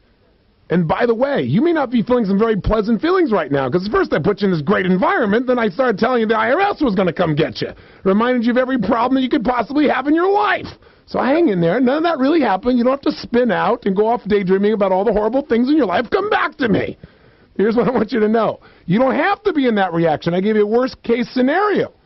The truth is, if you have these categories, which is a set of areas of your life that you're going to constantly focus on and spend time improving, and you're going to measure weekly, you won't find yourself in that position, will you? Because you'll be in the zone. You'll have specific goals for your children, for your family, for your intimate relationship. You'll have specific goals for the marketing division of your company and for the accounting division. And you'll be looking each week to see how you can improve it so you don't end up with people coming to you and breaking your space and saying, you got to deal with this problem. It's only a problem because now it's urgent and important, isn't it? They're coming after you. Some of it's just urgent, and you're reacting to it. But if instead you said, okay, what's my vision for this category of my life? Like, what do I want my family life to really be like if it was at its best? Now, in order to make that happen, I'm inspired by that. Or what would my body be like if it was its absolute best? What's my vision? What is my outcome even for this area of my life, this category? And how am I going to make that happen? Let me create an OPA plan. And you're pursuing that on a daily or a weekly or a monthly basis. Then guess what? You suddenly don't have somebody come in and say, you know what? You got a real physical problem because you've been proactive. You took care of yourself. You're not in a position where you start getting sick and breaking down because you've got that category. You're constantly improving. You don't have somebody come in saying, you know, you got a real problem with your daughter because you have a relationship. You'd know it before it got to that point. And you're proactively doing things to make them better. And she probably would come to you before somebody else would. Do you get the picture? You don't have to live in reaction. That's the power of categories. It's a chance to not react when it's a problem. It's a chance to define your zone. These are the areas of your life that you want to go first. You want to anticipate. You want to say, I don't want to just solve stuff here. I don't want just a bigger to-do list that's sorted into a bunch of drawers. I want to have visions for my life. I want to have a picture, a feeling, a gut-level idea of my ultimate goal in this area of my life so that I'm pursuing something instead of being pursued by it. That's when the quality of your life begins to change, and that's how you create a life plan. And by the way, if you've got these categories, you'll develop more sensitivity. See, some of you felt jarred when you're in this wonderful space and all of a sudden everybody came and wanted something from you. Well, we do this to other people all the time, don't we? It's like we have our agenda and we want to get our to-do list done, and so we turn to that person and we say, hey, I need your help, you got to do this and this and this. Well, maybe now's not the time to say that. I mean, if you've got a proactive set of outcomes where you say, in my relationship, my number one thing is to make that person feel appreciated, then maybe when you first meet them, at the end of the day, you don't have your to-do list to hit them with, but instead you talk to them and tell them that you miss them or you love them or something else that's part of your outcome to make that relationship better. And you know what? These create new habits because ultimately that's what changes your life, a new set of habits of how to think and feel and interact. And wouldn't it be nice to be able to see the categories of your kids? My kids have those, or the categories for your wife or your husband or your boyfriend or girlfriend or the people you work with. It would help you understand what are the areas of their life that are most important to them, both personally and professionally. And if they had a vision for each of those, like here's my ultimate goal and here's why I want to do this with my life in this area, and they had some specific results they were after, wouldn't that help you to understand more and support more the people you're with? I'm telling you, this will not just be a life plan for you. This is something you can do in a short period of time, and it will immediately change your focus. And isn't that the basis of this whole program? Focus on what matters. Focus on what really means the most to you. Put your time, your energy, and your emotion there. Don't wait till there's a problem. Don't wait till you've not focused, and now someone's coming to get you to tell you there's a challenge. Be proactive. But it's nice to say a principle like be proactive. Everybody teaches that. This is the practical way to make that happen.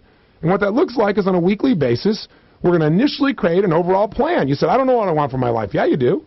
You know the areas of your life you want to improve in. Maybe you don't know exactly what that looks like or mechanically what perfect job you want. Well, that's going to change anyway. The average person today is going to have 7 careers, not 7 jobs, if you believe the statistics are being told. So you can get the results you want in your life in a lot of ways. But certain things are forever, aren't they? Like you've got to forever make improvement in your body. So let's look at your personal life first. What are some of those areas that you've got to continuously focus on, that you've got to continuously improve for your life to work? What are the areas that if you don't put focus there, things do not get better, they get worse? And some of them are obvious. Again, for me, I have one called physical power. That's my world-class fitness and health. That's the area of my life where I got to constantly improve it. I can't just hope it's great, or if, say, I'm healthy because I have the absence of disease. That's not health. Health is vitality and energy when everything inside of you is working at optimum levels, that it gives you the capacity to do, be, share, and create everything you're capable of. That's health. That doesn't show up just by hanging out. That shows up because you say, I'm going to do something each day. I have an outcome I'm after each day, each week to improve that. And boy, does that make you feel good when you do that on an ongoing basis. But when you'll say, well, what's on my to-do list? I got to work out. And it's not part of a life plan. It's not very compelling. And we don't know why you're doing it. Well, because I got to lose 5 pounds. Yeah, gosh, things are coming up. I'm getting those love handles. That isn't going to get you to do squat. What's another area? For me, it's emotional juice. I got to make sure that I keep that in my life, because how the heck can I give that to anybody else if I don't bring that into my own life consciously, if I don't have a plan for that? Things are going to make sure I create not only balance, but excitement and fulfillment. And then another area for me is an extraordinary family life. And for me, I separate that, as I'm going to walk you through in a little bit. Within that, I have different roles that we'll talk about next. But I certainly have the role of being an extraordinary husband and an outstanding father to each of my children. And I have specific goals for that. Now, I'm telling you all this. We're going to walk you through it step by step. First, we've got to come up with the categories. What's another area? I have extraordinary friendships, because that's important to me. It's a major area of my life that it's easy to get pulled apart because there's so many demands. If I don't focus on that, gosh, sometimes I got great friends and I wouldn't have talked to them for 2 months, 3 months. And then, sometimes those relationships drift away, like the commercial talks about, It's like, it's not because you're mad, it's not because you don't care. You actually do care, you love them, but you just get caught up. And it isn't part of your focus, and pretty soon the relationship isn't damaged, it just doesn't exist. You haven't called in so long that it kind of feels weird to even call. I mean, you ever been in that place? So if you got to focus in that area and know who those friends are and how you want to nurture them, and it's fun, it's proactive. Suddenly you're not waiting last moment and go, oh my God, I just remembered it's my best friend's birthday tomorrow. Oh, better make it over to Skaggs drugstore to try and get something for him. Instead of doing that, maybe actually get a little creative. You know that your anniversary's coming up. You don't wait till the last minute and go, oh, what can I get? You actually think it through, and you get the juice that comes from being one of those unique souls that thinks their life through and has fun with it, and comes up with all the creativity you have inside of you, and you get the fun of seeing what the surprise creates on that person's face. That happens when you got categories. Otherwise, you get sucked in, don't you? Sucked in to do the same old things day after day. Sucked in to responding to other people's demands. Sucked in to responding to, oh my God, I'm a little concerned about this. I'm worried. I got fear in this area. Sucked into saying, I've watched this TV program, because, it'll make me feel good for now. You don't want to get sucked in. If you want to do those things consciously, I applaud you.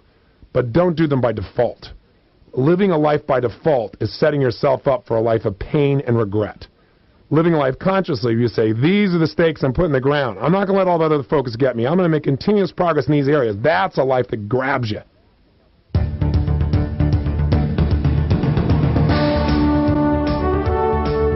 This session continues on the opposite side.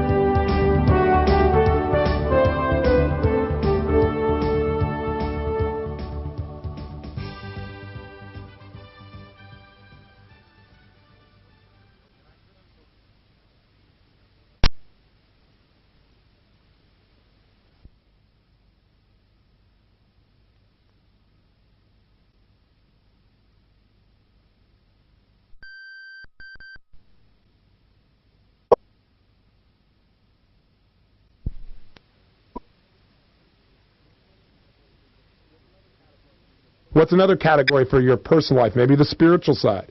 I call it spirit and soul for me, or being a force for God. Maybe it's an area of your life, contribution to the community. That's, for me, called being a force for good. Being a leader. What are some of those other areas that are really important in your life? How about the financial area of your life? Creating absolute financial independence, an area called finance. So those are some of the areas. And what I'd like you to do right now is I'd like you to stop the tape and create your personal categories. You go, do I have the ability to do that? This seems like an incredibly complex thing. This is my entire life. Don't make it such a big deal. Just make a list. What are some of the areas of your life and your personal life that you need to continuously focus on? I just gave you 6 or 7 examples, and I bet they're probably pretty similar for you as they are for me. But you may have some things I've not thought of that are different for your life. So just come up with a list. 6, 7, 8, 9, probably not more than 10 or 11 or 12. 12 would be pretty hairy in your personal life. Most of you have 6 or 7 or 8 areas that you got to focus on. So what are they? One of them is going to be physical, right? I mean, everybody's got to have that one on their list. So go ahead right now and write out those areas that are really most important. Forget about the vision and the goals and all that stuff. I'm going to walk you through that. Just write down the names of the areas of your life that you want to continuously focus on and improve.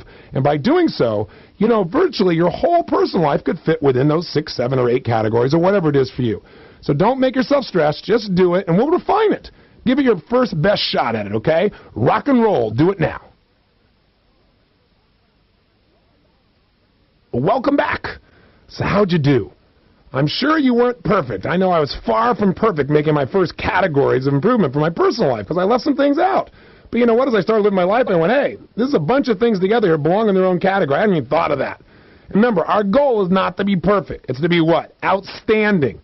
Right? We want to just do a great job. And by the way, I want to say something to you. If you're listening to these tapes in your car, which is likely many of you are doing, then you may start to get overwhelmed in the next section. In fact, you may be a little overwhelmed right now because you're going, oh my gosh, I haven't done this, and he's asking me for more things to do, and he keeps telling me to turn off the tape, and I'm listening to my car, and I don't have the time for this stuff, and I already got so much on my to-do list, and he's giving me more to do. So what you got to do is breathe, right? Don't make things more important than they are. And this task is pretty simple. You can pretty much remember, if you're listening to this in your car, these 6 or 7 areas, you know, because they're pretty important to you. Now, when I go into the professional area, it'll seem more complex. And if you don't sit down and do this with paper and pencil, you go, oh, my God, I haven't even done my personal area. Now I'm talking my professional area, and it's going to be even more complex. Let me give you a clue. Your life is complex. Our goal is to make it simple. Now, it was very complex driving that car, that stick shift again, beating that metaphor to death, but it's one I think we all can relate to, right? So it's very complex in the beginning. You say, oh, my God, but let me tell you the difference. You committed the time to master it. You certainly can make this happen in your professional life as well, but I'd suggest if you're in your car, pull over and don't say, oh, well, I'm going to go do this later, because then you know what you'll do? You get caught up in the urgencies, or you'll go into distraction, because you'll say, I don't want to work. I got enough work at work. Hey, if you stick with me on this, if you'll just take the time to sit down and make a list of 6 or 7 or 8 areas and think it through, you can do it in 10, 15, 20 minutes. If you're here with me in a seminar, I mean, if you came to a seminar, you'd feel less complex because guess what? You'd have no distraction. You're sitting there watching me directly or watching one of my facilitators, and we say, do it now. And you pull out the pen and paper and you do it. We always make a task bigger in our heads than it really is. And don't make it bigger than it is. It's writing down 6 or 7 areas. Same thing in your professional life. And by the way, if you get a little confused on your business side, that's natural. What you got to look at is instead of looking at like an activity that you do, think of a group of things that you do that all relate to one area of your business career. So again, you know, if you're a singer, then you might have an area which is your ongoing performances. You might have another area of your life which is the development of your voice and your skill. That's an area you got to constantly improve on, right? You might have the actual PR of promoting who you are and developing your identity in the culture. You might have the management of your managers, making sure the people that you work with on a regular basis are doing their job effectively. Let me give you an example. My daughter Jolie's an actress, and one of the things that she's done is, in the beginning, she focused on just trying to get jobs, and she worked really hard on that. And then she thought, well, I've also got to work on building my skills as an actress. Well, those are 2 different categories, right? Getting jobs requires that you have a focus on getting auditions as one outcome. What's another outcome? Staying abreast of all the opportunities that are available that could possibly become jobs for you. What else? There are a series of outcomes, series of things that go together called creating new job opportunities, right? New acting opportunities. But then there's a separate category she has to work on simultaneously, which is constantly improving her acting, comedic, and singing skills. And that requires different things like singing classes and acting classes and many other things like that. Then there was another area of her life, which is networking. You know, she realized, I've got to really network. I've got to do some PR. I've got to have an area which is constantly building my name and identity, not just getting jobs, not just building my skills, but getting people to know who I am and have people talk about who I am so that maybe I get some new opportunities. And then there's a 4th area, and I said, Jolie, there's an area called managing your business, your life. You got to think of yourself as a business, right? I mean, to have a career, you got to think of yourself as Jolie Enterprises. And say, you know, you've got to manage who? And she said, oh, my gosh, you know, you're right. I'm not managing my manager. I'm letting him manage me. I'm not managing my agent. And that's not an easy thing to do, she said, but I'm not focusing on it at all because I'm so busy trying to get jobs or I'm so busy working on my skills. So you can't leave that out. See, so what are the other areas? And she came up with about, I think, 6 areas that she now constantly focuses on. And what's wonderful about that is she doesn't drop things out, and she's grown geometrically. And so now she's getting job opportunities that are amazing because her skill sets are strong. She's got a networked name. A lot of people know who she is. She's got her agents doing everything they can possibly do. And she's going out and doing the business of actually acting, really doing her very best in that area. And she's also got her finances handled a great way. All this is in her professional set of categories. So she might have, again, 5 or 6 of these. But she looks at these each week and says, what am I going to do this week to increase my acting skills? What am I going to do this week to work on producing some new job opportunities? What am I going to do this week to network effectively? What am I going to do this week with my manager or my agent so they want to help me to make sure they're on target? And by the way, Jolie's got to network. She's got to promote herself. She's got to market herself, right? Don't you? Even if you work for a company, don't you have to market yourself? I mean, in the old days when people were outsourcing and right-sizing, which will come again, I mean, business doesn't always go great like it is in this particular time of human history. There'll be shifts. Winters come. And what they do is people get outsourced who are really good. Companies now downsize and they let go of people, not because they're a problem, but because they figure they got to cut their costs. Guess who stays? The person everybody knows is invaluable because they've done a little bit of marketing. They've really communicated. They've networked. People know the kind of results that they're producing. So I think some of these things may be somewhat universal. You've got to manage your professional life if you want it to grow. Whether you're an entrepreneur or you own your own business or you work for somebody else, it doesn't matter, or you're an actress. Does this make sense?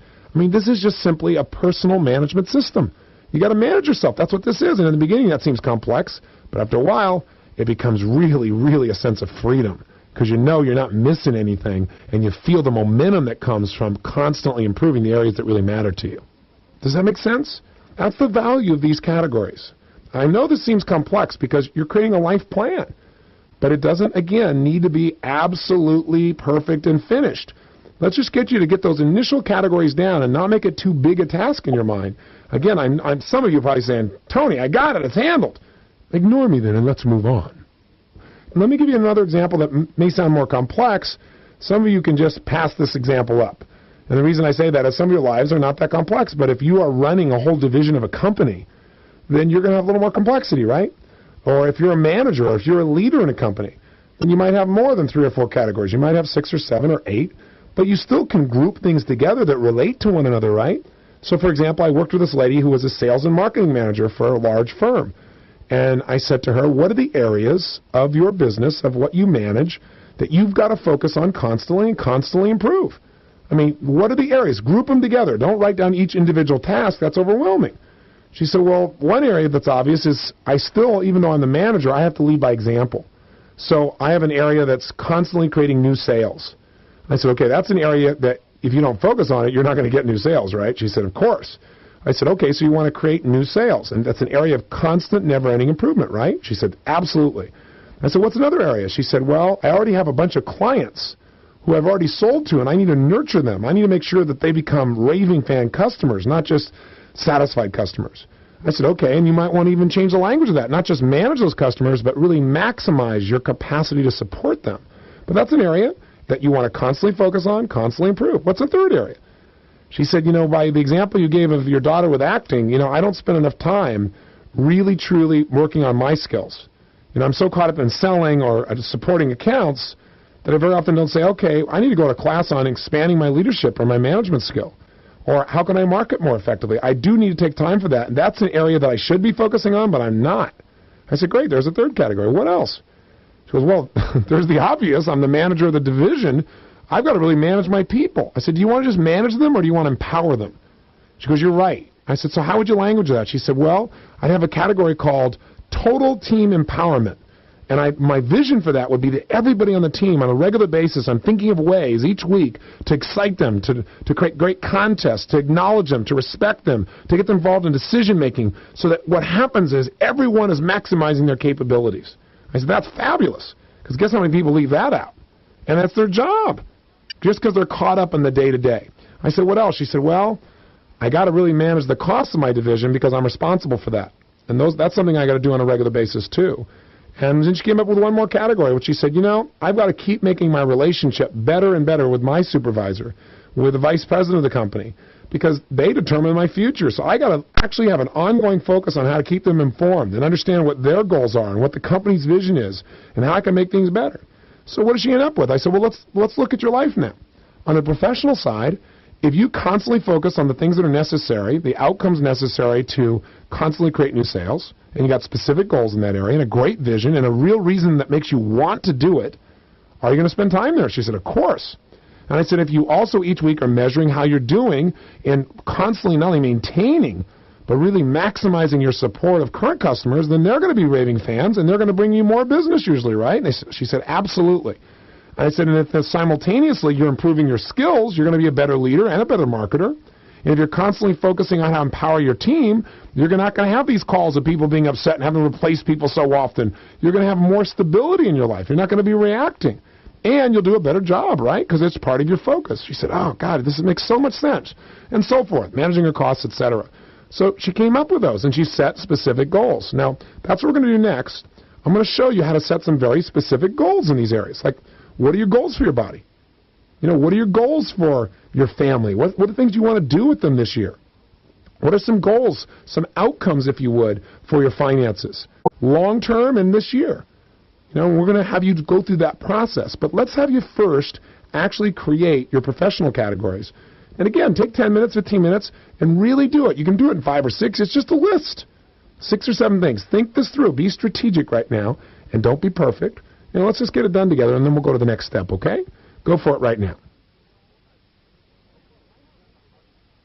Okay, now you've done the hardest part. You've come up with your silly little list, your categories of improvement for your personal life and your professional life. Now, here's what we want to do. I don't want you to end up with just 2 new lists that you got to manage. And it's like, oh my God, here we go again. We want you to feel compelled to spend time there, to put your time, your emotion, your energy there. So you're, again, proactive in making it happen. We want to set some goals in this area. But the way to do that is first we want to juice up the categories. And what I mean by that is there's 2 ways to be motivated in life. One is by push. Push is when you're doing something because you have to do it. You're doing it because you're afraid, or you're doing it because somebody wants something from you, and it's like, oh, I got to get this done. You know, you might be motivated, but you know, it's more like it's a must-do because you're being pushed to do it by something. Sometimes that's fear-driven. Sometimes that's just frustration-driven. Sometimes it's just necessity-driven. There's not a lot of juice and push. And a lot of people think, well, I'm not motivated because I don't have enough problems in my life. If I had more problems, I'd be motivated. Let me tell you something. That's total garbage. The power in your being ongoingly inspired is pull. Pull is when you come up with a vision that's so inspiring, that's something that excites you so much that you want to do it. You don't have to do it. You want to do it. You want to go there. And that will give you a lasting drive, and it'll make the experience much more enjoyable. Now, part of how you do that is you get a vision, which we're going to do, because a vision makes a big difference in how you approach something. Like, for example, if you were to think of your ultimate vision for your physical body, what would you look like? How would you feel?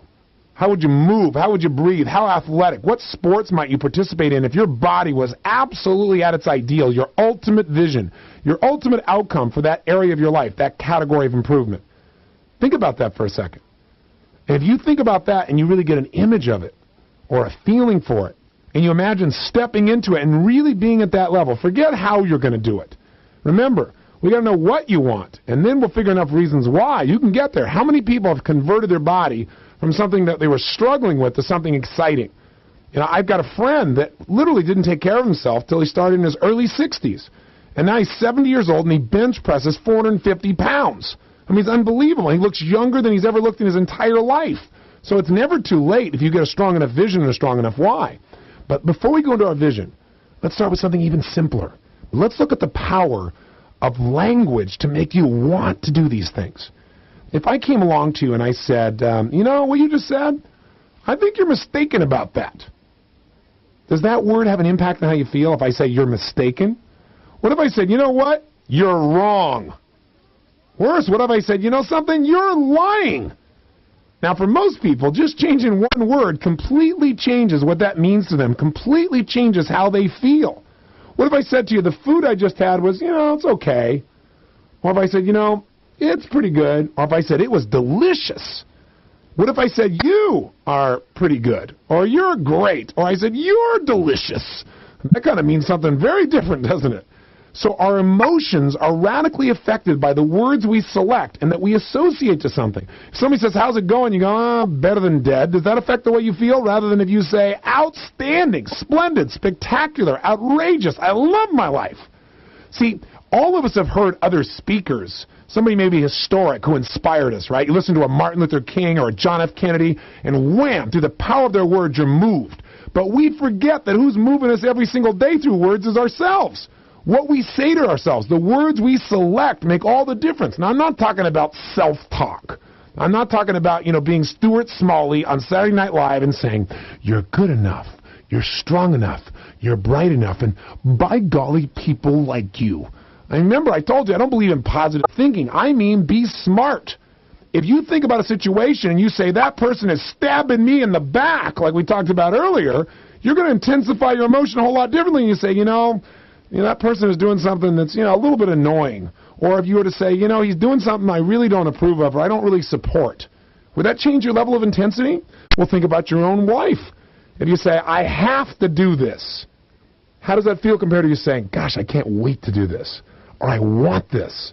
See, so part of what can change how you feel in a moment is selecting the words to describe your experience. Select the right words, man, wham! You're going to feel radically different in literally a matter of moments. So if I think, I got to work on my physical body because I have a category called physical body, that may not juice me up as much as if I say, you know what, I'm going to work on my physical power, or I'm going to go create my world-class health and fitness.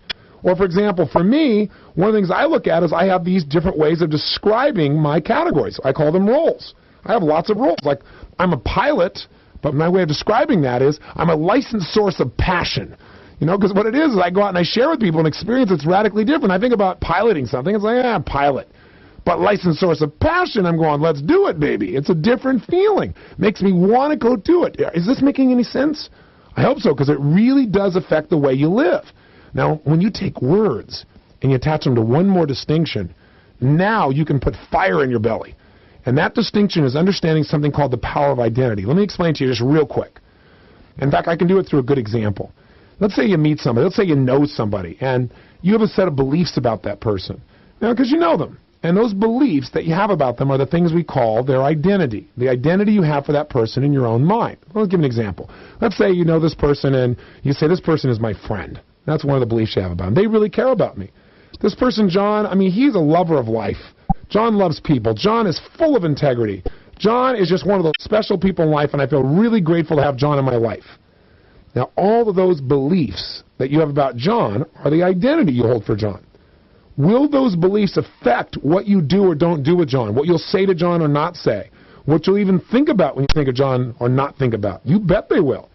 Now, what if one day John, this best friend of yours, this lover of life, this man of total integrity, this warm, loving soul who you count on as a friend, treats you like heck? He's mean, he's vicious, he's totally unfair. What are you going to do? Well, you probably get a little angry because what's happening is you're disappointed, right? You're like frustrated. Of all people, how could John do this? But what happens is after a while, if you can't resolve the situation in a short period of time, or you had to go handle a phone call, they had to go do something, if you can't handle it right then and there, you'll probably rationalize John's behavior, won't you? Because after all, you know John's a good guy. So you'll probably say John was having a what? Bad day. Now, have you ever had a day when you hope someone rationalized your behavior? I know I have.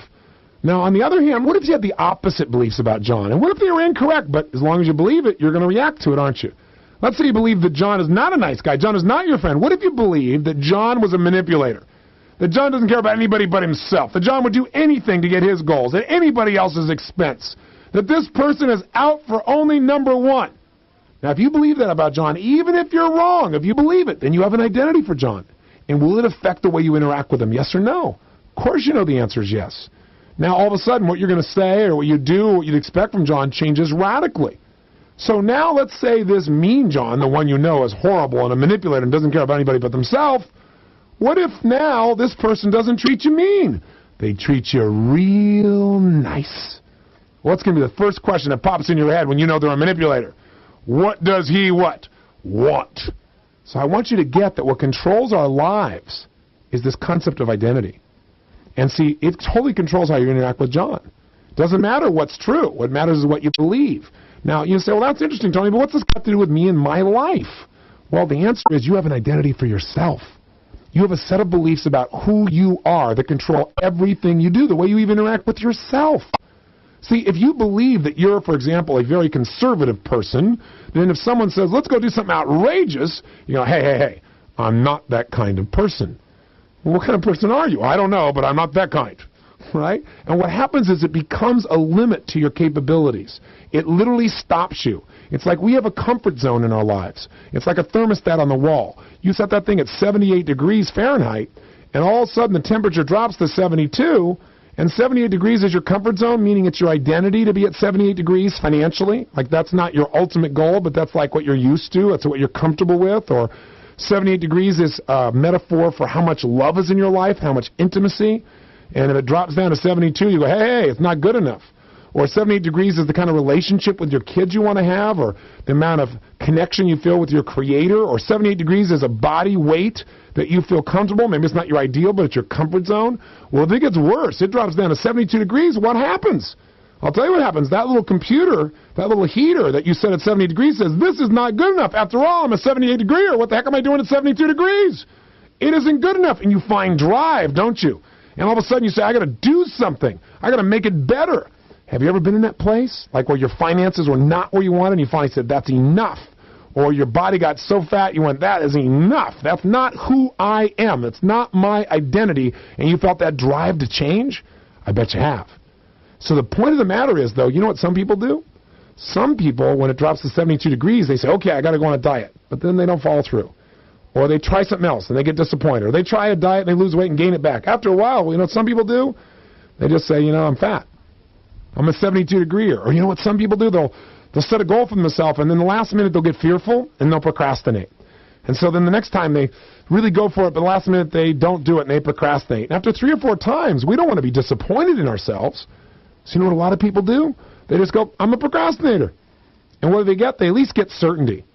I mean, we live in a world where one of our needs is certainty. The world's constantly changing. Most people are freaking out inside. They don't know what's going to happen next. Change is happening so rapidly. So at least I know who I am. So one of the things I want to do for you is I want to get you to identify all the roles that are available in your life. Some people try and manage your life through roles. But I don't know about you, but I got dozens. I'm all kinds of different people in all kinds of different contexts. So first we can use words to maybe juice up our categories. So if you had something that was kind of antiseptic, like the category of physical maintenance, maybe you want to turn that into world-class fitness. Or maybe you want to create some other title there that juices it up. But what I want you to do even more importantly than that is I want you to identify the roles that would juice you in these areas. Maybe under physical, you've got physical fitness or world-class fitness, but the roles you're going to play is an Adonis. You come up with a bunch of titles that make you smile, make you feel good. I have a category of improvement in my personal life, which is called Creator of the Good Life. And what that is thinking of ways to help my family, my friends, myself experience even more joy in our lives. That's one of the areas I want to constantly focus on. But under that, I have a lot of different roles, like creator of ultimate environments. I mean, that's how I created my place here in Fiji, which I bring all my friends to. It's why I created a resort rather than just a house. Or the place I built in Aspen, where all my friends come and they get a chance to snowboard and ski and so forth. I have another one that's just called Fun Phantom. Because I love to do things that are fun, that are surprises for everybody, or surprise sorcerer, or sexual sensei, or some other insane, playful thing that makes me crack up and laugh. Now, that makes me want to spend time in that area a lot more than if I go, create homes and environments that support myself and my friends to feel good. You go, oh, man, that's just another to-do on your list. So you want to come up with something that's a lot more juicy. Maybe in the financial area, instead of just finances, maybe you make it the title of the category, financial independence. And maybe you have several different areas like extraordinary investor, financial genius, protector of the family assets. I mean, those things might juice you up a whole lot more and want to spend time there. Let me give you a practical example, okay? One time when I was first teaching some of these fundamentals, a woman raised her hand. She goes, what if you're in the position where you hate your job? And I said, well, tell me what your job is. She goes, I'm a school teacher. And I said, wow, I can see you're very inspired by the concept. And she says, I hate it. I said, well, you know what's interesting? When we develop an identity, with it come a set of beliefs and a set of rules, a bunch of beliefs about what we think we have to do. So as a school teacher, who are you? Like, what's your real role in your mind? She goes, I'm a disciplinarian. She goes, I'm a babysitter because parents don't take care of their kids, so they're unruly, and I got to do that when they come here because they don't really come here to learn. She said, I'm an enforcer of the state's will. I have to teach the stuff the state wants me to teach. She goes, I hate it. I said, well, let me ask you a question. Why'd you become a teacher? I mean, at one point in your life, it was a vision. At one point, it was something you wanted. What did you believe back then? She goes, I don't know. I said, well, just think for a moment. And all of a sudden, you just saw her entire face change. And I said, what was your outcome? I mean, what did you really want by becoming a teacher? What did you want to be? Because that's what a role is. It's like, who do you want to be? It's part of the color and texture of life. She goes, well, I guess what I thought a teacher would be is like a developer of the human spirit. And I said, well, if you were a developer of the human spirit, then what would the rules of the game be? Who would you be? What would you do? She said, well, gosh, if I was a developer of the human spirit, and her whole voice changed. She said, I'd have to care about every child. And everybody in the room looked at her. It was like this incredible shift. I said, okay, well, if you're a developer of the human spirit, what else would you need to do? She said, well, you'd have to make learning fun, because that's what gets kids to want to do it. I said, well, if you're a developer of the human spirit, what else would you be? What else would you do? She said, well, I'd have to get to know their parents. If I was really developing human spirit, I'd have to stop judging the parents for what they're not doing. I'd have to think about how tough their lives must be and help them with their children. I said, how would that feel? And she just grinned from ear to ear, looked like a different woman. She looked about 15 years younger. She goes, oh my gosh. I said, maybe you should stop teaching and become a developer of the human spirit. And she said, smiled, she said, done. And everybody in the room stood up and gave her a great hand. It was just fantastic. I had another example where a woman came to a seminar one time and she said, well, I hate my job. A totally different seminar. I said, what do you do? She goes, I'm a stockbroker on Wall Street. I said, well, there are a lot of people that's their dream. She said, well, it was mine too at one time, but they've not been in it. They don't know what it's really like. I said, well, as a stockbroker, who are you? She said, I'm a pest. I said, okay, well, I can see why you want to do this. She goes, I got to constantly call people and try and, get them to give me some money so I can find them opportunities, and they don't even appreciate it. She goes, I'm a cold caller. I feel like a peasant. Like I'm always asking for something from people. I said, well, I asked the same question. I said, well, what did you want? Why did you become a stockbroker in the first place? She said, I want to be a mover and a shaker. I said, well, from what I understand, you're on Wall Street and you're doing pretty darn well. She goes, well, I am. I said, well, that's interesting. I said, why don't you just become a mover and a shaker again? She goes, because I got to make these cold calls. I said, well, what's another word for that part of your role of being a great stockbroker? She said, well, and she thought for a while, and I said, well, you think about it. I'm going to go on to somebody else. And I came back. She raised her hand. She just lit up. About 4 or 5 minutes later, she goes, I'll tell you what I am. And we all saw the change had happened, a big smile on her face. She goes, I'm a treasure hunter. She said, I'm out there searching for buried treasure. I'm calling people to find the little bit of treasure they got, and then I'm taking that and showing them how to turn it into a giant treasure, one that will change their whole life. And she goes, you know what? When I think about that, I am a mover and shaker, for God's sakes. I know what I'm doing. Most people don't. I can really help. I said, well, maybe you want to go back and not be a stockbroker. She started laughing. She goes, I'm a mover and a shaker, baby. And everybody started cracking up. And it was this entire transformation in how she looked at her entire life just by changing a few words and a few roles. Does this make sense to you? Maybe we can take the stuff that in the beginning of the tape seemed like this hard work and turn it into something really juicy now. So that's what I want you to do. Now, don't do them all. I don't want you to take all the time to do that. Pick like 2 or 3 of your personal categories and write out some roles and really physically do this. Like, make it playful, make it fun. What do you really want to be? Like, one of my roles within Emotional Juice, and by the way, I changed the name from Emotional Well-Being to Emotional Juice because there's more passion in that. That's a category for me. That's a category in which I focus on how to make sure I nurture Tony Robbins so that I can really help everybody else. And so under that, I've got all these different roles, which is like one of them is an outrageous and playful kid that makes you smile. That's a big part of my life. And I thought, when I'm being that way, I'm juiced. That's different than saying I must facilitate change within other human beings and thereby feel a sense of satisfaction that will guide me into a greater quality of life. That's boring. So go do something that's fun. Go juice these up. And on your professional level, do it as well. And by the way, you'll see many examples in your workbook. Look at those and look at some of the roles people have. Look at how that juices up the category for them. It's like one of my categories, for example, is the chairman of the Anthony Robbins companies. But under that, here are my roles. I'm father of the clan. I'm the spiritual leader. I'm the force for good. I'm the visionary. Now, when I think about that, I want to go spend some time there. Chairman of the Anthony Robbins companies, that's okay. But those roles pull me there. You know how in OPA we have an outcome, the target we're after? Well, the categories are like areas of your life that you're going to target. What juices up OPA is when we come to the purpose, right?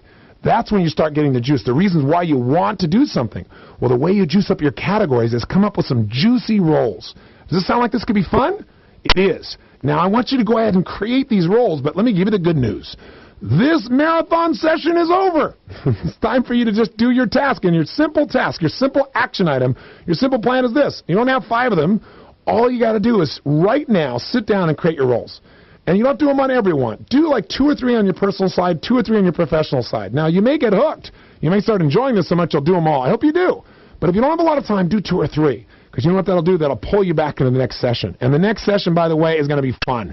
It's going to be about creating your vision. You're going to start to see all these things I've been talking about come together in a way that's simple and clear. Because what we're going to do is find out, like, what's your ultimate vision for your body? What's your ultimate vision? Where do you want to be financially? What's your ultimate vision for this area of your professional life? And why do you want it? And let's look at all the resources you have, like all the things you could use to get to that you're not even thinking of. And then what are your specific goals for the year or for the next 90 days? And I'm going to walk you through that process. It'll be a lot of fun. So this is your simple assignment. Do your roles. Juice it up. Make this so you can't wait to spend time in these categories, all right? then I'll look forward to spending time with you in session number 4. We're getting down the short roads. It's starting to come together. You got a great foundation. Let's make it happen. So this is Tony Robbins signing off for now, saying enjoy yourself and make sure you live with passion.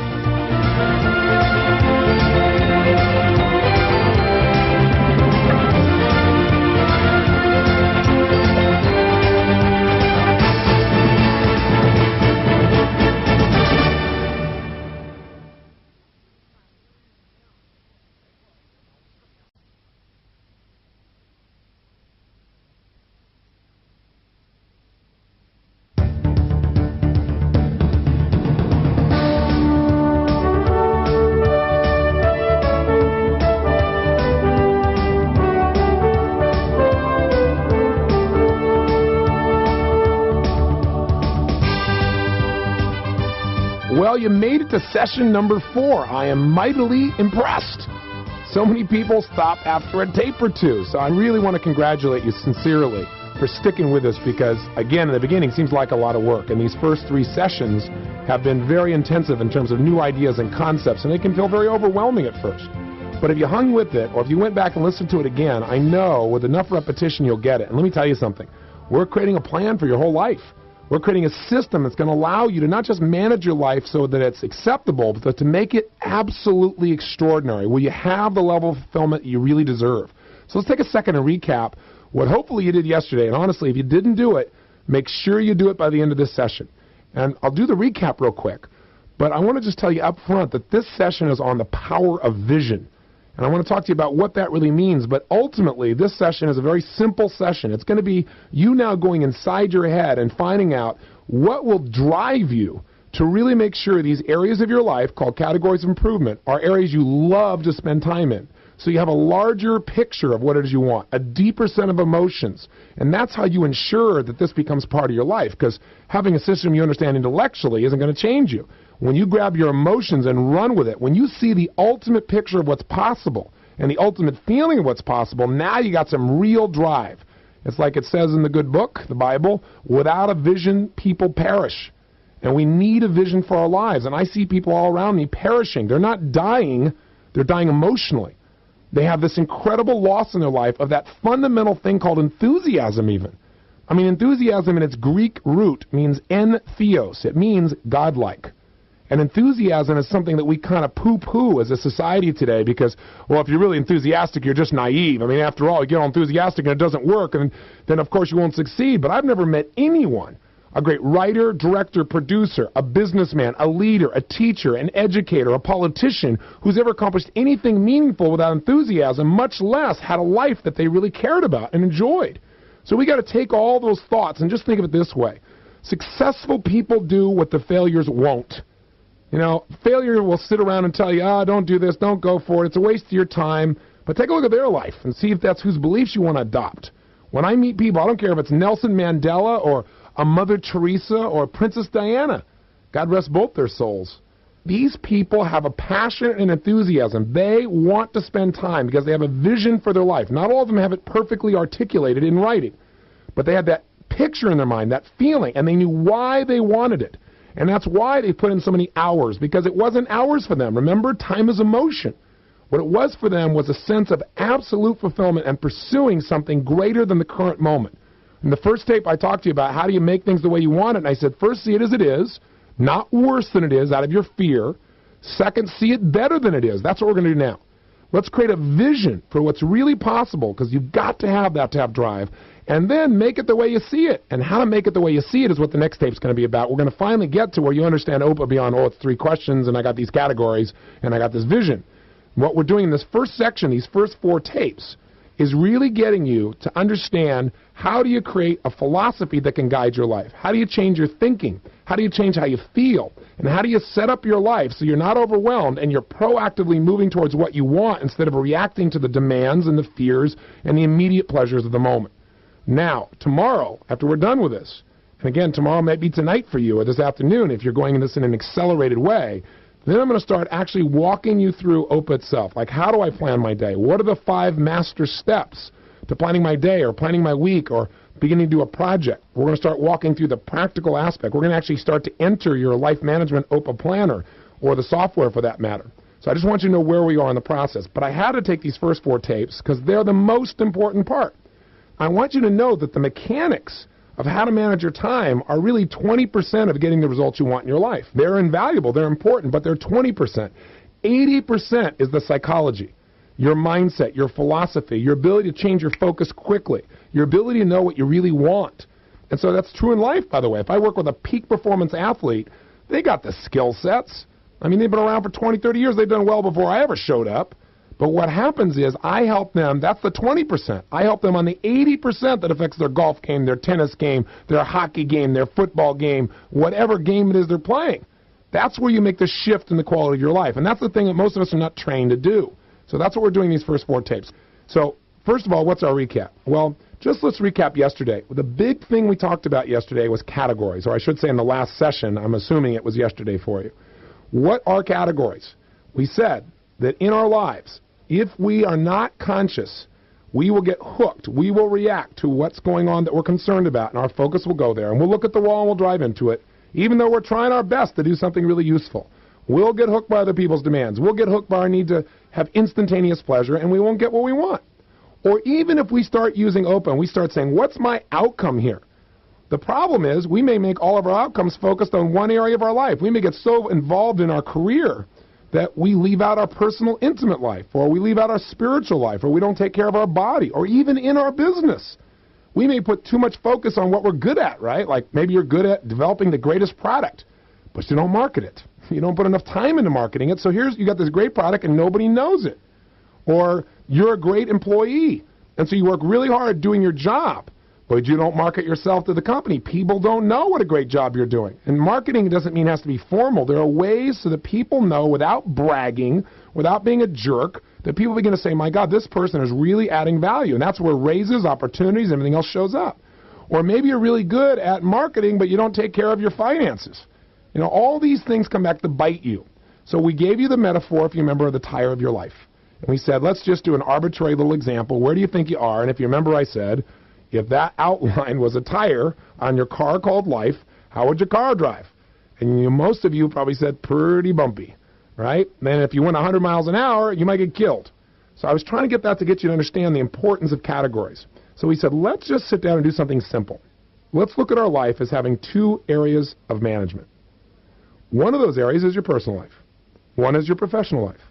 Let's make sure that in your personal life, we actually decide up front, what out of all the things that are involved in my personal life, what are the areas that I've got to continually focus on, and more than just focus, I've got to continually improve to make my life work. And instead of saying, well, I got to run, and I got to have a good diet, and I got to exercise, all those things relate to one area, don't they? Your physical body. So that simplifies it. Instead of saying, well, I'm an athlete, and I'm a polo player, and I lift weights, and I do all these things, all that can fit into that same category. That makes it more simple, so you don't have so many moving parts. And then we said, what else? And many of you said, well, there's my family life, then there's my emotions, then there's my finances, there's my spirituality, there's my friendships, and we broke those down. Then we said, let's look at your professional life. That one probably felt more complex at first, but if you recall, we gave an example of my daughter Jolie as an actress. She just works on being a great actress, and she doesn't actually take time to manage the people managing her. She's not going to have much of a career.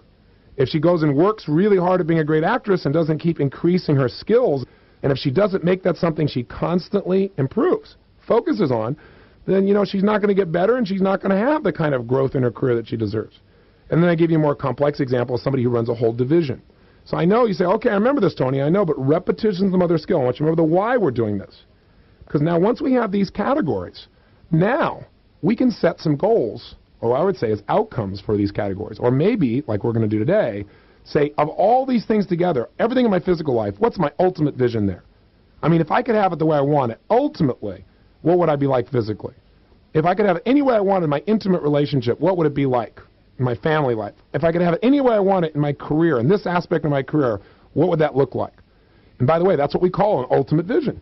So then once we've done that, we want to say, what's OPA? Know your outcome, your big vision. Now let's look at your big why. What's your ultimate purpose? Why do you want to make your body this way through all these different things we're talking about? And you'll start to get that. And then we'll come up with the equivalent of the action items, which is what are the goals that I'm after? Then in the following days, I'm going to show you how to take any of those goals and put them into a plan that shows up tomorrow. It actually in that place that I overuse the phrase, the rubber meets the road, because most people don't live there. And we will take those visions and break them down to what you're going to do. So that's why we spent so much time on categories yesterday. And I just want to remind you that after we looked at categories, they said, what do we got? Now we got, let's say, 12 drawers or 14 drawers, 7 and 7, personal life, professional life. Now, everything in my life virtually can probably fit in one of those two areas. That's pretty cool. So now that we've got that, it'll keep us out of overwhelm, allow us to manage things, and keeps us focused on each of the areas so we don't leave things out. And I'm going to give you a system a few sessions from now that'll help you say, how do I plan my week? And part of that session will be to quickly review your categories and your visions, which will inspire you and give you clarity about what you want. And then you can set specific goals and you can create specific plans each week in those areas that matter most to you. Is that making sense so far? I hope it makes common sense to you. I think after a while it really will. Now, one of the other things we did yesterday is we talked about the power of language to completely change your emotional state. Remember the whole idea that if I say to you, I think you're mistaken, or I think you're wrong, or I think you're lying, major shift in how you're going to feel about something. I have to do this, or I get to do this. So this is not mental games. This is literally shifting your entire perspective by changing your pattern of language. And what we said is that we tie that in with an understanding that we can spend more time and will want to spend more time in these categories if we not only juice them up, like we change working on my physical body to absolute total physical fitness, or world-class fitness and health, or energy to burn becomes the title of your physical category. But if we add some roles in there, the different ways of thinking about yourself as that person, it gives more juice to our lives. So examples I gave you is under my category, which is physical power, world-class health and fitness.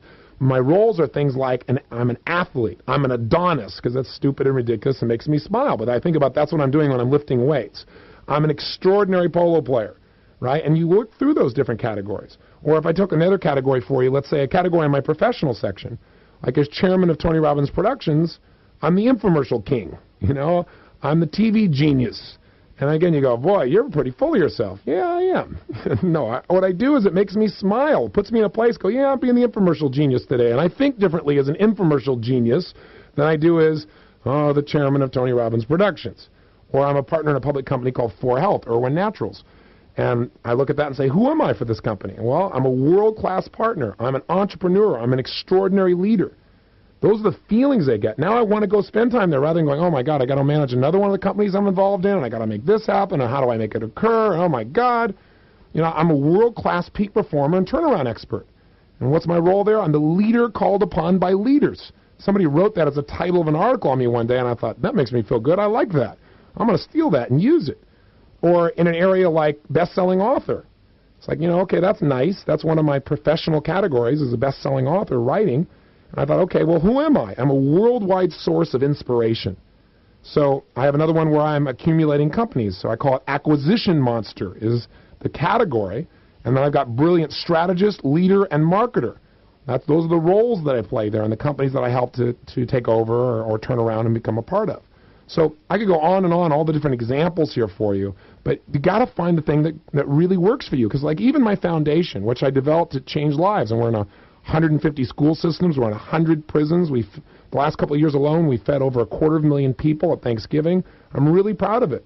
But when I was doing all these other things, and all of a sudden the foundation wanted me to do something else, one more, I was like, one more thing?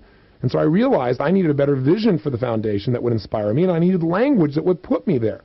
So I said, you know, what am I really? And I said, you know, I'm a lover of mankind. You know, I'm a philanthropist. I'm a force for good. I'm a force for God. Those emotions grab me. Those are the ones that will make me move. And what happens is I printed these out so they're in my planner so I can see these. I can see my whole life on one page. And I can see all the roles that I have. And that's an exciting feeling because I can look down and I want to look at my week. Instead of saying, what do I need to do? I think, who am I going to be this week? And that's a whole different feeling than, oh my gosh, what do I have to do? That starts to change the whole game. Is this making sense? Now then, what happens is on one page I see it all, but then I have tabs. And you'll see them when we walk you through the planner. You don't have to look now. And on those tabs, I have one section, which is one tab for every one of my professional categories.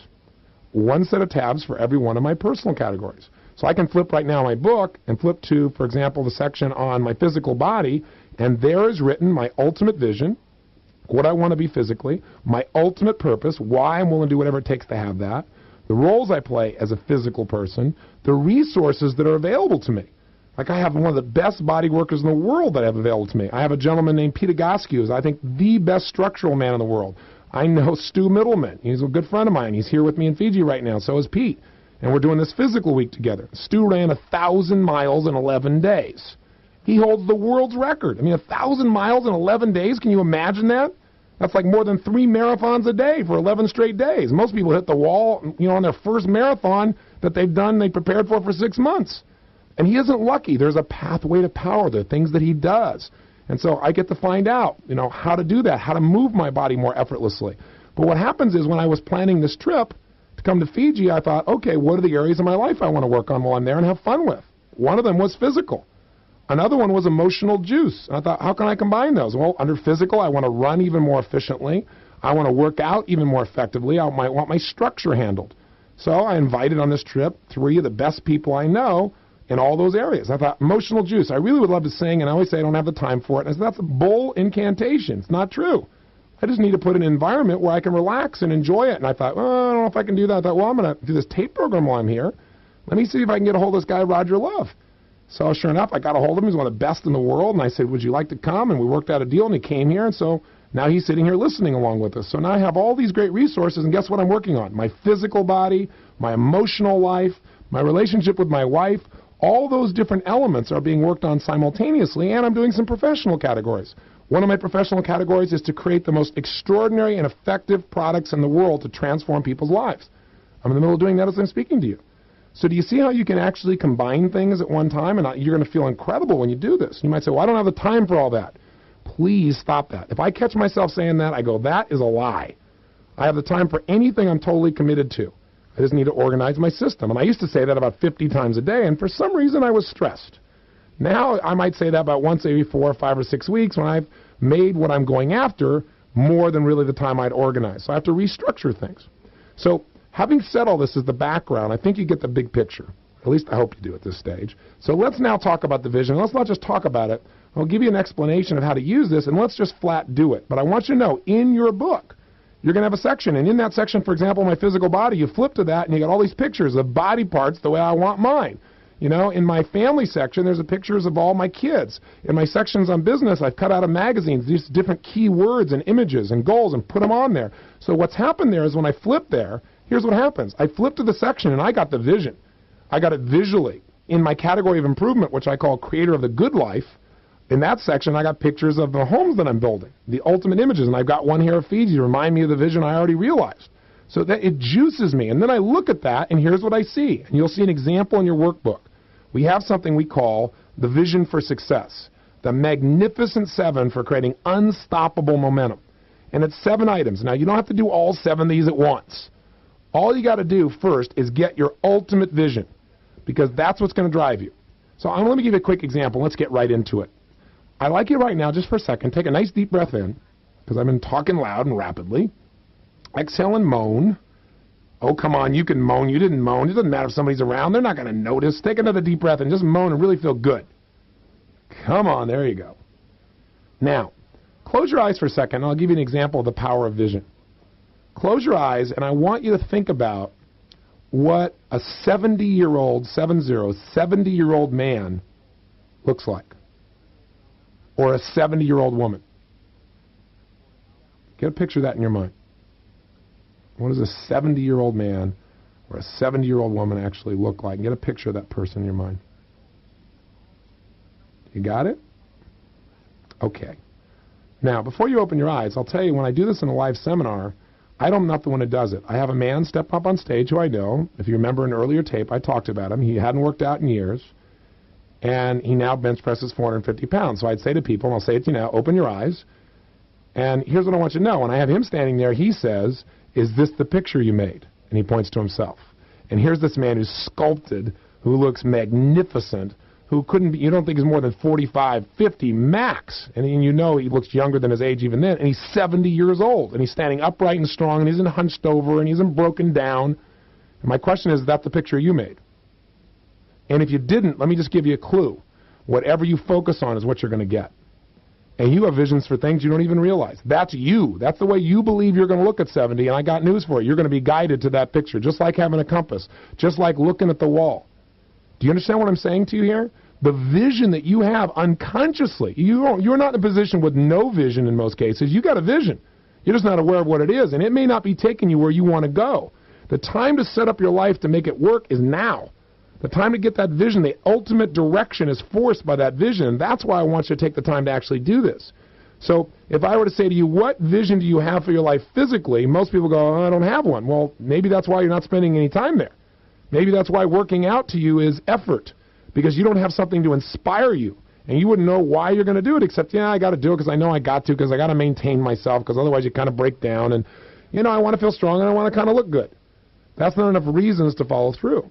So we're going to take you through this process of creating this vision for success for each area of your life. And again, I'm not going to have you do all the steps on all the sections. You'll do that on your own.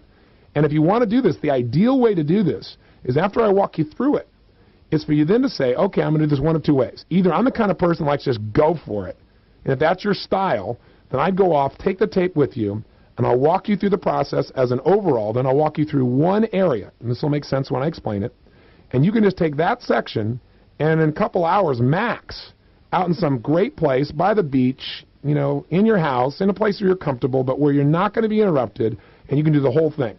And I suggest you do that. I mean, that to me is the ideal way. I did it here in Fiji a couple of years ago. I sat down on this little bench, this little chair, I should say, under this little rooftop near the water, and I got to tell you, it started pouring rain around me, and I loved it. I didn't want to move, and it got dark, and I was working on, I did this on my computer. It was a little easier, and if you have the software, it's a great way to do it, but you can do it by hand just as easily, and I'm there cranking out, and I didn't want to move. And when I was done, I felt a euphoria for my life like I can't tell you when. Not by just understanding what I've taught you in these first 3 sessions, but by actually creating the vision and the purpose of why I was doing these things and beginning to set the specific goals. Does that sound compelling to you? Now, your style may be different. You go, oh, it seems overwhelming to me. Then great. Decide that what you're going to do is we're going to do 1 or 2 of these today, maybe 3. And I don't know how many categories you have, but I'd be willing to bet you don't have more than 15, 16 total, most of you, max. Maybe you got 5 or 6 on the personal and 4 or 5 on the professional. Maybe you just got 10. But I would do 2 or 3 of these minimum a day for 3 or 4 days. 5 max, and you have it done. But decide which way you're going to do it, and use this tape to guide you through the process to help you do the visualization. It'll be really simple. It's not going to be complex. But let me come back for a second. Let me make a couple quick points. Number 1, I want you to remember something. Small visions have no power to move men's blood, or women's blood for that matter. See, if you have like a goal, and your goal is something that's like, yeah, I kind of like to have that, I guarantee you, your problem is not that you don't have motivation. Your problem is not that you're not smart enough to figure it out. Your problem is you haven't got a large enough vision. Big visions move people. I'll give you a simplistic example in business. People, I've watched this happen. People will work 5 times harder to make $100,000 than they will to make $50,000. As an example. Now, that's not a perfect example because it depends where you are in your life economically. But when somebody's just growing and then they're making 30, 40, or 50,000, and you say, here's a chance to make 100,000, that's twice as much money. They won't work twice as hard. They'll work 5 times harder. And they don't even feel like it's work because they have this thing they're going for that excites them. Now, the 100,000 versus 50,000 is a lousy metaphor for whatever drives you. Money may not do it for you at all. But, for example, most of us will do more for others we care about than we'll ever do for ourselves. I know for my children, I've done things that I would never do for another human being, and I think I'm a very giving and incredible human being and humble about it. But the truth of the matter is, for those that you really care about, we'll do more. And I know I do a lot more for them than I do for myself. And that's not being a martyr. I think it's part of the beauty of being a human being. That's how we're built. I think that's an incredibly great thing to tap into within yourself. So whatever it is, we want to get a big vision. We want to get something that's big enough to move us, and at the same time, something that we think we can find a way to make happen. And we'll begin to believe we can make it happen when we get a strong enough reason to do it, not just a vision, and we start realizing all the resources we have, and then when I show you how to make a plan. Because I will show you how to take things that maybe you've tried to change before. Maybe you've tried to lose 50 pounds in the past, and you did it for a while and they came back. I'm going to show you when we get to the planning part why and how to change it. And I'll show you some pathways to power, some strategies other people have consistently used to get those results. So, but first, you've got to get the vision. It's got to be large enough to really, really inspire you. Second is you've got to know why you want that vision. Because the vision's really exciting. It'll inspire you initially, but you've got to come up with those reasons. And I know this sounds redundant, but that's because you've got to get this. Because this is not the way most people think. Reasons come first. Answers come second. Get big enough reasons. your reasons, not somebody else's reasons to do it. And I'm telling you, you'll find a power inside of you to make that vision a reality.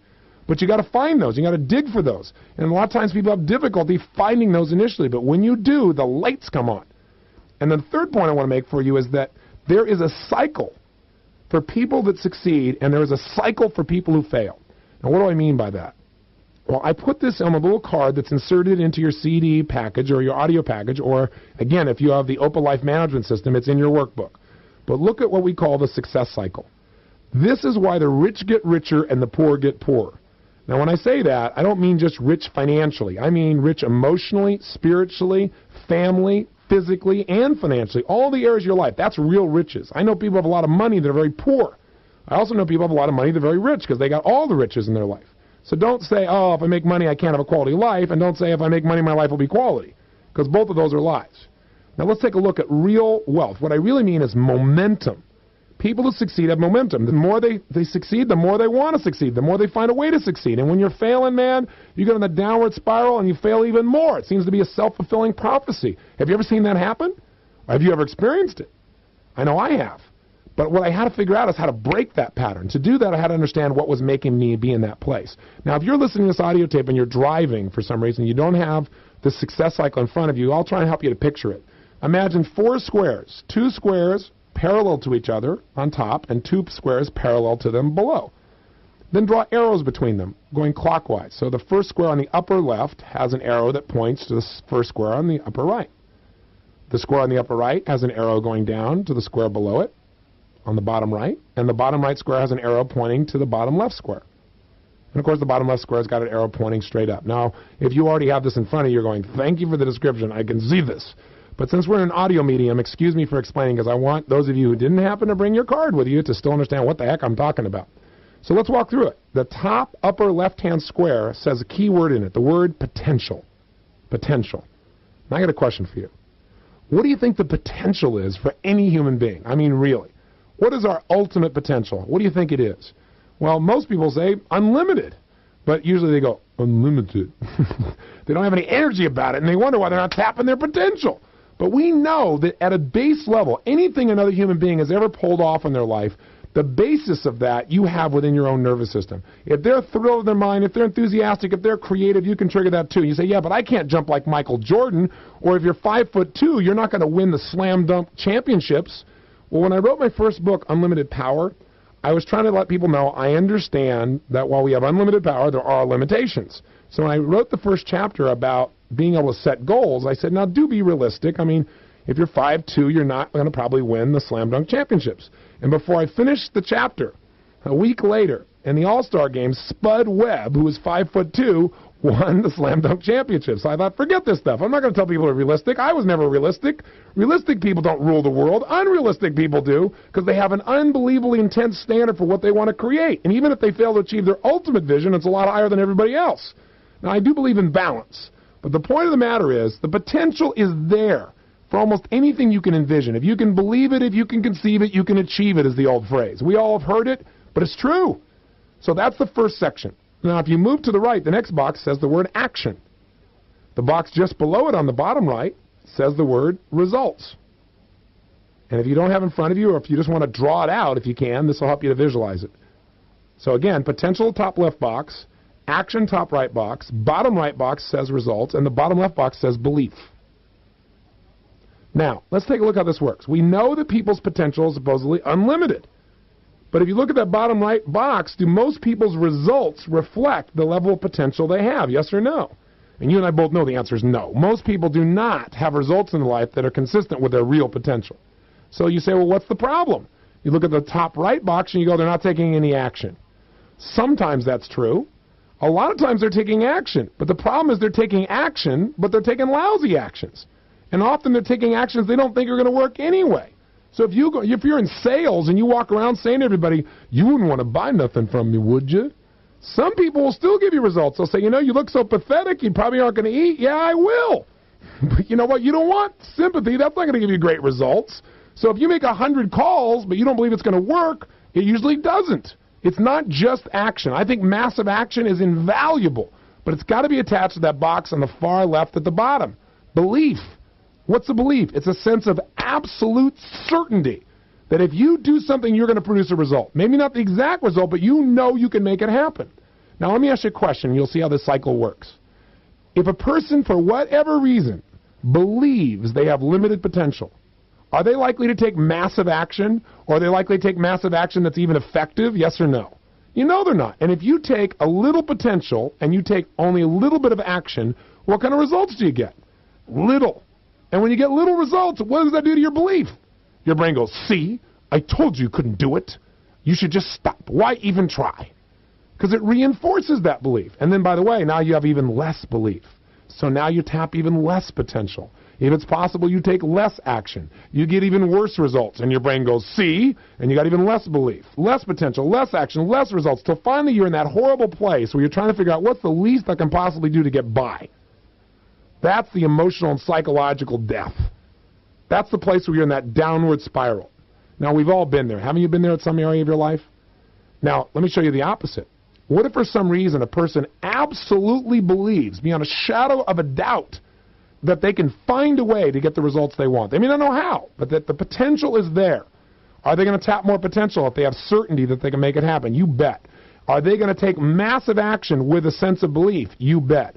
And does that change the result? When you take massive action, massive potential, you tend to get pretty outstanding results. And when you get great results, guess what your belief says? See, I told you could do it. And then you know what? Now you're even more inspired. So now you believe even more in your potential. You take even more action. You get even greater results. And your brain says, I told you were a stud. Go for it again. Now you take even more potential, more action, even greater results. And your brain goes, you are it, baby. And you grow and grow and grow. Mentally, emotionally, physically, spiritually, financially. Now you're in the upward cycle. You've got what we call momentum, right? You're kicking butt. You're taking names. You know you can make anything happen. So the question is, are you on this cycle right now? And the answer is yes. Whether you know it or not, you're going one direction or the other. There's no plateau. There's no in between. And different areas of your life might be measured differently here, but financially you're going one direction or the other. In your relationship, you're going one direction or the other. You start thinking, well, my relationship, what can you expect? We've been together for 5 years.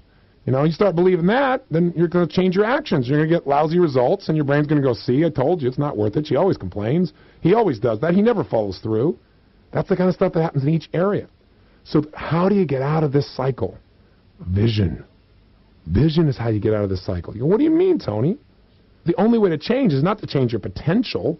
Your potential's already there. You can change your action, but if you don't think it's going to work, your actions won't be quality. So you can change your belief, but how do you change your belief? And the answer is by getting results in advance. You say, what do you mean results in advance? I can't get results before they happen. Yes, you can. I'll give you an example. When I started working with Andre Agassi, he was very frustrated at that time. 30th in the world. He'd won Wimbledon many years before. And I walked through with him what he was doing at his very best versus what he did when all of a sudden things were falling apart. And what was interesting is there was very specific aspects. And if you've listened to my other programs, you know that there are two things that will change your state. We've talked about one throughout this program, changing what you focus on. But the one that's equally valuable, even more valuable in a performance sense, is changing what we call your physiology. The way you breathe, the way you move, the way you gesture determines the way you think and feel. In fact, emotion is created by motion. If you change the quality of your movements, you will literally change the way you think and feel and behave. So I was showing him specifically what he was like in a particular match we'd done poorly. And I asked him what he was thinking about. And he looked across the court to the other side and he said, I thought about the last time this guy beat me. So both his physiology, his shoulders were rolled over, his breathing was really shallow, and he's now focusing on something lousy. And by the way, he's in a lousy state. How's he going to do? Is he going to tap his total potential, do the very best actions, get great results? No. He's already seeing the results of the past where he did poorly, which is putting him in a belief that he can't do it, which is making him limit his potential and limit his actions and probably setting him up to fail. So I said, let's think of a time when you did really well. How about Wimbledon? Years ago. And he said, well, I think I walked in like this, and I had him show me, what was your body like? And I had videotapes I already knew. Just wanted to see if he had the memory. And so sure enough, he comes up there and he starts strolling and strutting. And I said, how does that feel? He said, man, I just felt like I owned the court. And you could see him. He was standing upright. He was breathing fully. His face and his jaw had that sense of determination. His movements were like strong immediately. And he's thought about it, and he's looking across the court, and I thought, what are you focusing on at that time? He said, I thought to myself, why'd this guy even show up? And I said, and look how you feel even as you remember this right now, Andre. And he was like, he was just pumped. And I said, now I want to tell you something. You had a different focus and a different physiology. You had a vision for what you're going to do there, and that vision was real to you. It made you tap a different potential. You saw the result before you ever walked on that court, didn't you? He said, Tony, I won Wimbledon at least 10,000 times. I said, what do you mean? He said, since I was 5 years old, I visualized winning that. He said, I've seen it over and over and over again. When I walked on the court that day, it was my exact vision. And he said, I felt like I was stepping into the role that I was made for. And I just demolished them. I said, well, you know what? You got to do that again. And you know what? He did a series of simple things like this. And it wasn't just me. He gives me a lot of credit. Lots of other things he did. But within 6 months, he was #1 in the world again. Now, sometimes you get to #1, you don't have a vision for what to do now. Remember I talked to you about the astronauts that go to the moon, and they're there, and now what do? And they lose their focus. And I've seen that happen to a lot of athletes through time. But the system to make it work again is in your hands. It's getting that vision. So I want to show you a simplistic example of this. Now, assuming you're not driving, you can do this. I want you to stand up right now. Come on, shake yourself out. Shake your body out. Shake it out. Shake it out. Stand up just for a second. And I want you to put your feet straight together so that they're touching one another and they're pointed straight ahead. Now what I want you to do is we're going to do a simple little thing, a vision exercise. It's so basic it's a joke. So it's really easy to do. So shake your body out again, stretch for a second, make sure you feel good. Then put your feet together, pointed straight ahead, and now I want you to raise your right hand with your right index finger pointing straight ahead of you. Now what I want you to do when I say now is I want you to turn clockwise as far as you can comfortably without really stretching or hurting yourself, and just kind of notice where you end up. Go ahead, just turn clockwise without turning your feet. Keep your feet straight ahead. Now come back around. And remember where your finger ended up pointing. Drop your hand. Close your eyes. Let's do something really simplistic. Let's get a little tiny vision for how this could be instead of where you went. I want you to imagine in your mind that your finger is coming up again. Don't actually physically do it, but in your mind, picture it and feel as if it's there. And you say, Tony, I don't picture. Well, just feel as if it's actually happening or see it happening. See and feel it. And in your mind then, with your finger pointed out, feel yourself go twice as far. Don't physically do it. Just do it in your mind and make it feel real. Go twice as far as you went the last time. And make it like a game, like it's fun to do. And then when you've done that in your mind, imagine again your finger coming back up again. You can see it and feel it. And imagine going 3 times as far. And think of something fun like, I kick butt, man. This is me. I go further every time. Just be playful. Be a little kid again. Don't be a boring adult. And then in your mind, do it one more time. Imagine the finger coming up, and in your mind, see with your feet staying straight ahead, feel yourself turn all the way around like an owl. Your feet stay in front of you, and your hand goes all the way around, all the way to the front. And it's effortless, and it's easy, and every time you expect to go further. Do one more on your own. Do a 4th one. And wham, it goes around, and it's effortless, and it's easy. You go further and further, and it feels fun. Have you done it? Okay, good. Now here's what I want you to do. Open your eyes. Keep your feet together. Bring your fingers straight up in front of you. And turn as far as you can comfortably this time, and let's see what's happening. Go ahead. Turn as far as you can comfortably this time, and let's see. Did you go further? Now, I'd be willing to bet you went at least 25% further. No less than 20% further. Am I right? You bet. Go ahead and sit down. I want to tell you something. You say, well, that's great, Tony, but what does that have sticking my finger further got to do with my life and my life plan? Let me ask you a question. Look at that chart again, or if it's in your mind, think about the chart I described to you. First of all, did you get better results this time than last time? You did it the first time, you did it the second time. Did you get much better results? 20, 30% better, yes or no? You know the answer is yes. Second question, could you have gone that far the first time? And the answer is yes. Did you have the potential to go further? Yes. Why didn't you? Well, I didn't take enough action. Why not? Because even though you're unaware of it, you have a vision for how far you can comfortably turn. Now, what do? We changed your results radically, not by changing your potential. We affected your actions, but the way we did it was we gave you more certainty. We got you to believe you could go further. How? By getting results in advance. By having you actually experience the result as if it had happened. See, the brain does not know the difference between something we vividly imagine and something we actually experience. And I don't mean something that you visualize perfectly. I mean, you see it in full color. I don't do that. But I mean something you really feel, you get a gut level check on, and you get some sense of, some image of at some level. That's what I'm talking about. I'm just talking about imagining it so vividly that it becomes real to you. Because when your brain gets that, it says, oh, this is what's natural, this is what's real, this is the standard from now on. And so sure enough, maybe you didn't go as far as you pictured, but you went much further by having a larger vision. Does that make sense? In fact, I'm going to tell you something. So many people in life who have less talent than you have, less skill, less ability, maybe less education, become more effective just because they've developed a vision that drives them and they got enough reasons to figure it out. And very often we, day to day, we get caught up in all the reactions of daily living and we don't have a clear enough vision and we get off track. I was talking to my wife, Becky. She's responsible for running Namali. It's one of her categories. Namali is our resort here in Fiji. And we've worked really hard to develop this from the bottom of the list to now it's considered to be one of the top 3 resorts in the country. And so we're very proud of it. But, you know, when you're running a resort from 11,000 miles away, there are times when there's some things that happen that are kind of frustrating. That's part of business, part of doing things like that. And at one point, she was so frustrated, she didn't want to spend any time on it. And I said, honey, you really aren't doing an effective job there, which she really loved hearing. It's a really good thing to say to your spouse. It really builds rapport. But, you know, I got to coach her because we're in business together. We're partners besides lovers and husband and wife, etc. So I said, you know what I think the challenge is? I don't think you have a clear vision anymore. Like we have built this thing so it's so much greater than what it started that we've surpassed your vision. And I see this happen with people all the time. They set a goal, man, that goal drives them. They're so excited, you know, and then they get the goal, and then it's like, well, that's great for a while, but now they don't have a reason to keep going on, and now they lose the juice about that subject. I'll tell you one of my secrets. As I'm pursuing an outcome, a significant outcome or goal or vision, I get real close where I now see I'm going to make this happen, something I worked on for years. I immediately set the next set of goals or outcomes while I'm still there before I achieve the other one, because otherwise you hit a lull. And that lull makes you no longer have something compelling to go for. So I'm constantly taking my visions and making them real as quickly as possible. But very often what happens is I'll get close, and when I get close, I say, okay, before that's realized, let's get the next thing on the game plan, because this is not about achieving goals.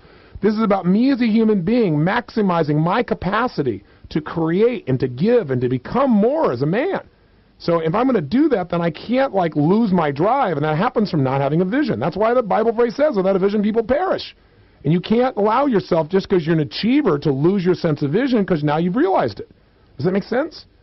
And by the way, I will tell you, to finish the story, Becky, we're here and she's out of her mind and we're making all these improvements to the resort, all kinds of great stuff that wasn't thought of before.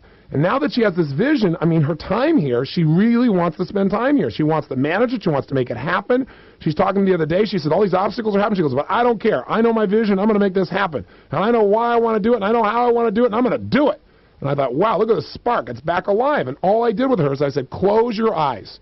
Get out of frustration. Stop looking at today, the moment. Remember, see it as it is. Okay, I see how it is. Don't see it worse than it is. Now, see it better than it is. See it the way you want it.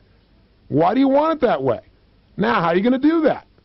But even if the how doesn't work, you have the ultimate vision, the ultimate outcome. It'll keep pulling you if you make it vivid enough. Just like when you turn the corner with your finger, when you got a visualization, a vision that was bigger, you went further. And in fact, many of you actually made it silly and fun. So the same thing's true in life. And so now she's totally inspired. And she said, she came up to me yesterday at lunch and said, she asked me where I was in this program. And I said I was going to be doing this vision program today. And she said, oh, my God, that is so valuable. I want to use that because I don't think I've done that enough in all the areas of my life, because a lot of things we've achieved I kind of take for granted now. It's not that I don't appreciate it. It's just I don't have the same drive about it because we've done so much. We've accomplished so much. I said, man, when you think you've made it, you're in trouble. You know, the road to success is always under construction, and real success is not a thing or a place or amount of money or someone telling you you're good. Real success is that ongoing experience of becoming more as a man or woman and knowing that you're maximizing your capabilities today and you're expanding them, that you're really doing what you have envisioned for yourself rather than living by somebody else's script.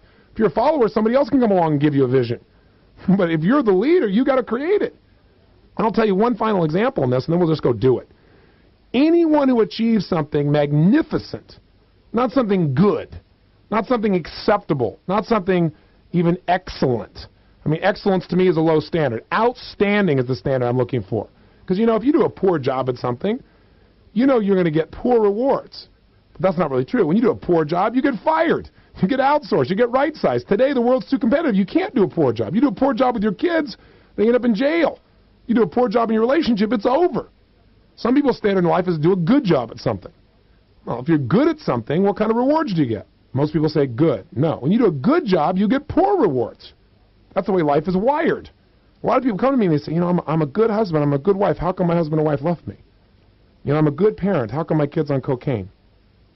I'm a good worker. How come I'm frustrated and I'm financially strapped? And I care about people. And I say, you know, I'm going to tell you an answer you don't want to hear. But you got to understand how life is wired. You do a good job, you get poor rewards. That's how it is. But you can say, well, I don't like this. This isn't very fair. The best study of life is how it is. So most achievers, they're going for that level of life called excellence, right? Achievers want to really make it happen.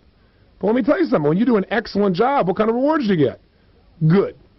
Right? And that's when you go, is this all there is? I worked this hard, I did all these things here, and this is the only reward? It seems disproportionate. I'm getting more than other people. I'm experiencing more than other people, but I'm one of the best. Excellence gives you good rewards, and that's when most people give up and go, oh, why even try?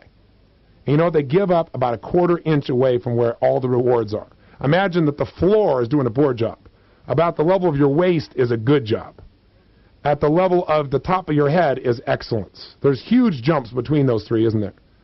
But guess where outstanding is? Outstanding is where all the rewards are. It's a quarter-inch above your head.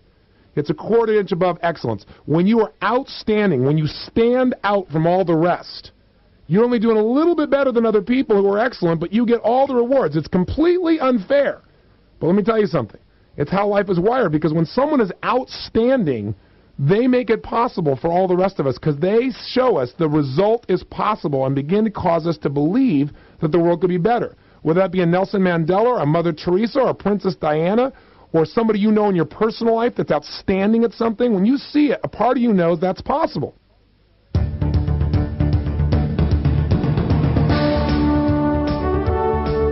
This session continues on the opposite side.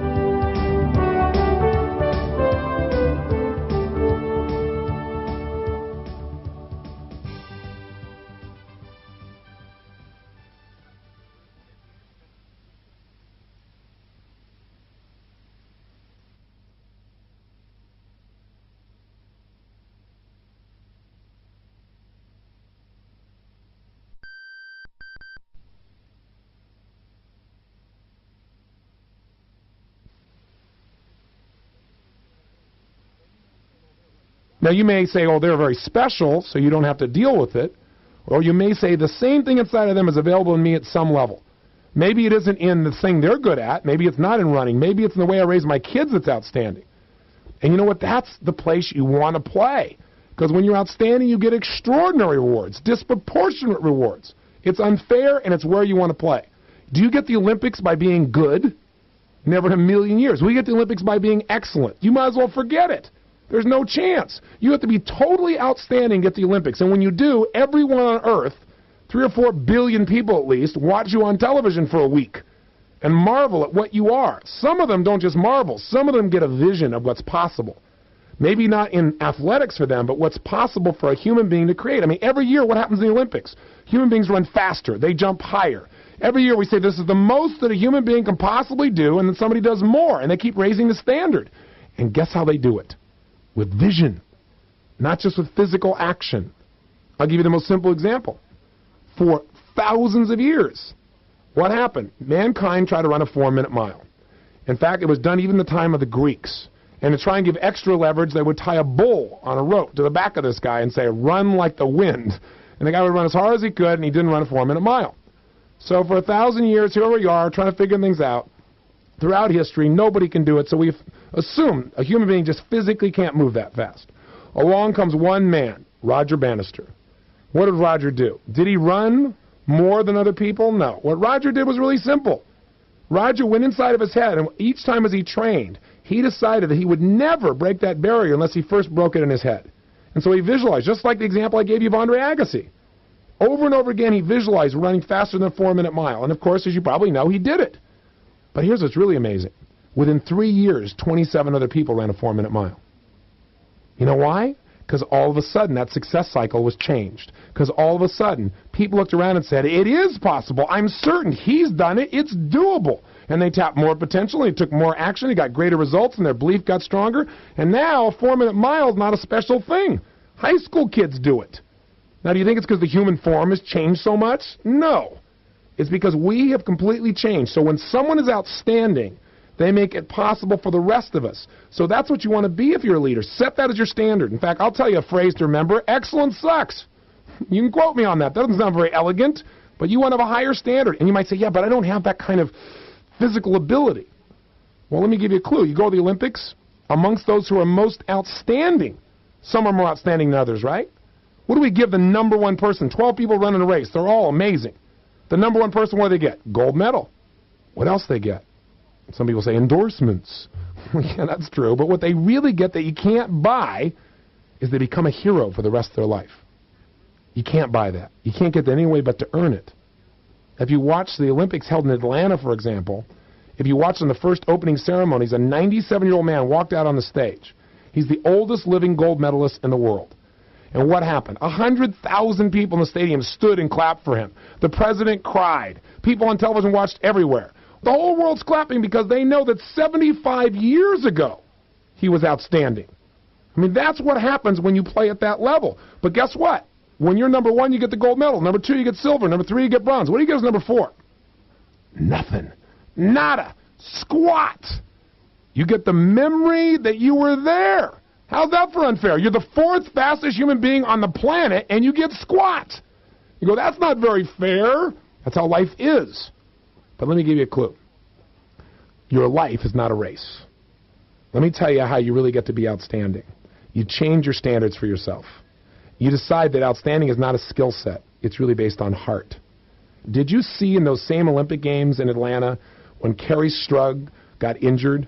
Remember her, the gymnast on the American team? And what happened? The commentators said, oh my God, that's it. Here was their chance to win the gold medal, but this freak injury will cause them to lose now. And, you know, there's this feeling of kind of depression and disappointment. And all of a sudden there was that dramatic moment. Do you remember it? Were you watching? She kind of stood up and hobbled. And she started moving the position. And people started looking. And all of a sudden the commentator said, I don't believe it. I think she's going to try and do this on one leg. And they said, no, she couldn't possibly do that. She could injure herself badly forever. They said, no, she is going to do it. And then she took those incredible steps and did that catapult and came back and landed just for a millisecond on both legs because she had to do that. And then all of a sudden she pulled that leg up just long enough to be scored. And she won. And the Americans won. And all hell broke loose. I don't know about you, but I cried. Did you? Now, I got a question for you. Why'd you cry? You don't even know this girl. I'll tell you why. Because in that moment, you saw something that was outstanding. And you realized it wasn't skill. It was heart. Heart. That's how you become outstanding. If you got enough heart and enough vision and enough reasons, there is nothing you dream about you can't turn into reality. Because with that kind of vision and with the skills to be able to plan it and organize it, there's nothing you can't achieve. But you got to have the heart. You got to raise your standards. That's how your life changes. That's how you make it all work for yourself. And you know what? If you cried, if you laughed, if you clapped, why did you? Maybe because in that moment you recognized a part of yourself. You saw in that moment a part of you. That's why you connected to that moment. And you either realize that no matter how well you're doing, there's more still available, or maybe you felt sad because you know there's a part of you that's not being used, and it's time to make that happen. And maybe for you, it's not outstanding athletics. Maybe it's being an outstanding friend. This is not sports. It's not like if you win, I lose. Even in business, we can both win. Don't get yourself in limited metaphors. Can you be an outstanding father or mother or lover, best friend, business person? There's no question. But you need a vision to ignite you. You need a set of standards that say, this is how I'm going to play and nothing less than this. If you do that, your whole life will take it to another level. This is what OPA is about, not mechanics. Vision turned into reality through understanding, through emotion, through heart, and a bit of planning. That's what it's for. So let's get started. Let's start to find your vision right now. Stand up. Please don't do this sitting down. I want you to stand up, and there's a reason for it. Shake your body out. I want you to think about, just shake your body out and make yourself feel really good. Breathe for a moment. Maybe stretch your hands above your head just for a second. Maybe go to the left-hand side and feel it. Maybe go to the right-hand side and really feel it. Shake it out, because I want you in a great state for this. All right? Breathe. Breathe. So what's going to be the standard from your life from now on? You want to be good? You want to be excellent? No. What do you want to be? Totally what? Outstanding. To be outstanding, you need a vision bigger than where you are right now. And even if you don't achieve that vision perfectly, the pursuit of that vision will create an extraordinary life of growth and enjoyment. So here's what I want you to do. Don't make this perfect. If you come and make it perfect, I will seek you out and find you and change your state. We're not about perfection. We're about being outstanding. And your skills may not be outstanding yet, But your commitment, your energy, your attitude can be. You're in control of that, aren't you? So here's what I want you to do. With your eyes closed, I want you to start, and I want you to think, and by the way, before you do this, you may want to get your list of categories in front of you. And if you say, but Tony, I don't have a list yet. Well, what standard were you playing on in that tape if you didn't write out your categories? Was that poor? Was that good? What was that? And what kind of rewards do you get for that? So if you haven't done your categories, then you might want to stop this tape and don't say, oh, I can't do this session. Do it right now. What are categories? Don't make them bigger than they are. Just think of your personal life. What are the areas of my personal life that I need to focus on and continuously improve? What are the areas? I put them all together, make it a category. Physical, emotional, relationship, financial, spiritual, friendships. What are they? And in my professional life, what are those areas that are most important for me to focus on and constantly improve in? If you haven't done that, please do that so you can do this process. Stop the tape if you haven't done it. Go do that. I'm assuming you have. So if you're playing full out with me, here's what we're going to do. Breathe. Put yourself in a really incredible state, like a state of positive anticipation. You know how it feels when you expect something good is going to happen? Not like you got effort ahead of you, like something really awesome could come from this. Something wonderful, something spectacular, splendid, outstanding could come from this. How would you breathe if you had that sense of positive anticipation? If you had certainty that you're going to do something that's going to be great for you right now? That it was a little thing. But like if you imagine you're heading to the right at a certain angle, and all of a sudden we make a 10-degree shift. It's a little change, and you take that 10-degree shift out a week from now, and you follow the path of that change. You change the angle 15 degrees. You go out 2 months from now. You go out 6 months from now. You go out a year from now. You end up in a totally different place, don't you? Little changes do not have small effects on your life. Little changes accumulate to create big changes in your life. So now let's do it. With your eyes closed, positive anticipation, breathing, feeling awesome.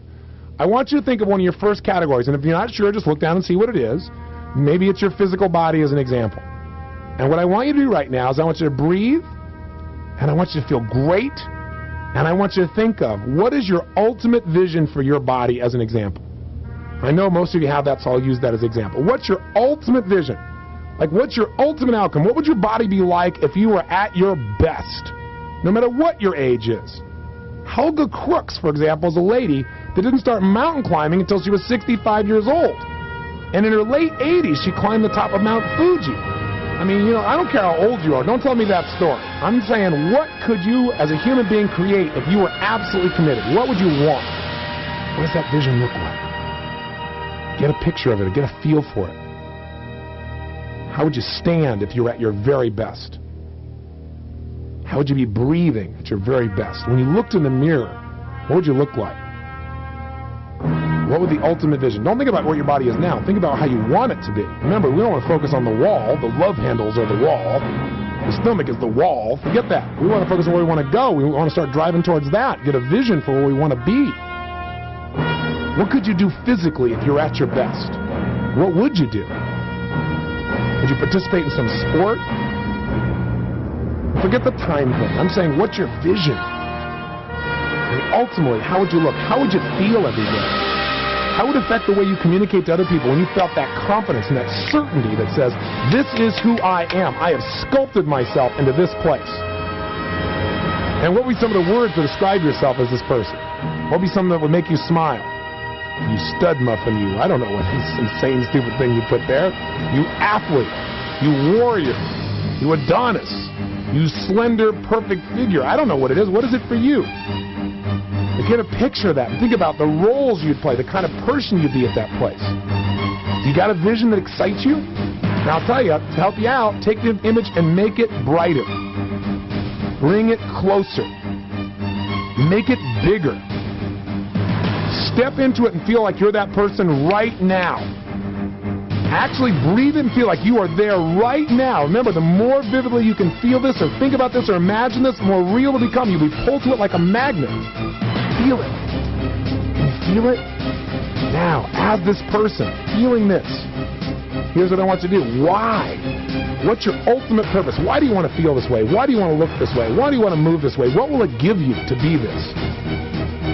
Think about it. What will it give you to be this person? Feel yourself in the vision. You're this person now. What can you do now? What has it changed in your life? What's your level of confidence? What kind of example are you for your friends or your family or your kids or the people you love? Who would you attract as this person? Who would you inspire? What would be possible if you had this kind of physical vitality and energy and excitement and drive? How proud would you feel? What is your ultimate purpose to go with this vision? Think about that. Feel it. Really feel it. That's it. Good. Good. You're doing great. Don't do it perfect. Just enjoy it. Just enjoy it. And if you haven't got a perfect vision, then let go. Pretend you're somebody else. Some of you think, oh, I can't have that vision. So pretend it's somebody else's vision. What would it be like? Great. And how would you language your purpose? Not perfect. What are some of the words you use for your purpose? God, my reason for doing this, the reason I do whatever it takes to be this way is why. Because to settle for anything less than I can be is not the way I'm willing to live. Because I want to be outstanding. Because it'll be fun. Because I'll feel playful again. Because I'll feel strong. Because my body will be aligned. I won't be all broken down. I won't have back pain.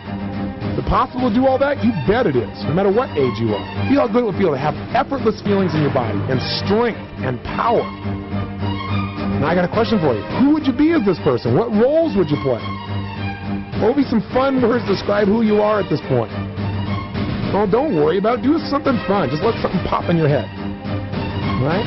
Maybe you're a love machine. I don't know. Come up with something that's pretty cool. It's fun. It's playful. Right? What is the word for you? Think of it. And then I want you to think of something else. As this person, what are the resources available to you to become this person? Maybe there's a gym. Maybe there's somebody you know is a great trainer. You could go get a trainer. Maybe there's something on the internet. Maybe there's a program that can show you how to lose weight or detoxify your system. What are some of the resources available for you to make this happen?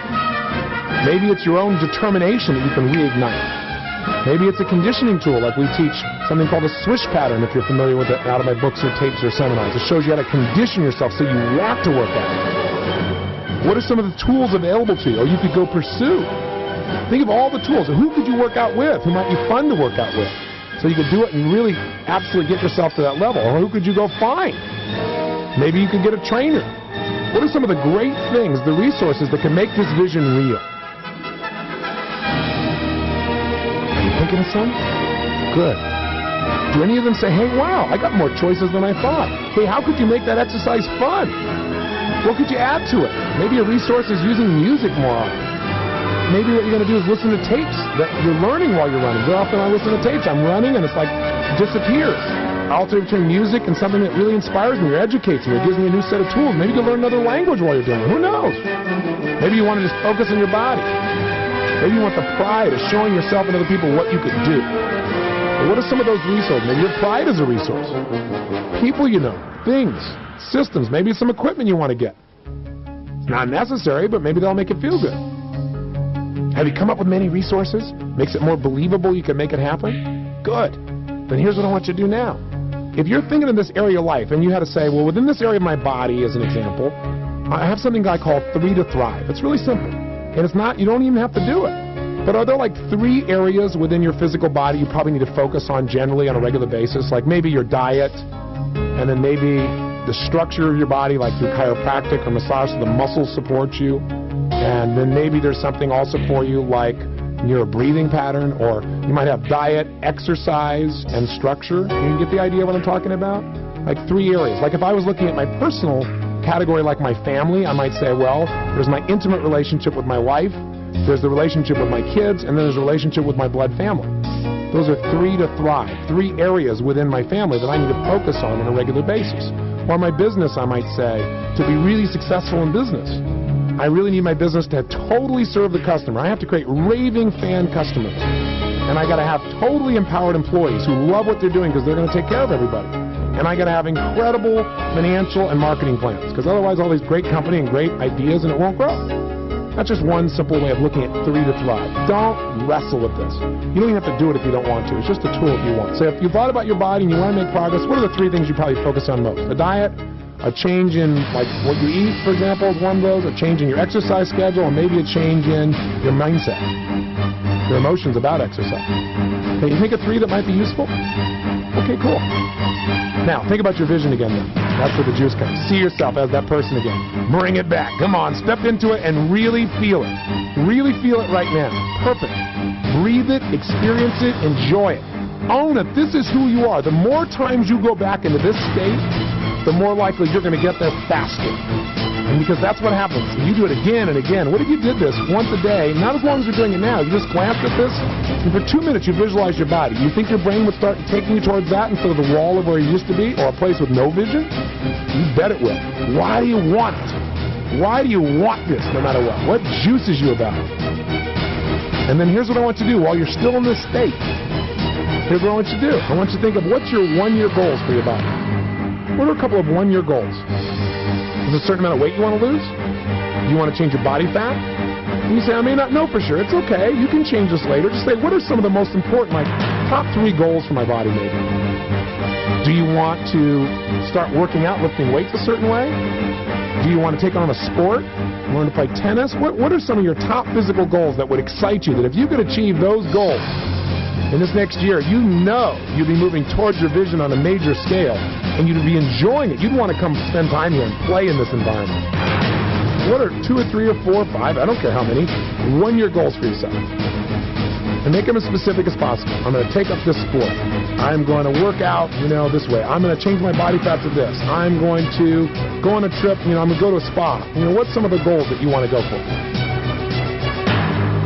And by the way, if standing this long hurts your back, then one of those probably should be to change your structure, because you haven't been standing this long. So if you find yourself wanting to sit down and going, oh, this is lasting a long time, you can sit down. It's okay. Just stay in a peak state. But I will tell you, you should look up somebody like Peter Goskew or somebody who really knows their structure so they can show you how to make things better. You contact me and I'll show you how to get that done. My offices. Here's the bottom line, though. So you got some 1-year goals that excite you? Cool. Now do one last step. And that is, what are your goals for the next quarter, for the next 90 days? See, we want to break all this down until finally we'll come up with a plan of what we're going to do this week, this month, etc. So what are things you'd want to do in the next 90 days? If you say, I'm going to lose 30 pounds this year, well, then maybe in the next 90 days, if you want to lose those 30 pounds, maybe you can lose 8 pounds. You follow me on that if you want to do it over the course of the year. You might say, no, Tony, I don't want to wait till the end of the year. I'm going to lose those 30 pounds in the next 4 months. Okay, well, then that's going to be within this quarter, isn't it, this next 90 days? If you're going to take up the sport, you say, my 1-year goal is to take up polo. Okay, well, are you going to do that in the next 90 days or in the next 6 months? Win. See, remember what I said before? Conversation is a dream. Visualize it, and you'll be excited. You'll want to do it.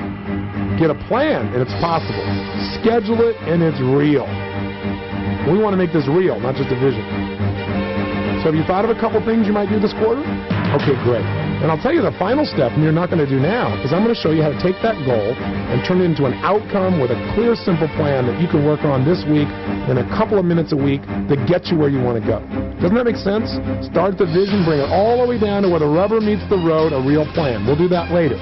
Now, I walked you through this whole process, but always return to the vision. The ultimate vision of who you want to be. The ultimate vision for this area of your life. If you use physical, for example, look at that vision, feel it, step into it.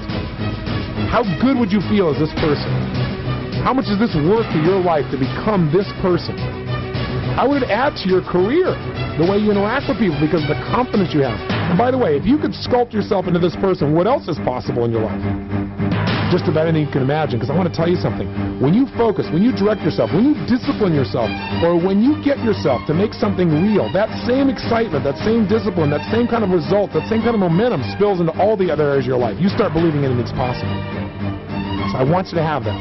So if you did nothing else, you want to remember this vision and what's your ultimate reason why. If you did nothing else. And by the way, what you just did is you created what we call your vision for success. Your magnificent 7. There are 7 things we did. In review, you've got a vision, an ultimate purpose. You've got the roles you're going to play. You may have come up with 3 areas to focus on called 3 to Thrive. You've got now resources that you can use, 1-year goals and quarterly goals. With that, you can make anything happen. Why don't you go ahead and open your eyes, feeling really great. And how do you feel about this area of your life now? Does it excite you? Well, here's what I want you to do.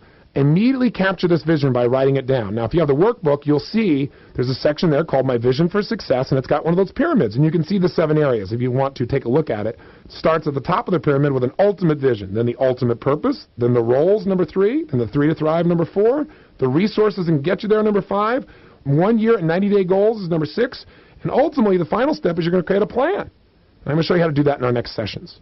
So what I want you to do is at least capture the ultimate vision and purpose, the roles for each of your categories. You're going to walk through this in each of them. But right now, before you do anything, turn this tape off and capture what's in your head. I want you to write down your ultimate vision, your ultimate purpose, your roles, and again, go through all of them. Write them down as rapidly as you can. If you want, turn some music on in the background, or just sit up in your chair, but make sure you stay in a peak state while you do this. And by the way, when people sit down to write something, most people stoop over, drop their shoulders, and as they do, they collapse their diaphragm and they stop breathing. So remind yourself, it's time to breathe. Maybe sit up in your chair and really feel great, okay? I really want you to capture this, so please stop the tape right now and write out your ultimate vision and your ultimate purpose and the rest of these momentum factors right now. Go ahead. Okay, welcome back. So how was that? Did you enjoy it? Wasn't that a fun process to do? If you create a vision and a sense of purpose like this for each of the categories of your life, how inspired would you be to spend time there, to work there, to get results there? Now, one of the things I want to do is I want to give you an example, because I had some people here in the studio actually do this process simultaneously. And so we're going to go back to our example. Roger, he's back with us here. And Roger, why don't you do me a favor, and why don't you just read to me so people can hear what people may have done. What is your ultimate vision for this area? Of course, we picked the physical area. What's your ultimate purpose? And we'll just go through the list of the 6 items that we have there. Why don't you step up to the mic here if you would and help me out. For my ultimate vision, I started with the idea of tone, general physical toning, strength, to have my mind, body, ultimate connection, and to feel structurally sound. Okay. And what was your ultimate purpose? Well, I started my ultimate purpose thinking that if I could just gain a greater health and feel a little bit more confident about my body, that would be good enough. And then I came to the idea of, my daughter Madison is 3 years old. I would love to be able to be around while she was playing with her grandchildren, and that was strong enough of an idea for me. So, by the way, when you personally went through your vision and your purpose, very often we write a lot of words in our purpose statement, and what happens is some of them get us going, but usually there's what I call a pivot point, something you want so bad. In your case, Roger, it's obvious that seeing Madison playing with her own grandchildren and you being there as a great-granddad would be an unbelievably driving experience for you. You're going to do more for that than almost anything else. So you got to keep digging till you find a purpose that drives you. So you clearly, that part you clearly have. Tell me, what were some of the roles that you listed, and what were your 3 to thrive, the 3 areas you wanted to focus on? I started simple with just stud, figured that'd be a good place to start. Adonis, if I was going to be a stud, I might as well just be an Adonis also. And then I went to steam engine and solar plant because I wanted to be environmentally healthy. That's great. Tell me, what do you got? What were the 3 to thrive for you? 3 areas that you knew you had to focus on if you're going to really meet your vision. Focus on diet, lose a little bit of the chocolate cookie thing. Focus on structural strength. I've said that before, feeling that every part of my body that needed to be strong was equally Balance. Sure, great. And have regularity. Be able to do this on a regular basis. Oh, I thought regularity was something that you got when you eliminated on a regular basis. Okay. What were the resources that you've got that can help you meet that vision? I didn't have to go far. I have a gym at my house. And I thought if I didn't even want to use the gym at my house, there happens to be a street out in front of my house. I could just easily run up and down and make fun of the neighbors. And I also have a basketball court nearby and tennis courts nearby. It's simple. I just have to look out the window, and there's exercise possibilities. Tell me, what did you see as your one-year goals then? Well, I figured right now, tomorrow, I could go downstairs and work on the treadmill and work with the other exercise equipment that I have. And then within a couple of weeks, I wanted to start doing maybe yoga classes more regularly. And over the next 6 months, make it an absolute plan to join friends for maybe tennis or racquetball, things like that. Great. And what did you have as quarterly goals? Or like the next quarter, the next 90 days? The next 90 days, I decided definitely start with the treadmill, start taking yoga classes, start talking to the friends that are eventually going to get together with me and free up enough time to play tennis. Okay. So now let me give you a little coaching, and for those listening, this will be give an example. When we read his ultimate vision, and he says his ultimate vision is to have tone and strength and a mind-body connection and structurally sound body where everything is balanced, that's good, but he didn't have a lot of emotional juice in his voice when he did that. And so I'd look at that area and say, okay, when he thought about it, I saw his face through the glass here, and he was really lit up. So the words are not giving him the same feeling. So maybe he wants to do something else. So for me, my ultimate vision for my physical area is that health and fitness are my identity. They're my lifestyle. that exercise and diet and sports are part of everything I do, that I'm fabulously buffed, muscular, flexible, and strong with extraordinary aerobic capacity and structural strength and balance, that my physiology is first in my life, that I take care of it first, that I've regenerated my body to even a greater sense of youth and energy than any other time in my life, and that I have a sporting lifestyle. When I think about that, that juices me. So what he needs to work on is enhancing his vision. Because when he got to his purpose, he had a whole lot more energy there. So for me, my purpose is to give me the energy to burn that I deserve and that I need, and to give me the resources that allow me to live my life to the fullest extent possible, to have an ever-expanding sense of capacity to give, to be an inspirational example for people of what a level of energy, passion, and juice of life could offer them if they were just consistent in their approach to their physical body, and to help people to raise their standards. So those things juice me just like Madison juices you. I don't think you need that on yours. Ultimate purpose is strong. I'd strengthen the vision. His roles are great because they're fun. Stud, Adonis, steam engine, solar plant. He has 3 areas to focus on: structural strength, diet, regularity. All are great. His resources are great. He's going, I got stuff in my home, in my gym. I got the streets I can run. I got basketball courts. I got tennis things. I got all kinds of things. He could also list people that he knows that like to work out as resources. He could also think of a trainer as a resource. He doesn't have to use those, but that might get him to do it more regularly, which is one of his goals. And then you say, what's your one-year goals? This is the other area you could strengthen. Because right now it's kind of general. What he really did is he said, what actions could I take immediately towards my vision? Instead of saying, what are my one-year outcomes? So he came up with the answer to his question. He said, I could go work out on the treadmill. You know, I could go take a yoga class. I could start joining friends. But let me tell you the secret on one-year goals. Be as specific as possible, because if you can't measure it, can't manage it. So you got to say, okay, if I'm going to have my one-year goals, instead of telling me the process of being on the treadmill, you got to say, okay, I'm going to weigh X amount. My body fat is going to be this.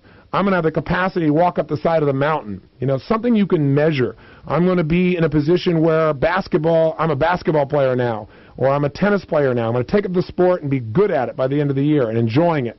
Those are more specific. Then he could say, one of my goals for this quarter, and he could say, okay, I'm going to begin my yoga classes within 90 days. I'm going to work out on the treadmill at least 3 days a week, or 2 days a week. I don't care how many. I'm going to make sure that I found a workout partner who I'll work out with twice a week. You know, I'm going to make sure I come up with ways to really thoroughly enjoy exercising, music, whatever the case may be. And by the way, I have a little coaching for each of you. If there's something you want to get yourself to do on a regular basis, what helps you to do it is when you relate it to what I call the 6 human needs. I don't want to go into that on this tape. It's really not part of this. It's part of personal power. But I will tell you, think of it this way. You have a need for certainty that you can have pleasure and comfort. You have a need for variety. You have a need for significance, to feel like what you're doing is unique. You have a need for connection. You have a need to feel like you're growing and like you're contributing. So if you're working out by yourself, you may not feel a lot of connection. You could feel it with yourself or with your creator. So you might want to get a partner. If you're doing something that always injures you, you're not going to do it on a regular basis. You've got to find something you enjoy. So instead of running, you may not like running. Maybe you'll play basketball because you love basketball. Why? You got other friends. It's competitive. You feel like you're achieving something. You're being unique. You've got variety because it's constantly changing. And if you're good at it or even decent at it, you have a certain amount of certainty you're going to enjoy it. So since it meets more of your needs, it is not required discipline. You won't have to focus on, oh my God, how do I get myself to play? Or you can take up horseback riding, or you can take up anything that you know you're going to love. So if yoga is something you love, great. But if being on the treadmill is not something you love, you better come up with a way to do that. Like, okay, I'm going to watch CNN while I'm on that, because I do that anyway. Or I'm going to listen to some educational tapes, or I'm going to put some kick-butt music on there and visualize my goals during that time. You can juice up getting yourself to do something by what I call scoring your life. Scoring, it means if you watch a movie without the music, a scary movie isn't scary and a love story isn't a love story. Bring some music to it. Bring some color. Do it in an environment outside instead of in a little gym. The more you can create additional things that cause you to be triggered to enjoy the experience, the more likely you are to do it. Okay? So, but you need to tighten these one-year goals and tighten the quarterly. So I really appreciate you letting us share this, because everyone that does this, it's the first time we're doing it. None of us are good at it or perfect at it. But are you inspired by what you wrote down here? Absolutely. Okay, that's him in the distance. So that's perfect. Thank you so much, Roger. So for each of you, I'd like you to take a look at your vision statement and see if you can make it even more juicy. Maybe look at your purpose statement and make sure there's something in there that really grabs you, because out of all that stuff, Roger didn't have to do that perfectly. If he had his vision just like that and he had that purpose, that'd be great. He's going to be really motivated. I'm just trying to help him make it even better, to help him to make it so it's even more driving. But with Madison, seeing his daughter Madison playing with her grandchildren. He's there healthy and vibrant without back pain and broken down. That's a vision that will get him excited. So, by the way, Roger, I got to ask you one other thing. In order for you to be there, healthy, vibrant, happy, strong, no back pain, feeling really, really that vibrant level of health, and you're with your daughter Madison, and you're the great-grandfather, and she has her own grandchildren, and you're there loving it. You got that feeling and picture? I'm picking both of them up and rocking them.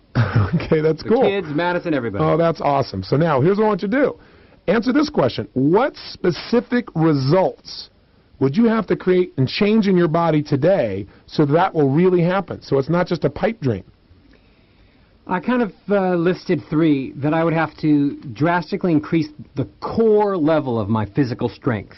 Right. So you might do that for lifting weights or working with somebody like a Peter Gaskew, somebody who can show you how to strengthen the base level. That's also what yoga will do. Right, not just have big arms or just big thighs or something, just a general physical strengthening of the proper muscles. Okay, so that now becomes an area that you'll definitely set some goals in. So you'll say, I want to specifically be able to do yoga at a level that gives me that, or I specifically want to know that I've increased my physical strength and flexibility by at least 25%. And that can be measured by an expert. You may not know what that is, but an expert can do it. Right. And a huge thing on my list is I put reduce stress, because I am fully aware that the amount of stress I have on a daily basis has to weaken me intensely physically. Right. And what you said to me off camera, or I should say off audio here, was that if you don't reduce your stress, not reducing that will kill you. Yeah. And you want to language it for yourself with that kind of intensity, because that'll get your attention. And so now you're learning some things here that can help you reduce stress. Right. But you could also think, well, what are some things I'm going to do? So maybe within 1 year, I'm going to take once every quarter, as an example, I'm going to go on 3 trips this year to reduce my stress and strengthen my body. Maybe I'll go to a yoga camp. Maybe I'll go off on it, and you can list. I'm going to go on 3 trips, or 1 trip. But 3 trips would be fantastic. You go, well, I can't afford that, I can't take the time. Well, maybe you can if you organize the rest of your life. You may be surprised. Maybe you can't afford not to if you want to be with Madison. You say, that's one of my goals. Within a year, I'm going to go 3 times, or once to yoga camp, once to this other thing, once to a tennis camp. I don't know what it is. But having that goal, now you can create a plan on how to really make that work in your life. Okay? Great. So thank you very much. Thank you so much. So I hope that's instructive for you. Again, Roger's list may be different than mine or different than yours, but the point of the matter is, if you want to get it more clear, remember, clarity is power. The more specific you are about your vision, the more specific you are about your goals, the easier it is to measure it and create a plan for it. Clarity is power. This should become like your mantra, phrase you use. So keep getting it more and more clear, and then you can really make what you want to have happen. So if you're not clear about what you're after, just ask yourself the question, in order to have this ultimate purpose, and by the way, what is his real vision? His real vision is seeing himself with Madison, with her kids. That's his real vision, and that he's physically toned and so forth. And his purpose is to be able to have that relationship with her and feel strong and healthy enough to enjoy being with her. Do you guys follow that? So that's why I have you come up with a vision and a purpose. Sometimes your purpose is really the picture you're going after, and it can help you enhance your vision. I know I went through that rapidly, but hopefully that makes some sense to you. And by the way, some of you might say, well, how the heck is Roger ever going to get to play with his great-grandchildren if he's already 40, or almost 40, I guess 39, and he's got a 3-year-old daughter? You'd say, well, he'd have to be 89 years old, roughly, 85. Well, if he saw a 70-year-old man who looked like he was 90, which Roger confided to me he did initially when he saw it, he won't get there. But with a new vision like this, he can. And let me give you the facts behind it so you know this isn't just positive thinking. Here's the reality. There are 3 different universities in the United States that have done research with people over the age of 65 who have never really worked out or taken care of themselves, but have not had cancer or a stroke. So they've had okay body. They've done okay. They started them working out with physical weights. Within 24 months, they're able to get these men and women in their 60s and 70s to be physically as strong as men and women in their 20s and 30s. Same capacity. Like my friend I told you about, who's 70 years old, bench pressing 450 pounds. I don't do that now. And he didn't start until he was almost 60. So think about the process. And I'll tell you what's great about lifting weights. It stimulates growth hormone, which is like the youth pill for your whole body. That'll stimulate the tissue becoming stronger. That'll stimulate the cells functioning. So that's one of the reasons you want to start pursuing it. And I'll tell you one other thing. In 1900, in this country, the average age of an American, I believe, if I remember correctly, was 47 years old. I have to look it back up, and I'm pretty certain that was the number. Today, it's 76. So in a generation, we've seen the lifespan of a human being almost double. And I remember reading a statistic recently, and I apologize for not remembering the exact year, but I think they were saying, well, first of all, I know the fastest growing group of Americans are centenarians. That means people growing to live to be 100 years old or older. And what they're projecting now is that the lifespan of a human being, if we grew that much from 1900 till now, we didn't have any of the genetic understandings, any of the exercise regimens, any of the approaches that we have today, but that the average American, again, I forget the year, I apologize for not having this accurately, but if you do your homework, you can find out for yourself. I believe it was by 2015, they said the average age of an American would move from 76 to 99. And they said that by whatever it was, 2025, it jumps up to like 125. And you know what? If you just look at it logically, from what it was in 1900 till now, and knowing all the other resources we have, the biggest challenge we're going to have in society is this. Everybody's getting older and sticking around longer, right? And we've got to figure out what are we going to do with our lives. People are starting to think about how can I retire at 65, and they got 30 years ahead of them.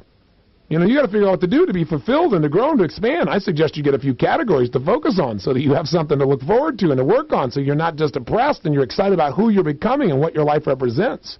So again, expand your vision for what's possible. Develop your purpose.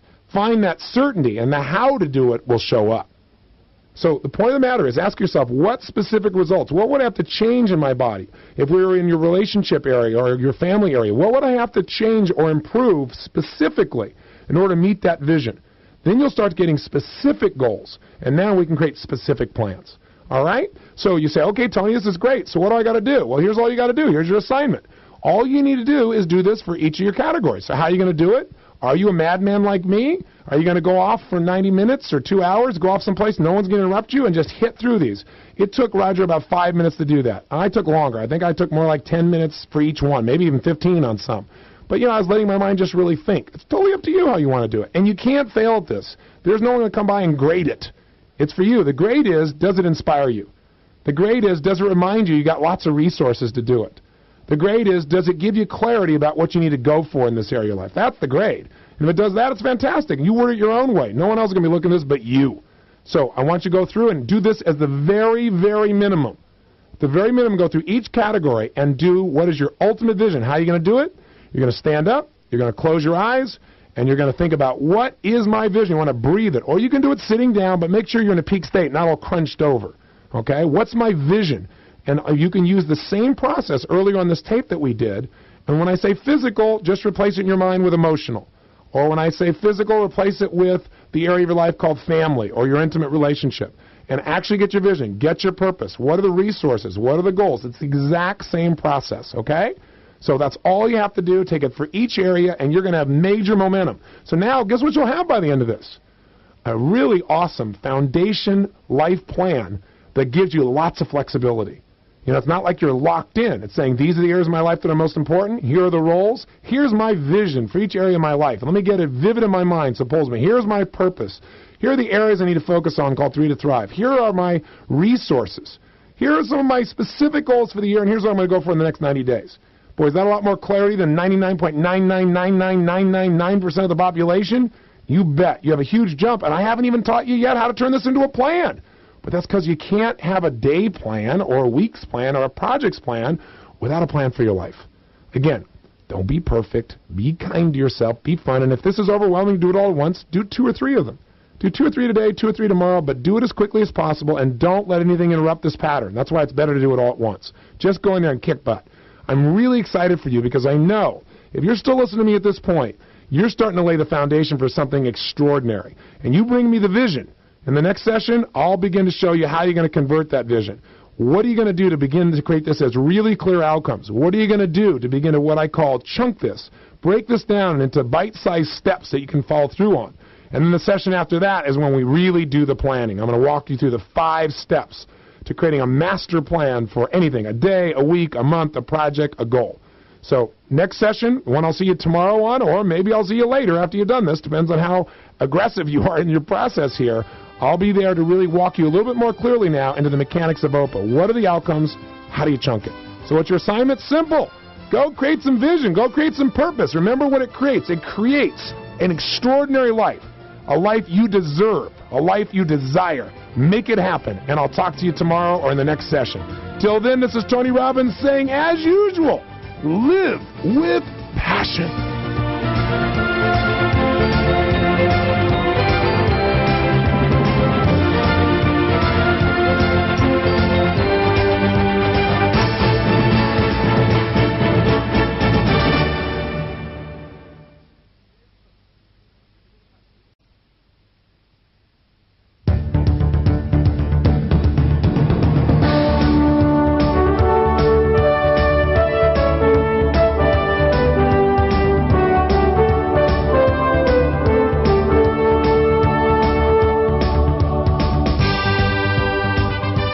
Well, welcome to day number 5, or I should say session 5 for you overachievers again who may be doing this quicker than the 10-day format.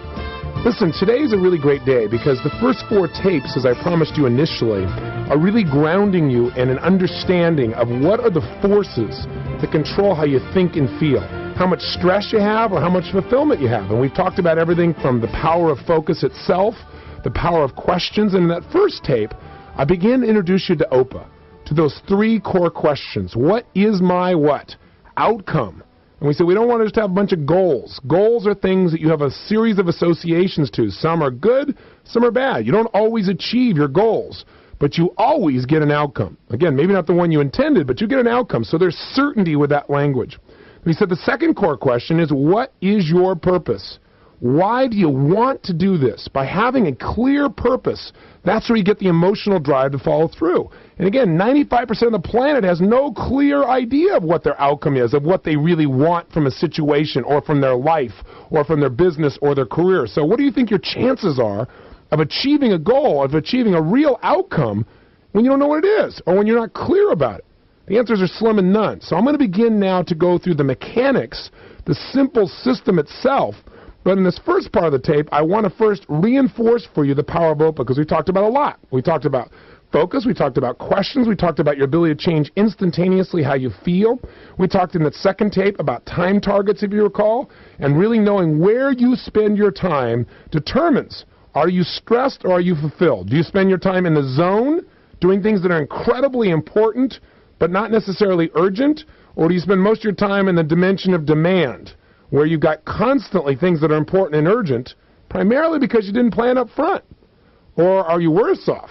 Are you living in the dimension of delusion, where you're doing things that are urgent and not important and wondering why you don't feel like you're really achieving?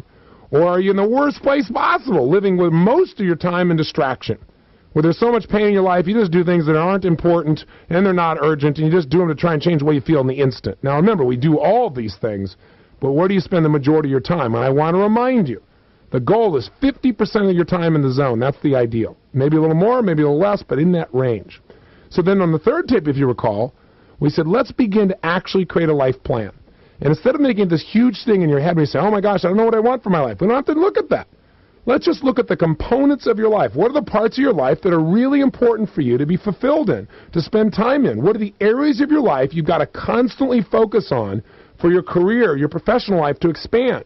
What are the areas that you want to not only focus on, but constantly improve in both your professional and your personal life?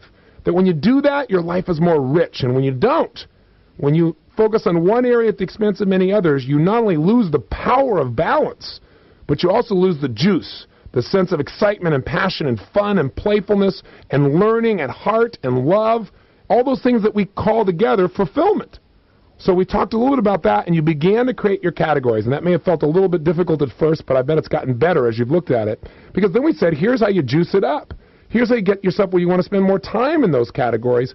Understand the power of language to change the way you feel. We gave you some lessons in what I call transformational vocabulary.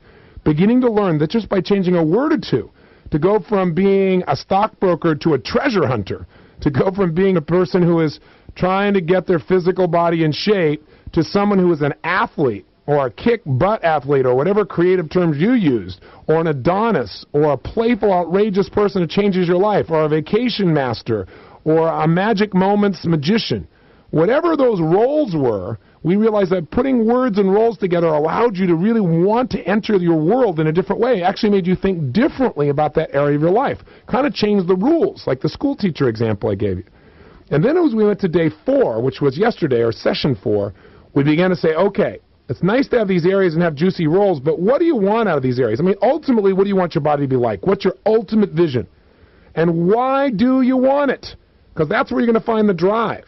And then we said, what roles do you want to play? What resources are available to you?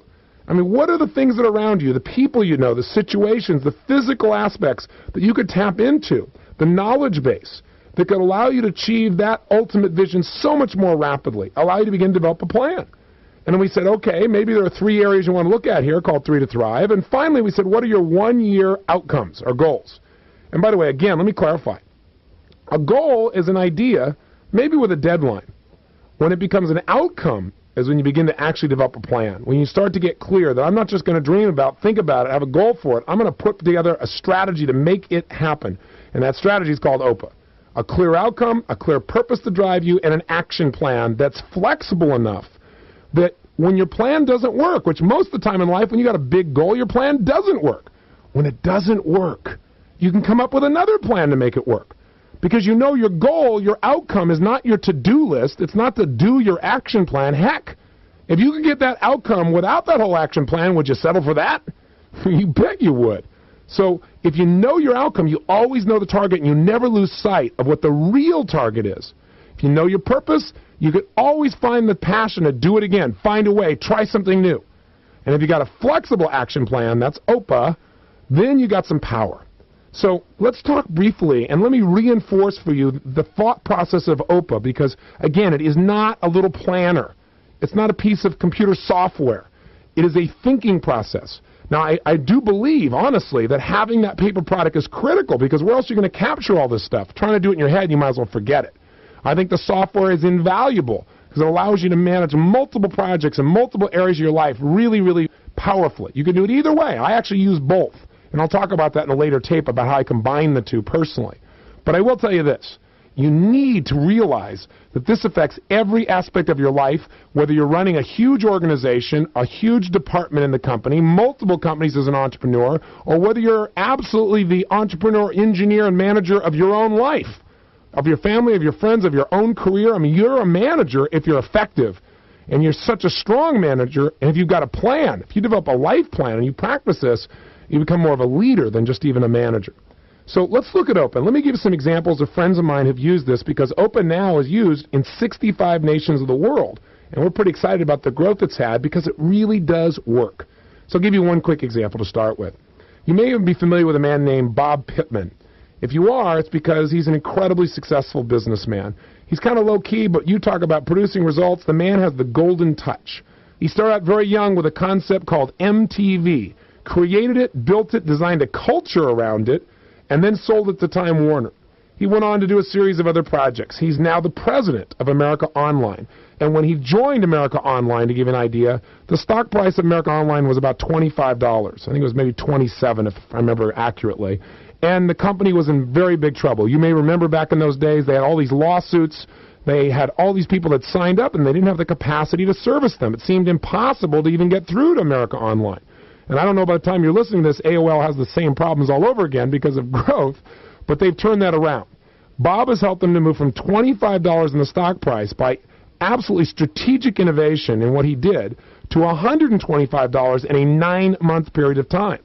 The man's pretty smart. He also worked with Century 21 and became the president of that company, turned it around at one stage. And one of the examples I want to give you, though, is when he turned around Six Flags, the amusement parks that are regional throughout the United States. I don't know if you've been to one. I think one of them is called Six Flags Magic Mountain, for example, in the Los Angeles area. Now, here's the point of the story. Bob is brilliant. His track record is virtually unmatched in how rapidly he's able to turn around an organization. And so recently I was talking with Bob about this unbelievable turnaround he'd done with AOL, and I was saying to him, tell me how you did it. And he's very humble. He said, well, it's a team thing. I said, I know it's a team thing, but the team before you came was struggling to survive. People weren't betting AOL was even going to succeed. I said, tell me the story. I'm here for the duration. I want to know how you built MTV. How did you turn around Century 21? How did you turn on the Six Flags amusement parks, et cetera, et cetera. He said, Tony, here's the secret. You do this. You know this. He said, and I watch you teach it. He said, you've done it with your own organization, you do it with companies you turn around, so it's not rocket science. He said, what companies are almost always missing is a clear vision. He said, they need an ultimate vision for what's the ultimate result we want to create as an organization. And he said, so few organizations have that, or they had it at one time when they were growing and then they lost it. I said, well, give me an example. He said, well, here's an example from Six Flags. He said, I went to Six Flags and I thought, wow, here's this great set of parks. They're throughout the United States in different regions. And he said, they've got all the great facilities to deliver. But he said, I walked around the park, Tony, and he said, the people operating these rides, he said, they look frustrated. They look tired. They don't interact with anybody. There's no energy there. And I asked a few of them, I said, what's the vision for this company? And they looked at me like I was crazy, like, what? I got to just do my job. And he thought, wow, here's a great opportunity for turnaround because the resources are here. So he said, here's what I did. I went to the employees and I said, look, I'm coming on board, and I want to tell you that we need a vision and we're missing one. Here's the vision that I want us to really go after. He said, our vision is to give people one of the most fun, enjoyable, and exciting days of their lives. He said, that's our goal. Our goal is to compete with Disney. We want to be Disney's competition. And now usually when somebody says something like this, people inside their head, especially people that have been around a company for a while, say, oh boy, flavor of the month. Here's a new guy to run the company, and he's overly enthusiastic. This will last a few weeks or a few months, and then he'll have to be brought to reality. Well, fortunately, rather than just doing this in their heads, one guy did it out loud. He raised his hand and he said, excuse me. He said, but I don't want to sound disrespectful or anything, but you really think we can compete with Disney? There's no way we compete with Disney. We can't compete with an Epcot or a Disney World or a Disneyland. And Bob was real quiet. Everybody waited to see how he was going to respond. And he had a big smile on his face. And he said, thank you. Thank you so much. You just proved my point. I said, what are you talking about? He said, now I got you comparing me with Disney. You're saying you're no Disney, but that means you're comparing me with Disney. You're not comparing me with the local fair, which is who everybody else is comparing us to right now. Should I go to the local fair or should I go to Magic Mountain? I don't know. Think about this. He said, and we can deliver on the vision. That vision is to give people one of the most fun, exciting, and enjoyable days of their lives. He said, we have everything for it. And the reason we're not a profitable company and we're not getting the profits we deserve is we're not delivering what people really want. They don't want a ride. They want an incredible day. We can deliver that if we change our focus, if we make that our obsession, if that becomes the outcome of every member of our team. So when you're sitting on there running a machine, you're not running a machine. Your job is to figure out, how can I make this fun? Anything I can do to make this more enjoyable. If someone stops us and they want directions, we want to do anything we can to make it easier, more enjoyable, more fun for them. We don't want to just say, well, here's how to go. Go make this turn here. We want to find a different way to deliver. And it was interesting. Many people started nodding their heads. They started saying, my gosh, maybe there's something to this. So I said, well, what happened? How did you install this vision in the company? So I made several really big speeches. And I said, and that lasted, 2 or 3 weeks? And he started to laugh. He goes, boy, you've had the experience. So I said, yeah, you got to create a system. You can't just do a speech, as you and I both know. He said, you're right. He said, so here's what I did. I first made my big speech to see who was going to even respond, and then who was not going to respond at all. And I figured I'm going to go work on those people directly. And one of the first groups I heard complaints about, I heard from several different executives that the cleanup crews, the janitors, were some of the worst employees we had, that they had no work ethic, they didn't care about their job. And if we're going to compete with Disney, one thing you want to do to make things enjoyable is certainly make the environment clean. Disney's brilliant at that. So he said, you know what, instead of complaining or going to fire somebody or having someone else look into it, he said, I decided to go become a janitor for a few days. And I said, oh, that's awesome. He said, yeah. He said, not anybody knew me. My face is not that famous. Nobody in the company really paid attention. He said, the executives knew who I was, but certainly the janitors didn't. So he said, I thought, I'm going to go down there and be one of them. And I said, so what'd you learn? He said, Tony, I learned that the janitors, these cleanup crews, were the hardest working people in the whole darn park. I said, well, then, why were people complaining about them? He said, well, they're the hardest working, but there was one problem. And I said, what's that? He said, they hate customers. I said, that's kind of a problem when you're in business. He started cracking up. He goes, yeah, I couldn't even believe it. They hate customers because you know what they do? They go and clean something up and make it look beautiful, and some customer comes by and in their mind screws it up. And so sometimes their interactions with customers were highly volatile. I said, so what'd you do? He said, I had to teach people that the outcome of their job absolutely was to make sure people had the most enjoyable, exciting, fun day of their entire life. But I had to also teach them why that was important. Because, see, a lot of these customers were seen as slobs by these people. They just throw things down. They would never do that in their own homes. He said, so I thought, how do I do this? I've got to make sure that they understand why we have to take care of these customers even when they're not so nice to us. And he said, guys, you got to know the purpose here. The reason we're giving this an extraordinary day of their life is not because they're all perfect people or because they're clean people. We're doing it because they pay every single person's salary. The company is not giving you a payroll check each week. It may look manually like it comes from the company, but if the person who pays it is that customer. And to the extent that they're thrilled and excited, they will refer other people, and that will keep this park going. If they don't like this place, guess what? We're out of business. If they don't like this place, guess what? You're not going to have this job, not because we fire you, but because there won't be the opportunity here. These are the people that are providing you the home you live in. If you have kids, these are the people that are paying for your kids to go to college. All the opportunities you have are there. And to the extent that we can serve these customers, and to the extent you can move up in this organization and earn more. But right now, we don't have enough profitability to give any kind of increase because customers have a so-so attitude about being here.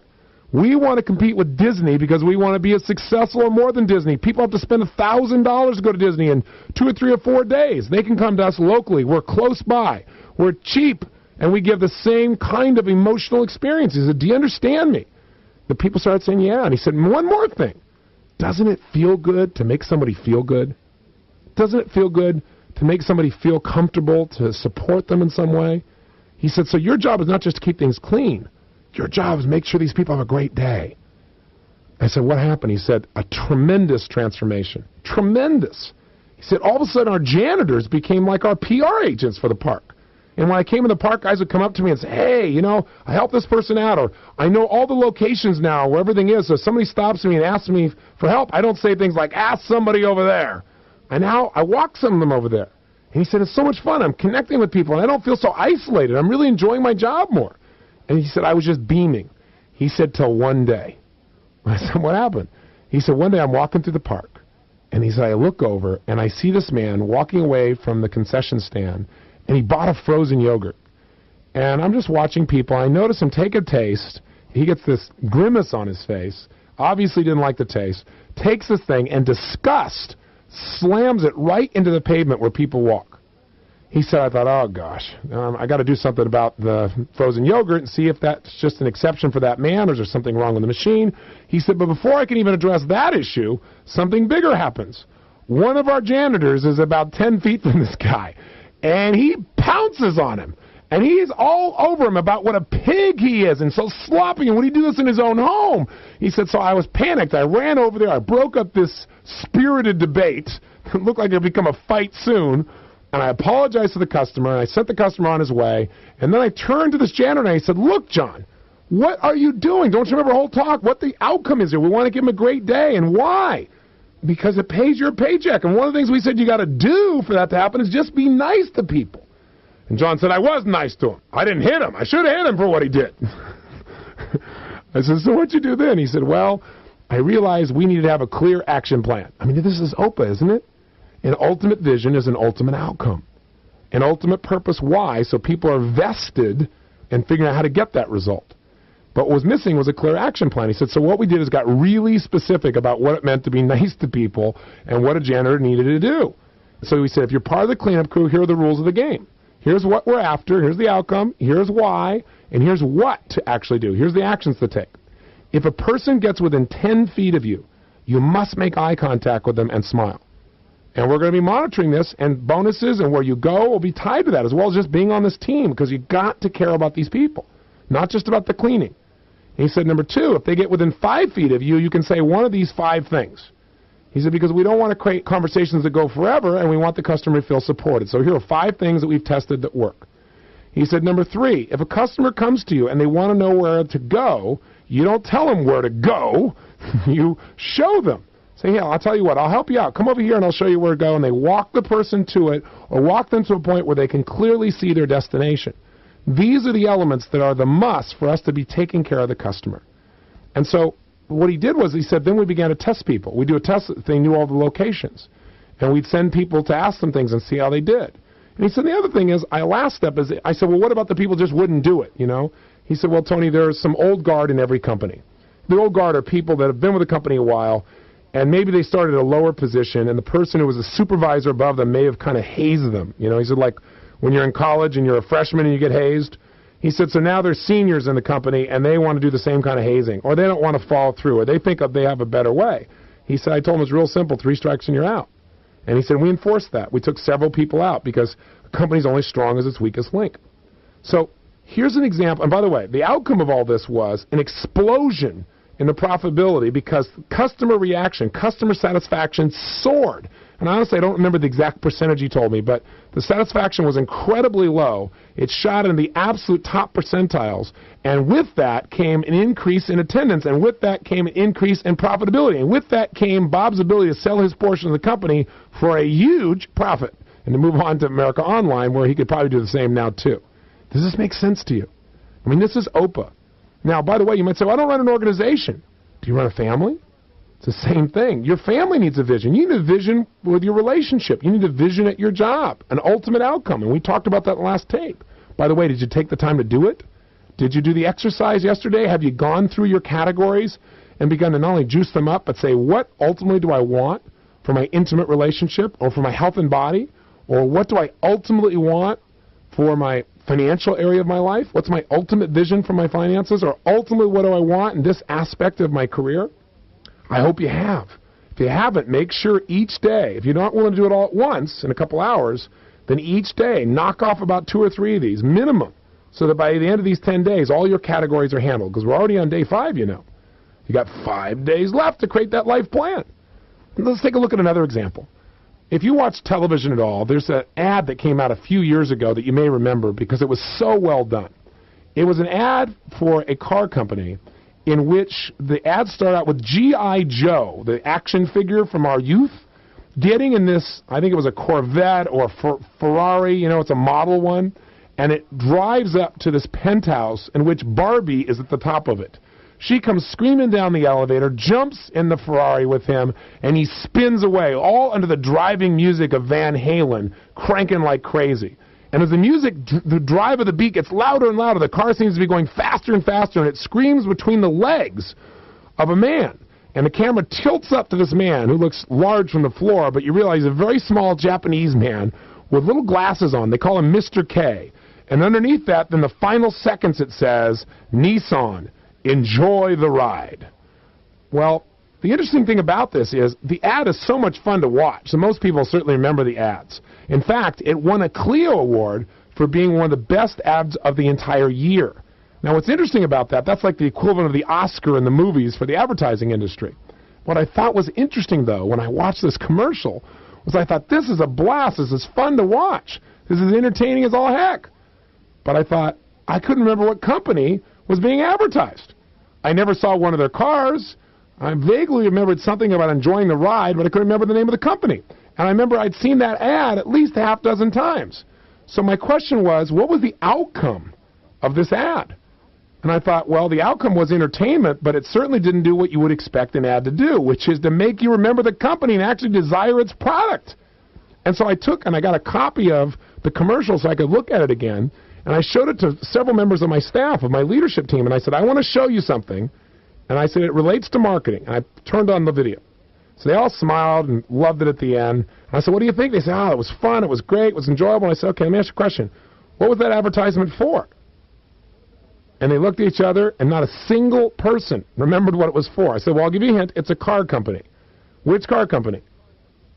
And one of the people on the team said, was it Corvette? And I said, no. And no one could remember, not a single person out of a group of 12 members of my leadership team. So I said, let me ask you a question. What was the outcome? Because they know OPA, we run the whole company. And I said, what was the outcome of that commercial? And they said, well, we laughed, we smiled, it was fun, and we enjoyed it. I said, but did it get a business outcome? I said, if you enjoyed yourself and they spent tens of millions of dollars or $50 million on an ad campaign and you can't even remember the name of the company, is that success? I said, let me tell you something. This is a classic example of the advertising agency that they had an outcome. Their outcome was to produce one of the most enjoyable commercials possible and to win a Clio that would make them look good, which they did. But I said, I can't imagine this thing's going to produce more car sales. So 6 months later, I'm reading the newspaper, and I come across USA Today, the business section, and an ad says, Nissan's Mr. K takes a back. And it says, Nissan is having second thoughts about recent moves. Prodded by dealer complaints, the automaker is overhauling its regional advertising to eliminate the quirky Mr. K character in favor of emphasizing cars and trucks. And what happened was, all these dealers complained because they said, listen, we need to get an ad that's going to get people out of their chairs on Saturday afternoon and go to the dealership. You know, they're not doing that watching Mr. K. They don't even know it's us. And by the way, The dealers prodding the company was not enough. The company kept saying, oh, these are great, and you'll see. And then they said, we won the Clio, for God's sakes. But here's what finally got them, and it's described in this newspaper article. It says, since the Mr. K ads began last summer, sales of Nissan brand cars and trucks have fallen by 2% below the year earlier period, while the overall car and truck market is up 2% for the same period for all other competitors. So it's a 4% loss after spending millions and millions of dollars. But here was the quote from the executive at Nissan. He said, well, the ads aren't doing very well, but they're really being talked about by a lot of people, end quote. That's not the outcome. See, people that don't take the time to get a clear outcome in business, it costs them millions of dollars. In your personal life, it costs you emotionally and it costs you stress. You got to make sure you have that outcome up front. You got to develop that OPA. I'm telling you this because I'm about to take you through the system of how to do it, and I want to get you reassociated because it was 5 days ago I explained this OPA thought process. I'm going to give you a couple more examples, and then we're going to start the process of showing you how this can save you unbelievable amounts of time and stress while massively improving your productivity and effectiveness. So let me give you 2 more quick examples. I've had the privilege for many years now of having General Schwarzkopf as someone I've had the opportunity to interact with. He is one of the most incredible men I know, brilliant leader, but also a man with a heart of gold. What made him so effective as a leader, by the way, was not just his skill sets, but his absolute caring for his people. And I think that's what makes a great leader in any situation. And the bottom line, though, is when I met him, one of the things I asked him one time when we first met is I said, listen, tell me something. How do you get more than 500,000 men and women from God only knows how many different countries, with God only knows how many different religions, with God only knows how much diversity of people to all work together to end a war in the shortest period of time we've been in decades? And he looked at me and smiled and he said, Tony, well, it's actually pretty simple. He said, if you don't go in with an absolute clear objective, he said, then it's over. And he said, President Bush decided that we would learn from the past, that when we went to Vietnam, we did not have a clear outcome. We gradually creeped into that war, never deciding what do we really want to happen out of this situation, why are we really here, and what's our action plan. He said, we never did that. He said, because I just taught OPA as the preceding subject before he got up to speak at one of my seminars. He said, we didn't do any of that in Vietnam. He said, so President Bush was really bright. He said, we are not going to enter that environment without an absolute, totally clear objective. He said, so we defined our objective so that everyone would know what it was, and they'd agree to that objective. And to hold together this coalition of people, you had to have an objective they all would agree to. He said, so our objective was not to kill Saddam. It was not to destroy Iraq.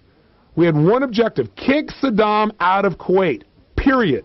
That was it. And he said, because we had such clarity, we got our outcome. And we believed, and President Bush believed, that we had plenty of reasons to be there because we're the only ones who can provide stability to protect our partners over there in the region. They needed us desperately, and he was storming through them because he had the power to do so and the troops to do so. He said, so we knew our outcome, we knew our purpose. He said, and we put together our plan. And he said, parts of the plan didn't work, parts of the plan worked brilliantly. But when things didn't work, we still could go to the objective. But he said, I want to answer your question explicitly. How do we keep all these men and women from all these countries together with all these different religions? By getting everyone to agree to the outcome and using that to get them back on board when they got off track. He said, I had a head of one of the armies come to me and say, listen, we are not going to deal with women with uncovered faces. He said because of his Arab background and his Muslim beliefs, he felt that was absolutely unacceptable. And I came back to him and I said, how does that relate to the objective of kicking Saddam out of Kuwait? How does that relate to destroying that oppression to your Arab brothers and sisters? And the man got quiet. General Schwarzkopf said, it doesn't. So let's focus on the objective. Now, what are we going to do today? And he said, I did that over and over again until pretty soon people stopped bringing those things up. And everybody focused on what our objective was. It wasn't an easy task, but without that clear outcome, he said, there's no way we would have achieved what we achieved. Great example that shows you the impact of OPA on not just a business, but literally an entire region of the world. And by the way, during the war, General Schwarzkopf was carrying around our binder. And what happened is it fell off his Jeep at one point and got run over. And there was an emergency call to make sure we got his planner back to him. Because he had to absolutely plan what he was doing. He wasn't doing all the stuff in his head. So I want you to get that this is real. But even if he didn't have it, Bob Pittman wasn't carrying our life planner around with him, but he's still practicing OPA. Again, this is a system that'll work whether you're trying to make a change in a company, trying to make a change in countries, want to lead people, or want to lead your own life. And I'll give you one final example of the power of having a clear outcome. Have you ever had something like this happen to you? You go to a nice concert, for example, and you're trying to have a great time, and somebody there doesn't understand that the outcome of their job is to support you in having a great time, and they do something that actually destroys the value of it or attempts to. I had one of these experiences once not long ago. I have a good friend named Nathan East. He's a phenomenal bassist. He's played for Eric Clapton and Michael Jackson, and he's in Phil Collins' band. And so he calls me up and said, listen, I'm going to be in town. I want to invite you to come along and come to Phil's concert. And he said, meet Phil afterwards. It'll be really great. I got you great seats. They're in the second row. Got you the aisle seat because I know you like to have a little leg room. I said, you're awesome. I'd love to be there. Let's do it. So I bring my wife, 2 of my kids. We go up there. We're juiced. We're excited. The concert is fabulous. Everything's wonderful. We're having the time of our life, which is, I would think, the outcome of a concert that somebody wants you to have. But then as the music starts cranking, there's a point in which the whole crowd's on its feet, and Phil is just rocking. I look up at Nathan, man. He's got the greatest smile in the world. He's just digging it. We're making little faces back and forth, having fun, and we're all moving. The whole building is moving. And so we're kind of dancing. Your hips start moving, and if you're as big as I am and not that great a dancer, you tend to move when you dance. You don't stay in one perfect spot. So, gradually, harmlessly, I end up with like 1 foot out in the aisle. A little more room for me, right, as I'm moving around. Well, that would have been fine, except there's a security guard nearby by the name of Wyatt Earp. I mean, this guy sprints over to my position. He grabs me physically hard on the arm and says, you get back over the line. You are not allowed into these aisles. And I look at him like he's nuts. And I think, this guy's insane. But I thought, you know what? It's not worth getting upset about. I said, fine, I understand. And I step back over the line, which totally knocks me out of state. I'm not enjoying myself. I'm a little bugged by it. But within a minute or so, I'm back into the concert. The whole thing's cranking. Phil's doing tonight, tonight, tonight. Tonight belongs to Michelob, only changed the words back to his original song. Right? And I'm having a great time. We're dancing, we're moving. Unfortunately, in another 4 or 5 minutes, I step over that line again. God forbid, right? You ever had this happen? Wyatt Earp is there with his guns on, baby. He's in my face. He grabs me by the arm and starts to shake me and said, I already told you, you've got to stay over that line. This time I find myself being less compliant with his request. In fact, have you ever had somebody be so abusive that now you almost want to just defy him because, well, for the hell of it.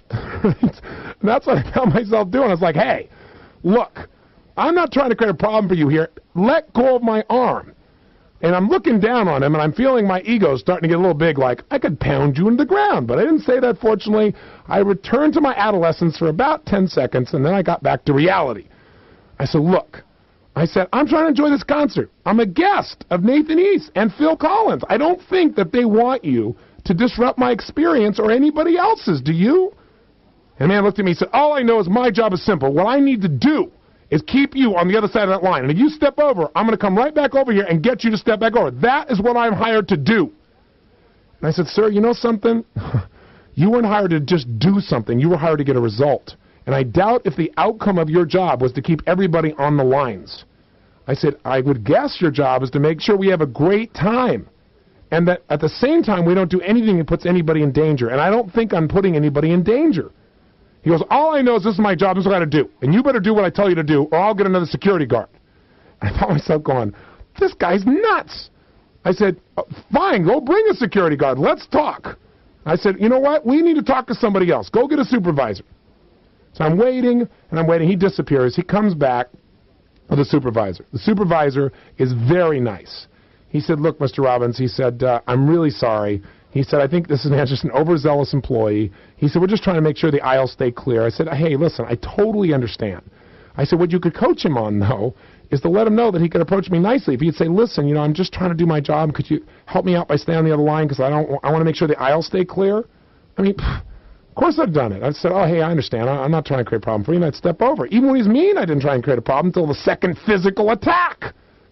So I said, you know what? I teach something. It's really simple to employees. They got to know the outcome of their job. I said, I assume that the outcome is that everybody has a great time and that if a dangerous situation happened, there are clear exits and clear aisles. He said, that's true. I said, but this man doesn't understand that. He's got this to-do list. He thinks his job is to get me over this line. He doesn't understand the real outcome. You follow me? He said, yeah, I totally do. And I said, he doesn't have a clear purpose.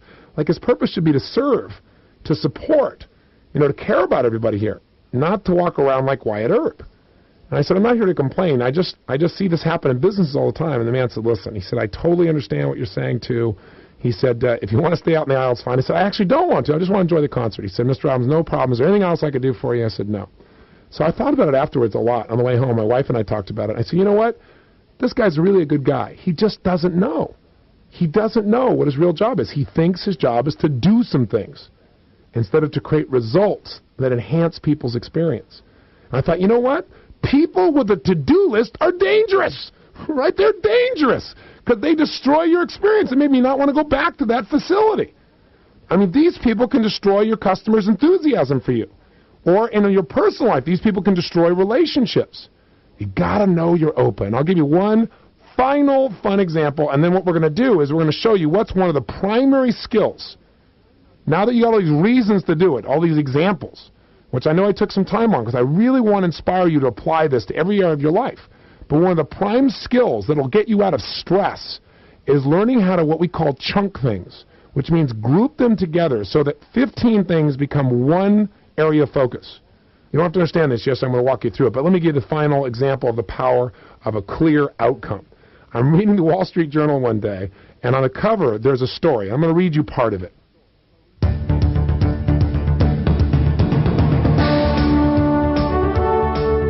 This session continues on the opposite side.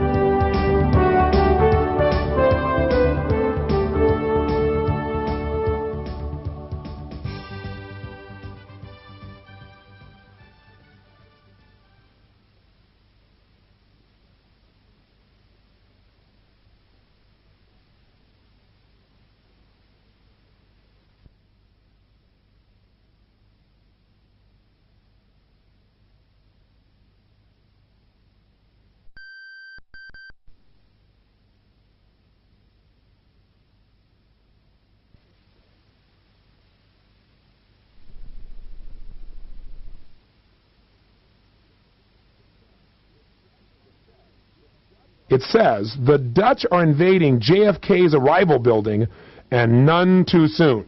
The subhead says, the U.S. best-known airport has been a lousy place to land, walk, or stand. And then there's a third subhead that says, using flies to help flyers. It's by Barry Newman, staff member for the Wall Street Journal. Here's what it says. America's golden door of the aviation age, the International Arrivals Building at John F. Kennedy International Airport, has welcomed the tempest-tossed and the high and mighty for 40 years. They pass before a snippet of the verses from the Statue of Liberty carved in granite. There is no International Departures Building at JFK because America doesn't name a building after quitters. But the Arrivals Building over the years has gotten to look tired and poor. Some of the members of the huddled masses appear to be living in it, and there is wretched refuse in the flower pots. This is not a good impression, says a European who's passed through its portals many times. When you arrive, you go, whoops, this is the United States of America?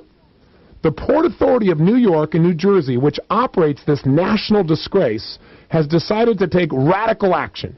As of today, it turns over the management of the International Arrivals Building to New York's original owner, the Dutch government. The subhead here says, Dutch treat. Schiphol USA has signed a 30-year lease to run the place and to put a new $1 billion building on the same spot at the same time. You might be saying, Tony, what is this story? What's it got to do with OPA? I'll tell you, the payoff is worth it. Stick with me. It says Schiphol is an offshoot of a state company that runs and owns the Amsterdam Schiphol Airport. Schiphol Airport regularly ranks in official airline surveys among the world's best and most civilized airports. John F. Kennedy is always rated as one of the worst. Okay, 2 more paragraphs. Stick with me. Here's the payoffs about to happen. The Dutch are masterful people movers. Their theory of airport design set the world standard years ago, and they learned early in this privatization era how to make airports pay for themselves. Schiphol Airport works calmly and cleanly in Amsterdam. If all goes well, so will the Arrivals Building at JFK. Airports, the Dutch know, are all about flow control. Just visit the men's room. The tile under the urinals in the JFK Arrivals Building has that familiar lemon tinge. Rubber soles stick to it. Over in Amsterdam, the tile under Skipper's urinals would pass an inspection in an operating room. But nobody notices. What everybody does notice is that each urinal has a fly in it. I'm reading this going, what? A fly in the urinal? It says, look harder, and the fly turns into the black outline of a fly etched into the porcelain. Quote, it improves the aim, says Ayed Kabroum. If a man sees a fly, he aims at it. He's got an outcome. Mr. Kabroum is an economist, and he directs Skipper's own building expansion. His staff conducted fly-in urinal trials and found that etchings reduced spillage by 80%. The Dutch will transfer this technology to New York. Quote, we will put flies in the urinals, yes, says Mr. Kabroum.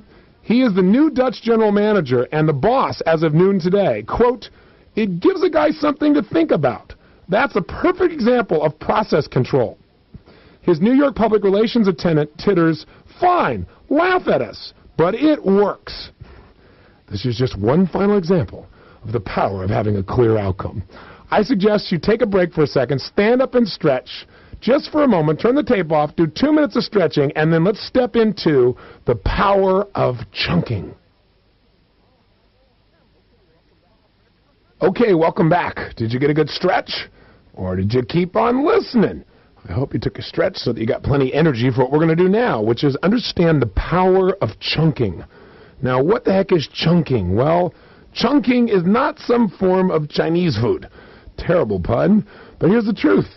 If you're going to succeed at anything and not be stressed, then you're going to have to learn to take a whole variety of action items and group them together so they help you to accomplish a common outcome. Let me try and give you some idea of what I mean by this. When people are learning something, when they're trying to understand something, when they're trying to manage something, we have the ability in our mind to take a project, a task, any experience in life apart into a million pieces, or we can tie it all into one piece. Now, either one of these tends to put us in a state of overwhelm.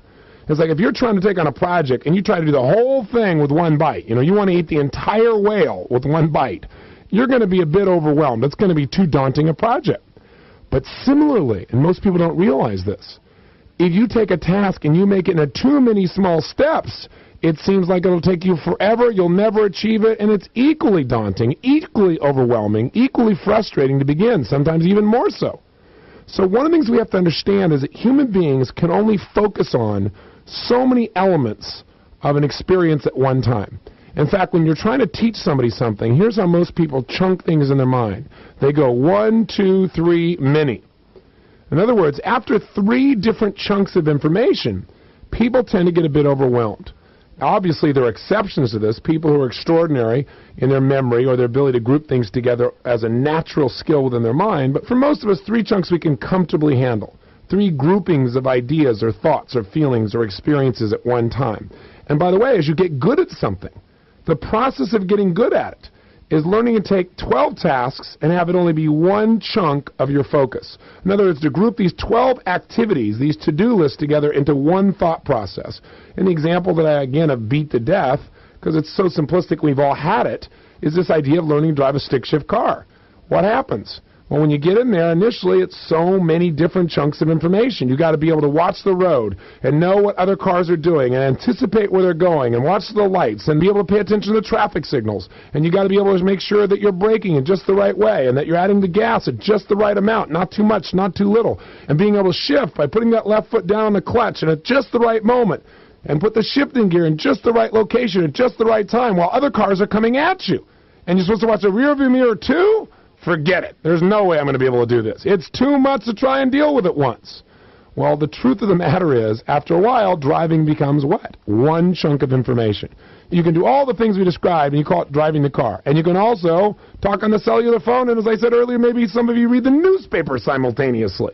The point of the matter is, as we get better and better at something, very often what makes us better is the way we group things together. We make it easier for ourselves. We make it, again, where many items become 1 item in our mindset. And you'd be surprised how many things in our lives we don't do just because of the way we chunk it, the way we think about it in our minds, where we get ourselves into a state of overwhelm by the way we use our perception. I'll give you a simple example. Exercise. When you are doing your ultimate vision for your physical body, I'd be willing to bet that some aspect of it required the resource of exercise. Now, let me ask you, would you personally say that exercising 3, 4, 5, 6 days a week is something you would see as an accessory to life or an absolute necessity to be vital, healthy, alive, and meet your goals? Well, the answer is obviously it's a necessity, but very few people exercise 4, 5, 6, 7 days a week. They just don't do it. And when I asked them, I remember one time I asked a woman, I said, listen, tell me, why don't you work out? Why don't you exercise on a regular basis? She said, oh, Tony, it's too much trouble. I said, what do you mean it's too much trouble? I mean, it's easy. She said, no, I mean, it's just such a hassle.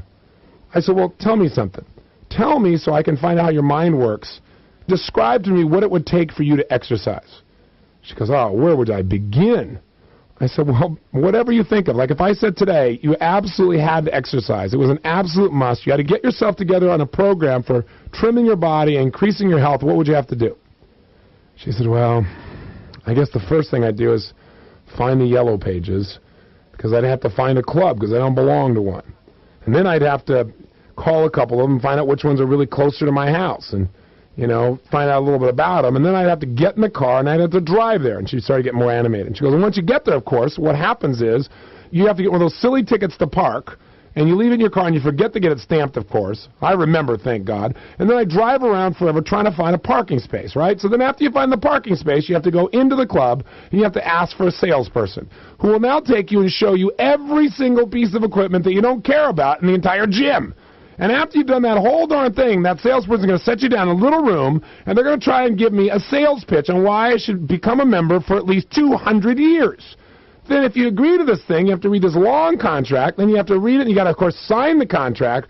Then you have to step over and take a picture that they put on a card that looks worse than your driver's license. Then you got to take that little picture and that little driver's license and show it to somebody so they'll give you a locker key. Then you got to find the locker. Then you got to open it up. Then you got to take all your clothes off and hang them up on a little hook that you know the minute you close this locker, all your stuff's going to fall down and be crumpled. Then you have to put on all your gear. Then you have to go back out and find the first machine. Of course, there's somebody on it working on the machine already, and they're sweaty and they're using a different weight, and you have to wait for them to finish. And then when they're done, you got to clean it off your little towel, which now, of course, you can't use. And then you got to adjust the weight. Now you have to do this machine. And now you get up after that, and then you have to find the next machine. And there's somebody there, and they got a different weight, and you got to adjust it, you got to do the whole thing. And you go and do this for an hour. And then after doing all that, you have to go back in and show them your card so they give you a towel. You go and you open your locker. All your stuff is wrinkled. Now you got to have to take off all this sweaty stuff you're wearing, and you got to put it in your bag where you know it's going to mildew and feel like lousy. Then you go and you take a shower, and then maybe you take a steam or a sauna, and there you see more people than you ever wanted to know about. And after all that, you have to now shampoo, clean off. Then you have to put on your makeup again. Then you have to go put on your wrinkled clothes, zip up your bag, show them your card, give them the key so they'll stamp your parking pass so that you can walk outside and try and find your car. Then you show the little ticket to the man in the corner and you drive away. I'm telling you, Tony, it's just too much trouble.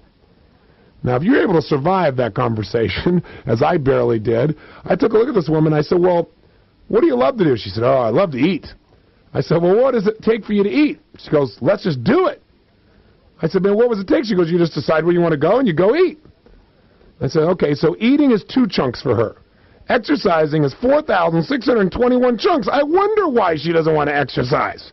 I mean, she's made it in her head so difficult. So in the eating situation, she focuses on the outcome. She focuses on feeding herself, getting what she really wants. This is what the process of chunking does. You get rid of your stress when you stop chunking things too small or chunking them too big. So, of course, eating is easier for her. She doesn't have a massive to-do list to go do it.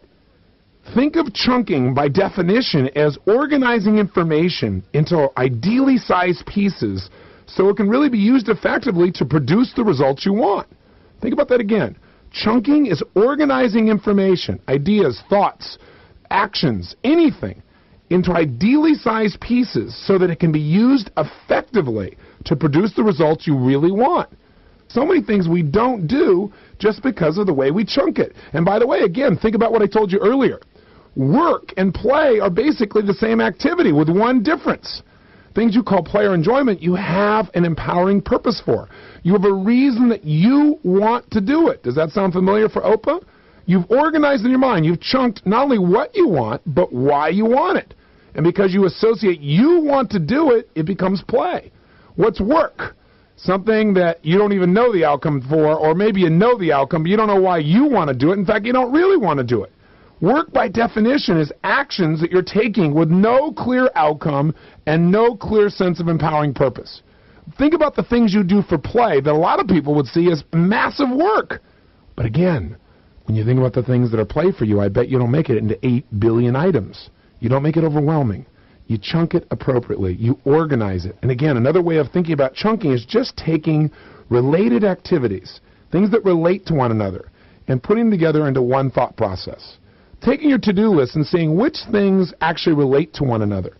And we're going to talk about that on the next tape. If you look at your day, like this woman looks at exercise, your day is going to feel pretty overwhelming. And that's how most people organize their days, don't they? They break it down to all these to-do items.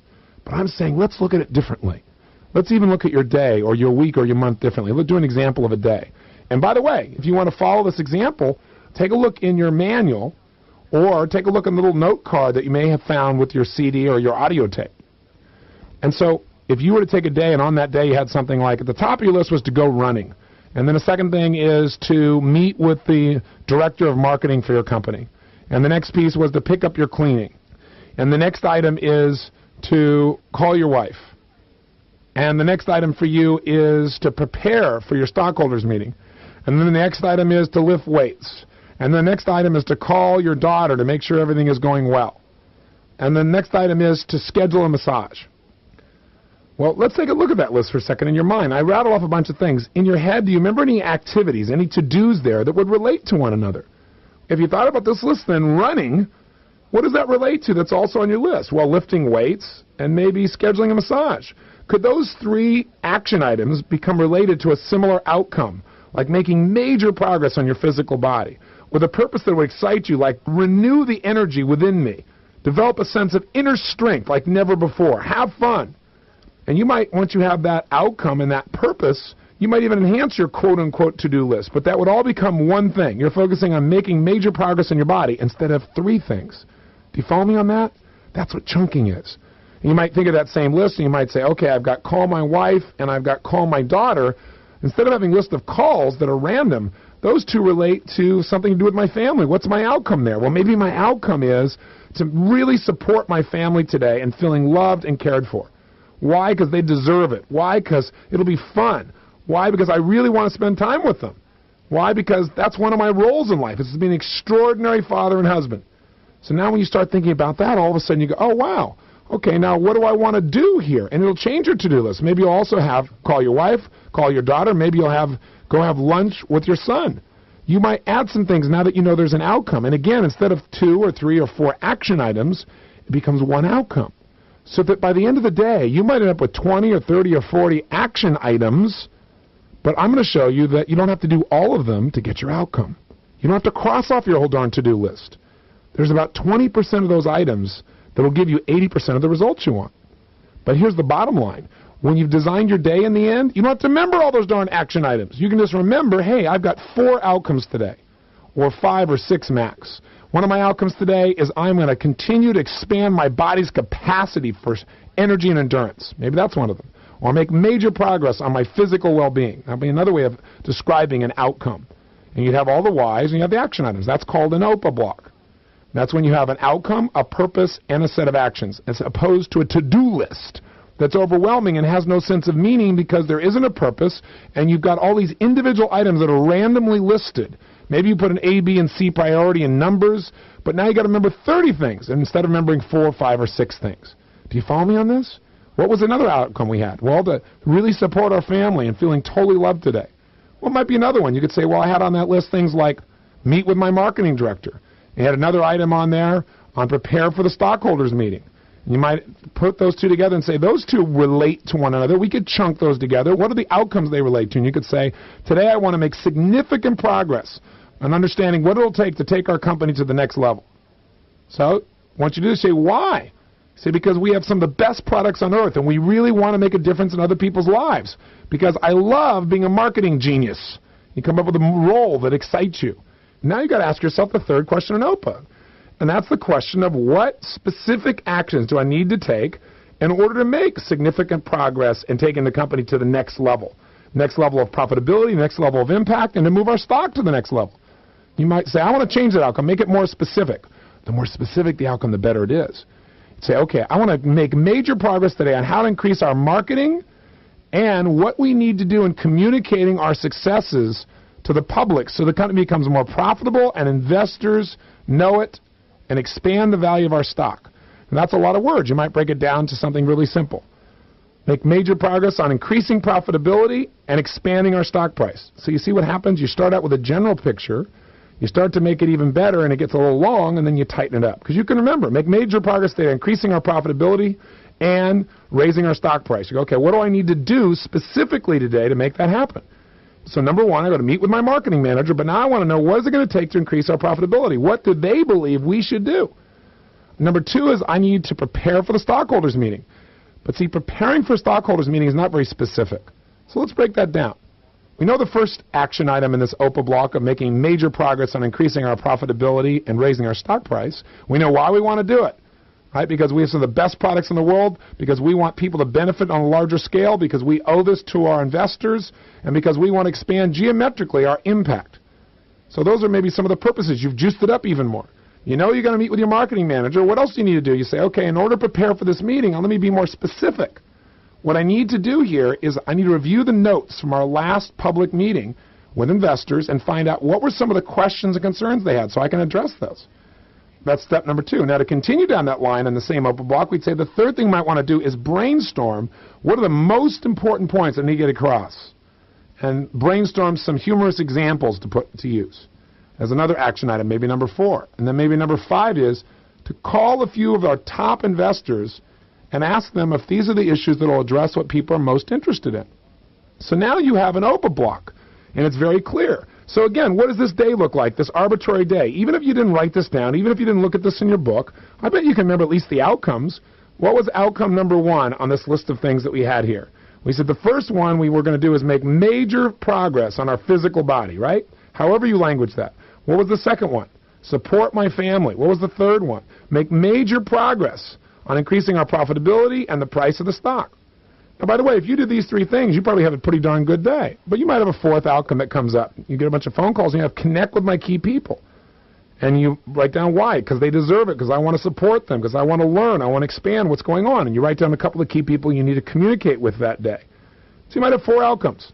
Get in top physical shape, make major physical progress in expanding my energy, strength, and endurance.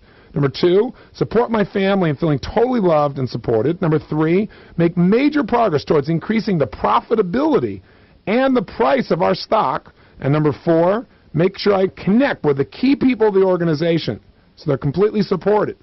Now, within all of those items I just described, there might be 20, 25 different action items. Do you think it's easier to remember 4 outcomes than to have 25 action items? And by the way, do you have to do everything on that list to be making progress for you to actually get the outcome for your body or for you to actually have your family feel supported? No. You see, what OPA is going to do is give you options. You'll say, I can get that outcome, but I don't have to do all these things, or I can do something totally different. I'm flexible. There's something else that's coming up I can do instead that'll get me that result so much quicker. Are you starting to get a feel of what I mean now by chunking? Now, by the way, in a day this helps you.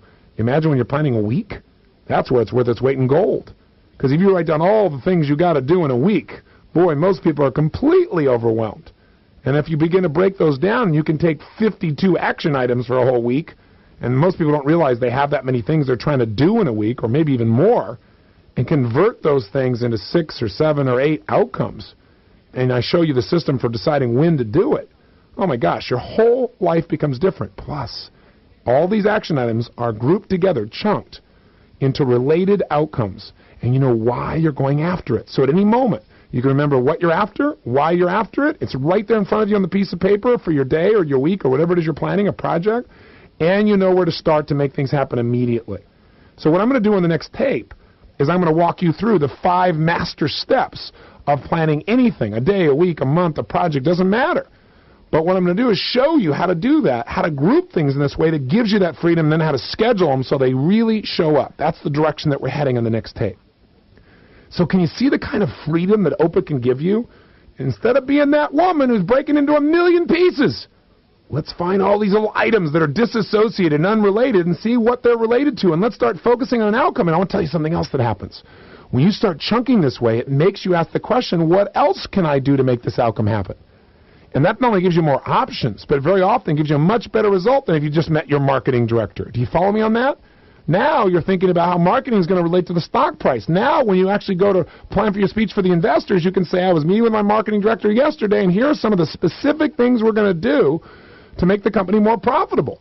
See, all of it begins to relate together. It means freedom, it means results, it means fulfillment. I'll tell you what else it does. It causes you, by chunking differently, to focus on the result, the outcome, and the why, not on the to-do list, which gives you joy. Can you relate to this in any way? Is there any area of your life where you think, this project is so big, but the truth of the matter is you can whip it out in no time if you just chunked it as, okay, it's really just these 3 things. But you make it into 52 minor details and you're overwhelmed. And we all do this at times.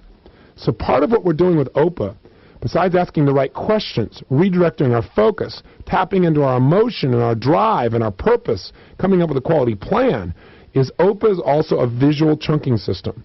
Now, before I do that, if you have your Life Management Systems manual there, you can take a look in the section on chunking, and you'll see a bunch of letters put together. Fold down that page. Don't look at the letters for a second. Just set it aside. Or if you're listening to this on CD or cassette, you may have a little card. And on the back of that card, it's got some letters. Don't look at it yet. Just look at the front. So when I say now, I'm going to have you flip the card over or turn to that page. I want you to look at the letters, and I want you to turn the card back over or close your book and write on a separate piece of paper the letters you remember on this page. You'll see the example. It'll be really clear. When I say now, and I'm going to give you a count to 5. Ready? Turn it over now. 1, 2, 3, 4, 5. Flip it over. Quick. Stop looking. Stop looking. Write down what you just saw to the best of your memory. If you're driving in your car, obviously you can't do this, so hang in there and you'll hear the example of what happens in a moment. Write it all down. Quickly, quickly, quickly. Keep going. Don't look at it again. Go ahead and write down the letters you remember. Time's running out. Come on now. Okay. Assuming you have that workbook with you or that card, flip it over and see how you did. Did you get the entire language all in a row? Or did you miss something? Now, take a good look, see how many you got. Now, those of you who are listening who don't have it in front of you, this is more difficult, but let me explain to you what happened. There are a set of letters, 11 letters in front of the people who are looking in their workbook, or you're looking at it now. I had people looking for 5 seconds, flip it over and write it down. It was a pretty easy example. But about 90% of the people do not get this example accurately with 5 seconds of visual exposure. And the reason is the way they try to chunk it. They try to look at all these letters, 11 letters, and make it one thing. And unless they have a lot of experience at games like this, of unscrambling things, they probably will not succeed. The other people who fail at this are those, like most of the population, who try to make this into too many chunks. In other words, if they took these 11 letters and they try to look at them in 2-letter segments, and they go 2, 2, 2, 2, 2, they get overwhelmed. But the people who succeed usually chunk it in 3 chunks. And it's interesting, the people who succeed consistently chunk, and if you've been to our More Time seminar, we give a whole series of examples like this, and each time you get better at it. But when you chunk things in 3s, you remember them. Now, the exceptions are people that just look at it and they see a word in the midst of it. They look at it and see the whole thing. There are people like that, but usually they've had an experience. These letters, by the way, what if I write out the word Albuquerque, which is exactly what the letters will spell? Now, since most of you have heard of Albuquerque before, you have a pathway to power. You know that pattern. You know how to spell Albuquerque, most of you. So as a result, you can see all these 11 letters as one thing because you have an experience now. This is what OPA will do. You see, once you've done enough OPAs for a while, you'll be able to anticipate the pattern. You'll see something happening. Instead of having a silly to-do list, you'll say, oh my gosh, I recognize this. Here's what the outcome is. Here's why we really want to do this. Here's the way to get that result faster and quicker. Oh, this is just one thought process instead of 10 for me. It's when you can drive the car and not even think about it. It's one chunk for you. So, for example, I did this one time, and one woman raised her hand and immediately said, I got it already. I said, wow, that's amazing. She did it like within 10 seconds. She said, those letters come together, spell one word, Albuquerque. I said, that's amazing. Now, for you to do that, you either play visual scrambling games a lot, and she said no. I said, or you have lived in Albuquerque, or you've had some experience there. She said to me, no, I haven't. I've never lived there. I said, you have a lover in Albuquerque. And the whole room started laughing. I said, you do. And she went, no, I don't. And I just did it spontaneously and humorously, but it was true. I like a shot in the dark. I said, you have a lover in Albuquerque. And she starts smiling. She goes, well, yeah, I do. I said, now, how did I know that? I said, I didn't. It was a stab in the dark. But I know. For somebody to be able to see that, unscramble it that fast, it's because they have something they have a lot of emotion about that they relate it to. And so, sure enough, another one that I've used is determination.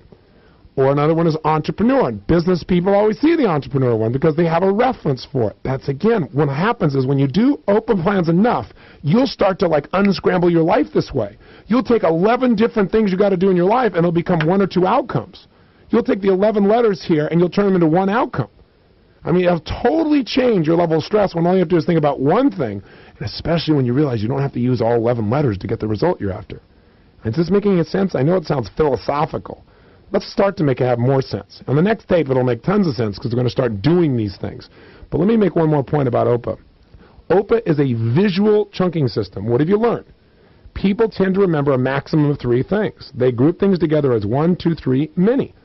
So what we do with OPA is the following. If you look on your card, you'll see what we call an OPA block, which is the basic way of planning. What we're going to do here is we're going to say, what is the outcome? And on any piece of paper, even if you don't have the planner, what you're going to be doing is imagine that the middle of the paper is the target. And so take a look and you'll see an OPA block. The middle strip of the paper is where the outcome goes. Take a good look. And if you don't have it, make sure you look right afterwards so you understand this. To the right of it is your purpose. To the far left is your action list. Now, I want you to know there's a reason for this. You'll see an example of what things would look like if you just stacked all these on top of each other. If you wrote down what your outcome was, why you want to do it, and then put your to-do list under it. What happens is it starts to become a blur of letters. So what we've done with OPA is we've created a visual system so the minute you look at a page, your eyes instantly know where to go to know what the outcome is. And it's in the middle of the page. To the right is always the purpose. So, you know, if you look to the right, you'll always see, here's the target in the middle, and here's why we're going after it to the right. To the left of that center outcome or target is your action list. Remember, you're going to say, what's my outcome? Why do I want to do it? What's my purpose? And then what specific actions must I take in order to achieve this? So you'll write down all those action items. So we're going to go by and actually show you how to pick out which things will make the biggest difference. That'll be part of the topic of the next tape. But here's what I want to give you one final example of why OPA is so important. When do most people change? I mean, really change something they keep putting off. Have you got something like that in your life where you know you should change, but you still don't do it? Most people change, they keep their shoulds going until finally one day they hit emotional threshold where their brain says, I have had it. Not another day.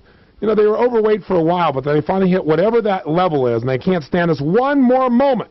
Tell you what I'm going to do. You know, I'm going to go out, and I'm going to run 12 miles today. I'm going to whip myself into shape. Now, here's a real problem. This person hasn't run 2 miles in 5 years. They're going to go out there, and they have this list of to-dos for the day, and one of those to-dos is run 12 miles. So they go start running those 12 miles, and one of a couple things happens. Either, number one, they go out there and they start running, and it's really tough. And they start going, well, you know, I don't have to run 12 miles. You know, maybe I can run a mile. But you know what? They don't even do that. Why? They don't have a clear outcome. They don't have a clear purpose to keep them going when they're uncomfortable. Or worse, they haven't run 12 miles ever, and they go out and start running, and on mile 3, they're willpowering it out, and they pull a hamstring, or they injure themselves in some way. Now, what's going to happen? That person's going to come home and say, oh, my God, I can't lose any weight because now I can't exercise. See, here's the problem. What was the person's real outcome? It wasn't to run 12 miles. What was the real result they're after? They want to lose 21 pounds. And what was their purpose? Well, if you start to talk to that person, they might say to you, to regain my power, my energy, to rejuvenate my system, to create a sense of pride when I look in the mirror when I walk, to feel incredibly strong, to feel the sense of power and youth within myself. Now, if you did that as the purpose for going those 21 pounds, then when you try to do something and it doesn't work out too well, you'll remember what you're after, you remember why you want to do it, and you'll find the motivation to change your approach and do something else that does work. Now, if you're using an OPA block, OPA is about creating options, lots of choices. So you say, okay, I'm going to lose 21 pounds. I want to do it for all these great reasons that are going to change my life, and I really would enjoy feeling. So what's my action list? You say, well, I probably need to exercise. How specifically? Because somebody said have it be a specific action item. Well, I could run 12 miles. What else could I do? Well, I could swim. Well, what else could I do? I could ride my bike. What else could I do? I could take up a game of basketball and do that on a regular basis. What else could I do? Well, I could do more than exercise. I could change my diet today. What else could I do? And all of a sudden, you end up with 5, 6, 7, 8, 9 things that you could do so that if one doesn't work, if this person tries to run and they screw themselves up, instead of giving up, they go, no, man, I want this incredible sense of energy and passion back in my life, and I am committed to my outcome of losing 21 pounds. There's got to be another way. Let me look at my list here. Well, maybe I'll go swimming. You know, I can still do that. I can still work out. Do you follow me on this? See, what this is about is creating choices, but having a clear direction with the maximum amount of drive. So think of OPA as a visual chunking system. Again, that may sound complex. In the seminar, I get to show it to you a little bit more clearly. But right now, I think you've got the general idea. What we're going to do on the next tape is I'm going to show you the 5 master steps for being able to create an effective plan to achieve any result you want. It'll be the same 5 steps whether you're planning a day, a week, a month, a project, a company, it doesn't matter. I'm going to give you an example of how OPA can transform your day. I'm going to actually walk you through the steps and walk you through a day of mine and how using OPA was worth an immense amount of both economic and emotional value. So, what do you want to remember from this tape before we shut off? Number 1, having a clear outcome and purpose is critical, that the action plan can change easily as long as you know your outcome and purpose, that it affects literally everything in your life. It can determine whether you're fit or fat, how well your company succeeds or fails, or even the outcome of how nations interact during times of war. This thought process is now becoming yours. You've also learned that very often you overwhelm yourself by the way you chunk things, by the way you group them together, by making it too big, one big bite that's too large to get your hands around, or making it too many small bites. So here's your assignment real quick, and then we're going to go into the actual planning in the next session. Number 1, write down an area of your life where you had an absolutely crystal clear outcome and a real incredible sense of why you wanted it, purpose, and where maybe you came up with a plan, but the plan didn't work, but you still got the outcome because you were so clear. Because I can talk to you all day long about how powerful OPA is and give you a million examples, but if I can get you to psychologically adopt how important this is, 80% of making this work is psychology, the right mindset. 20% is the mechanics.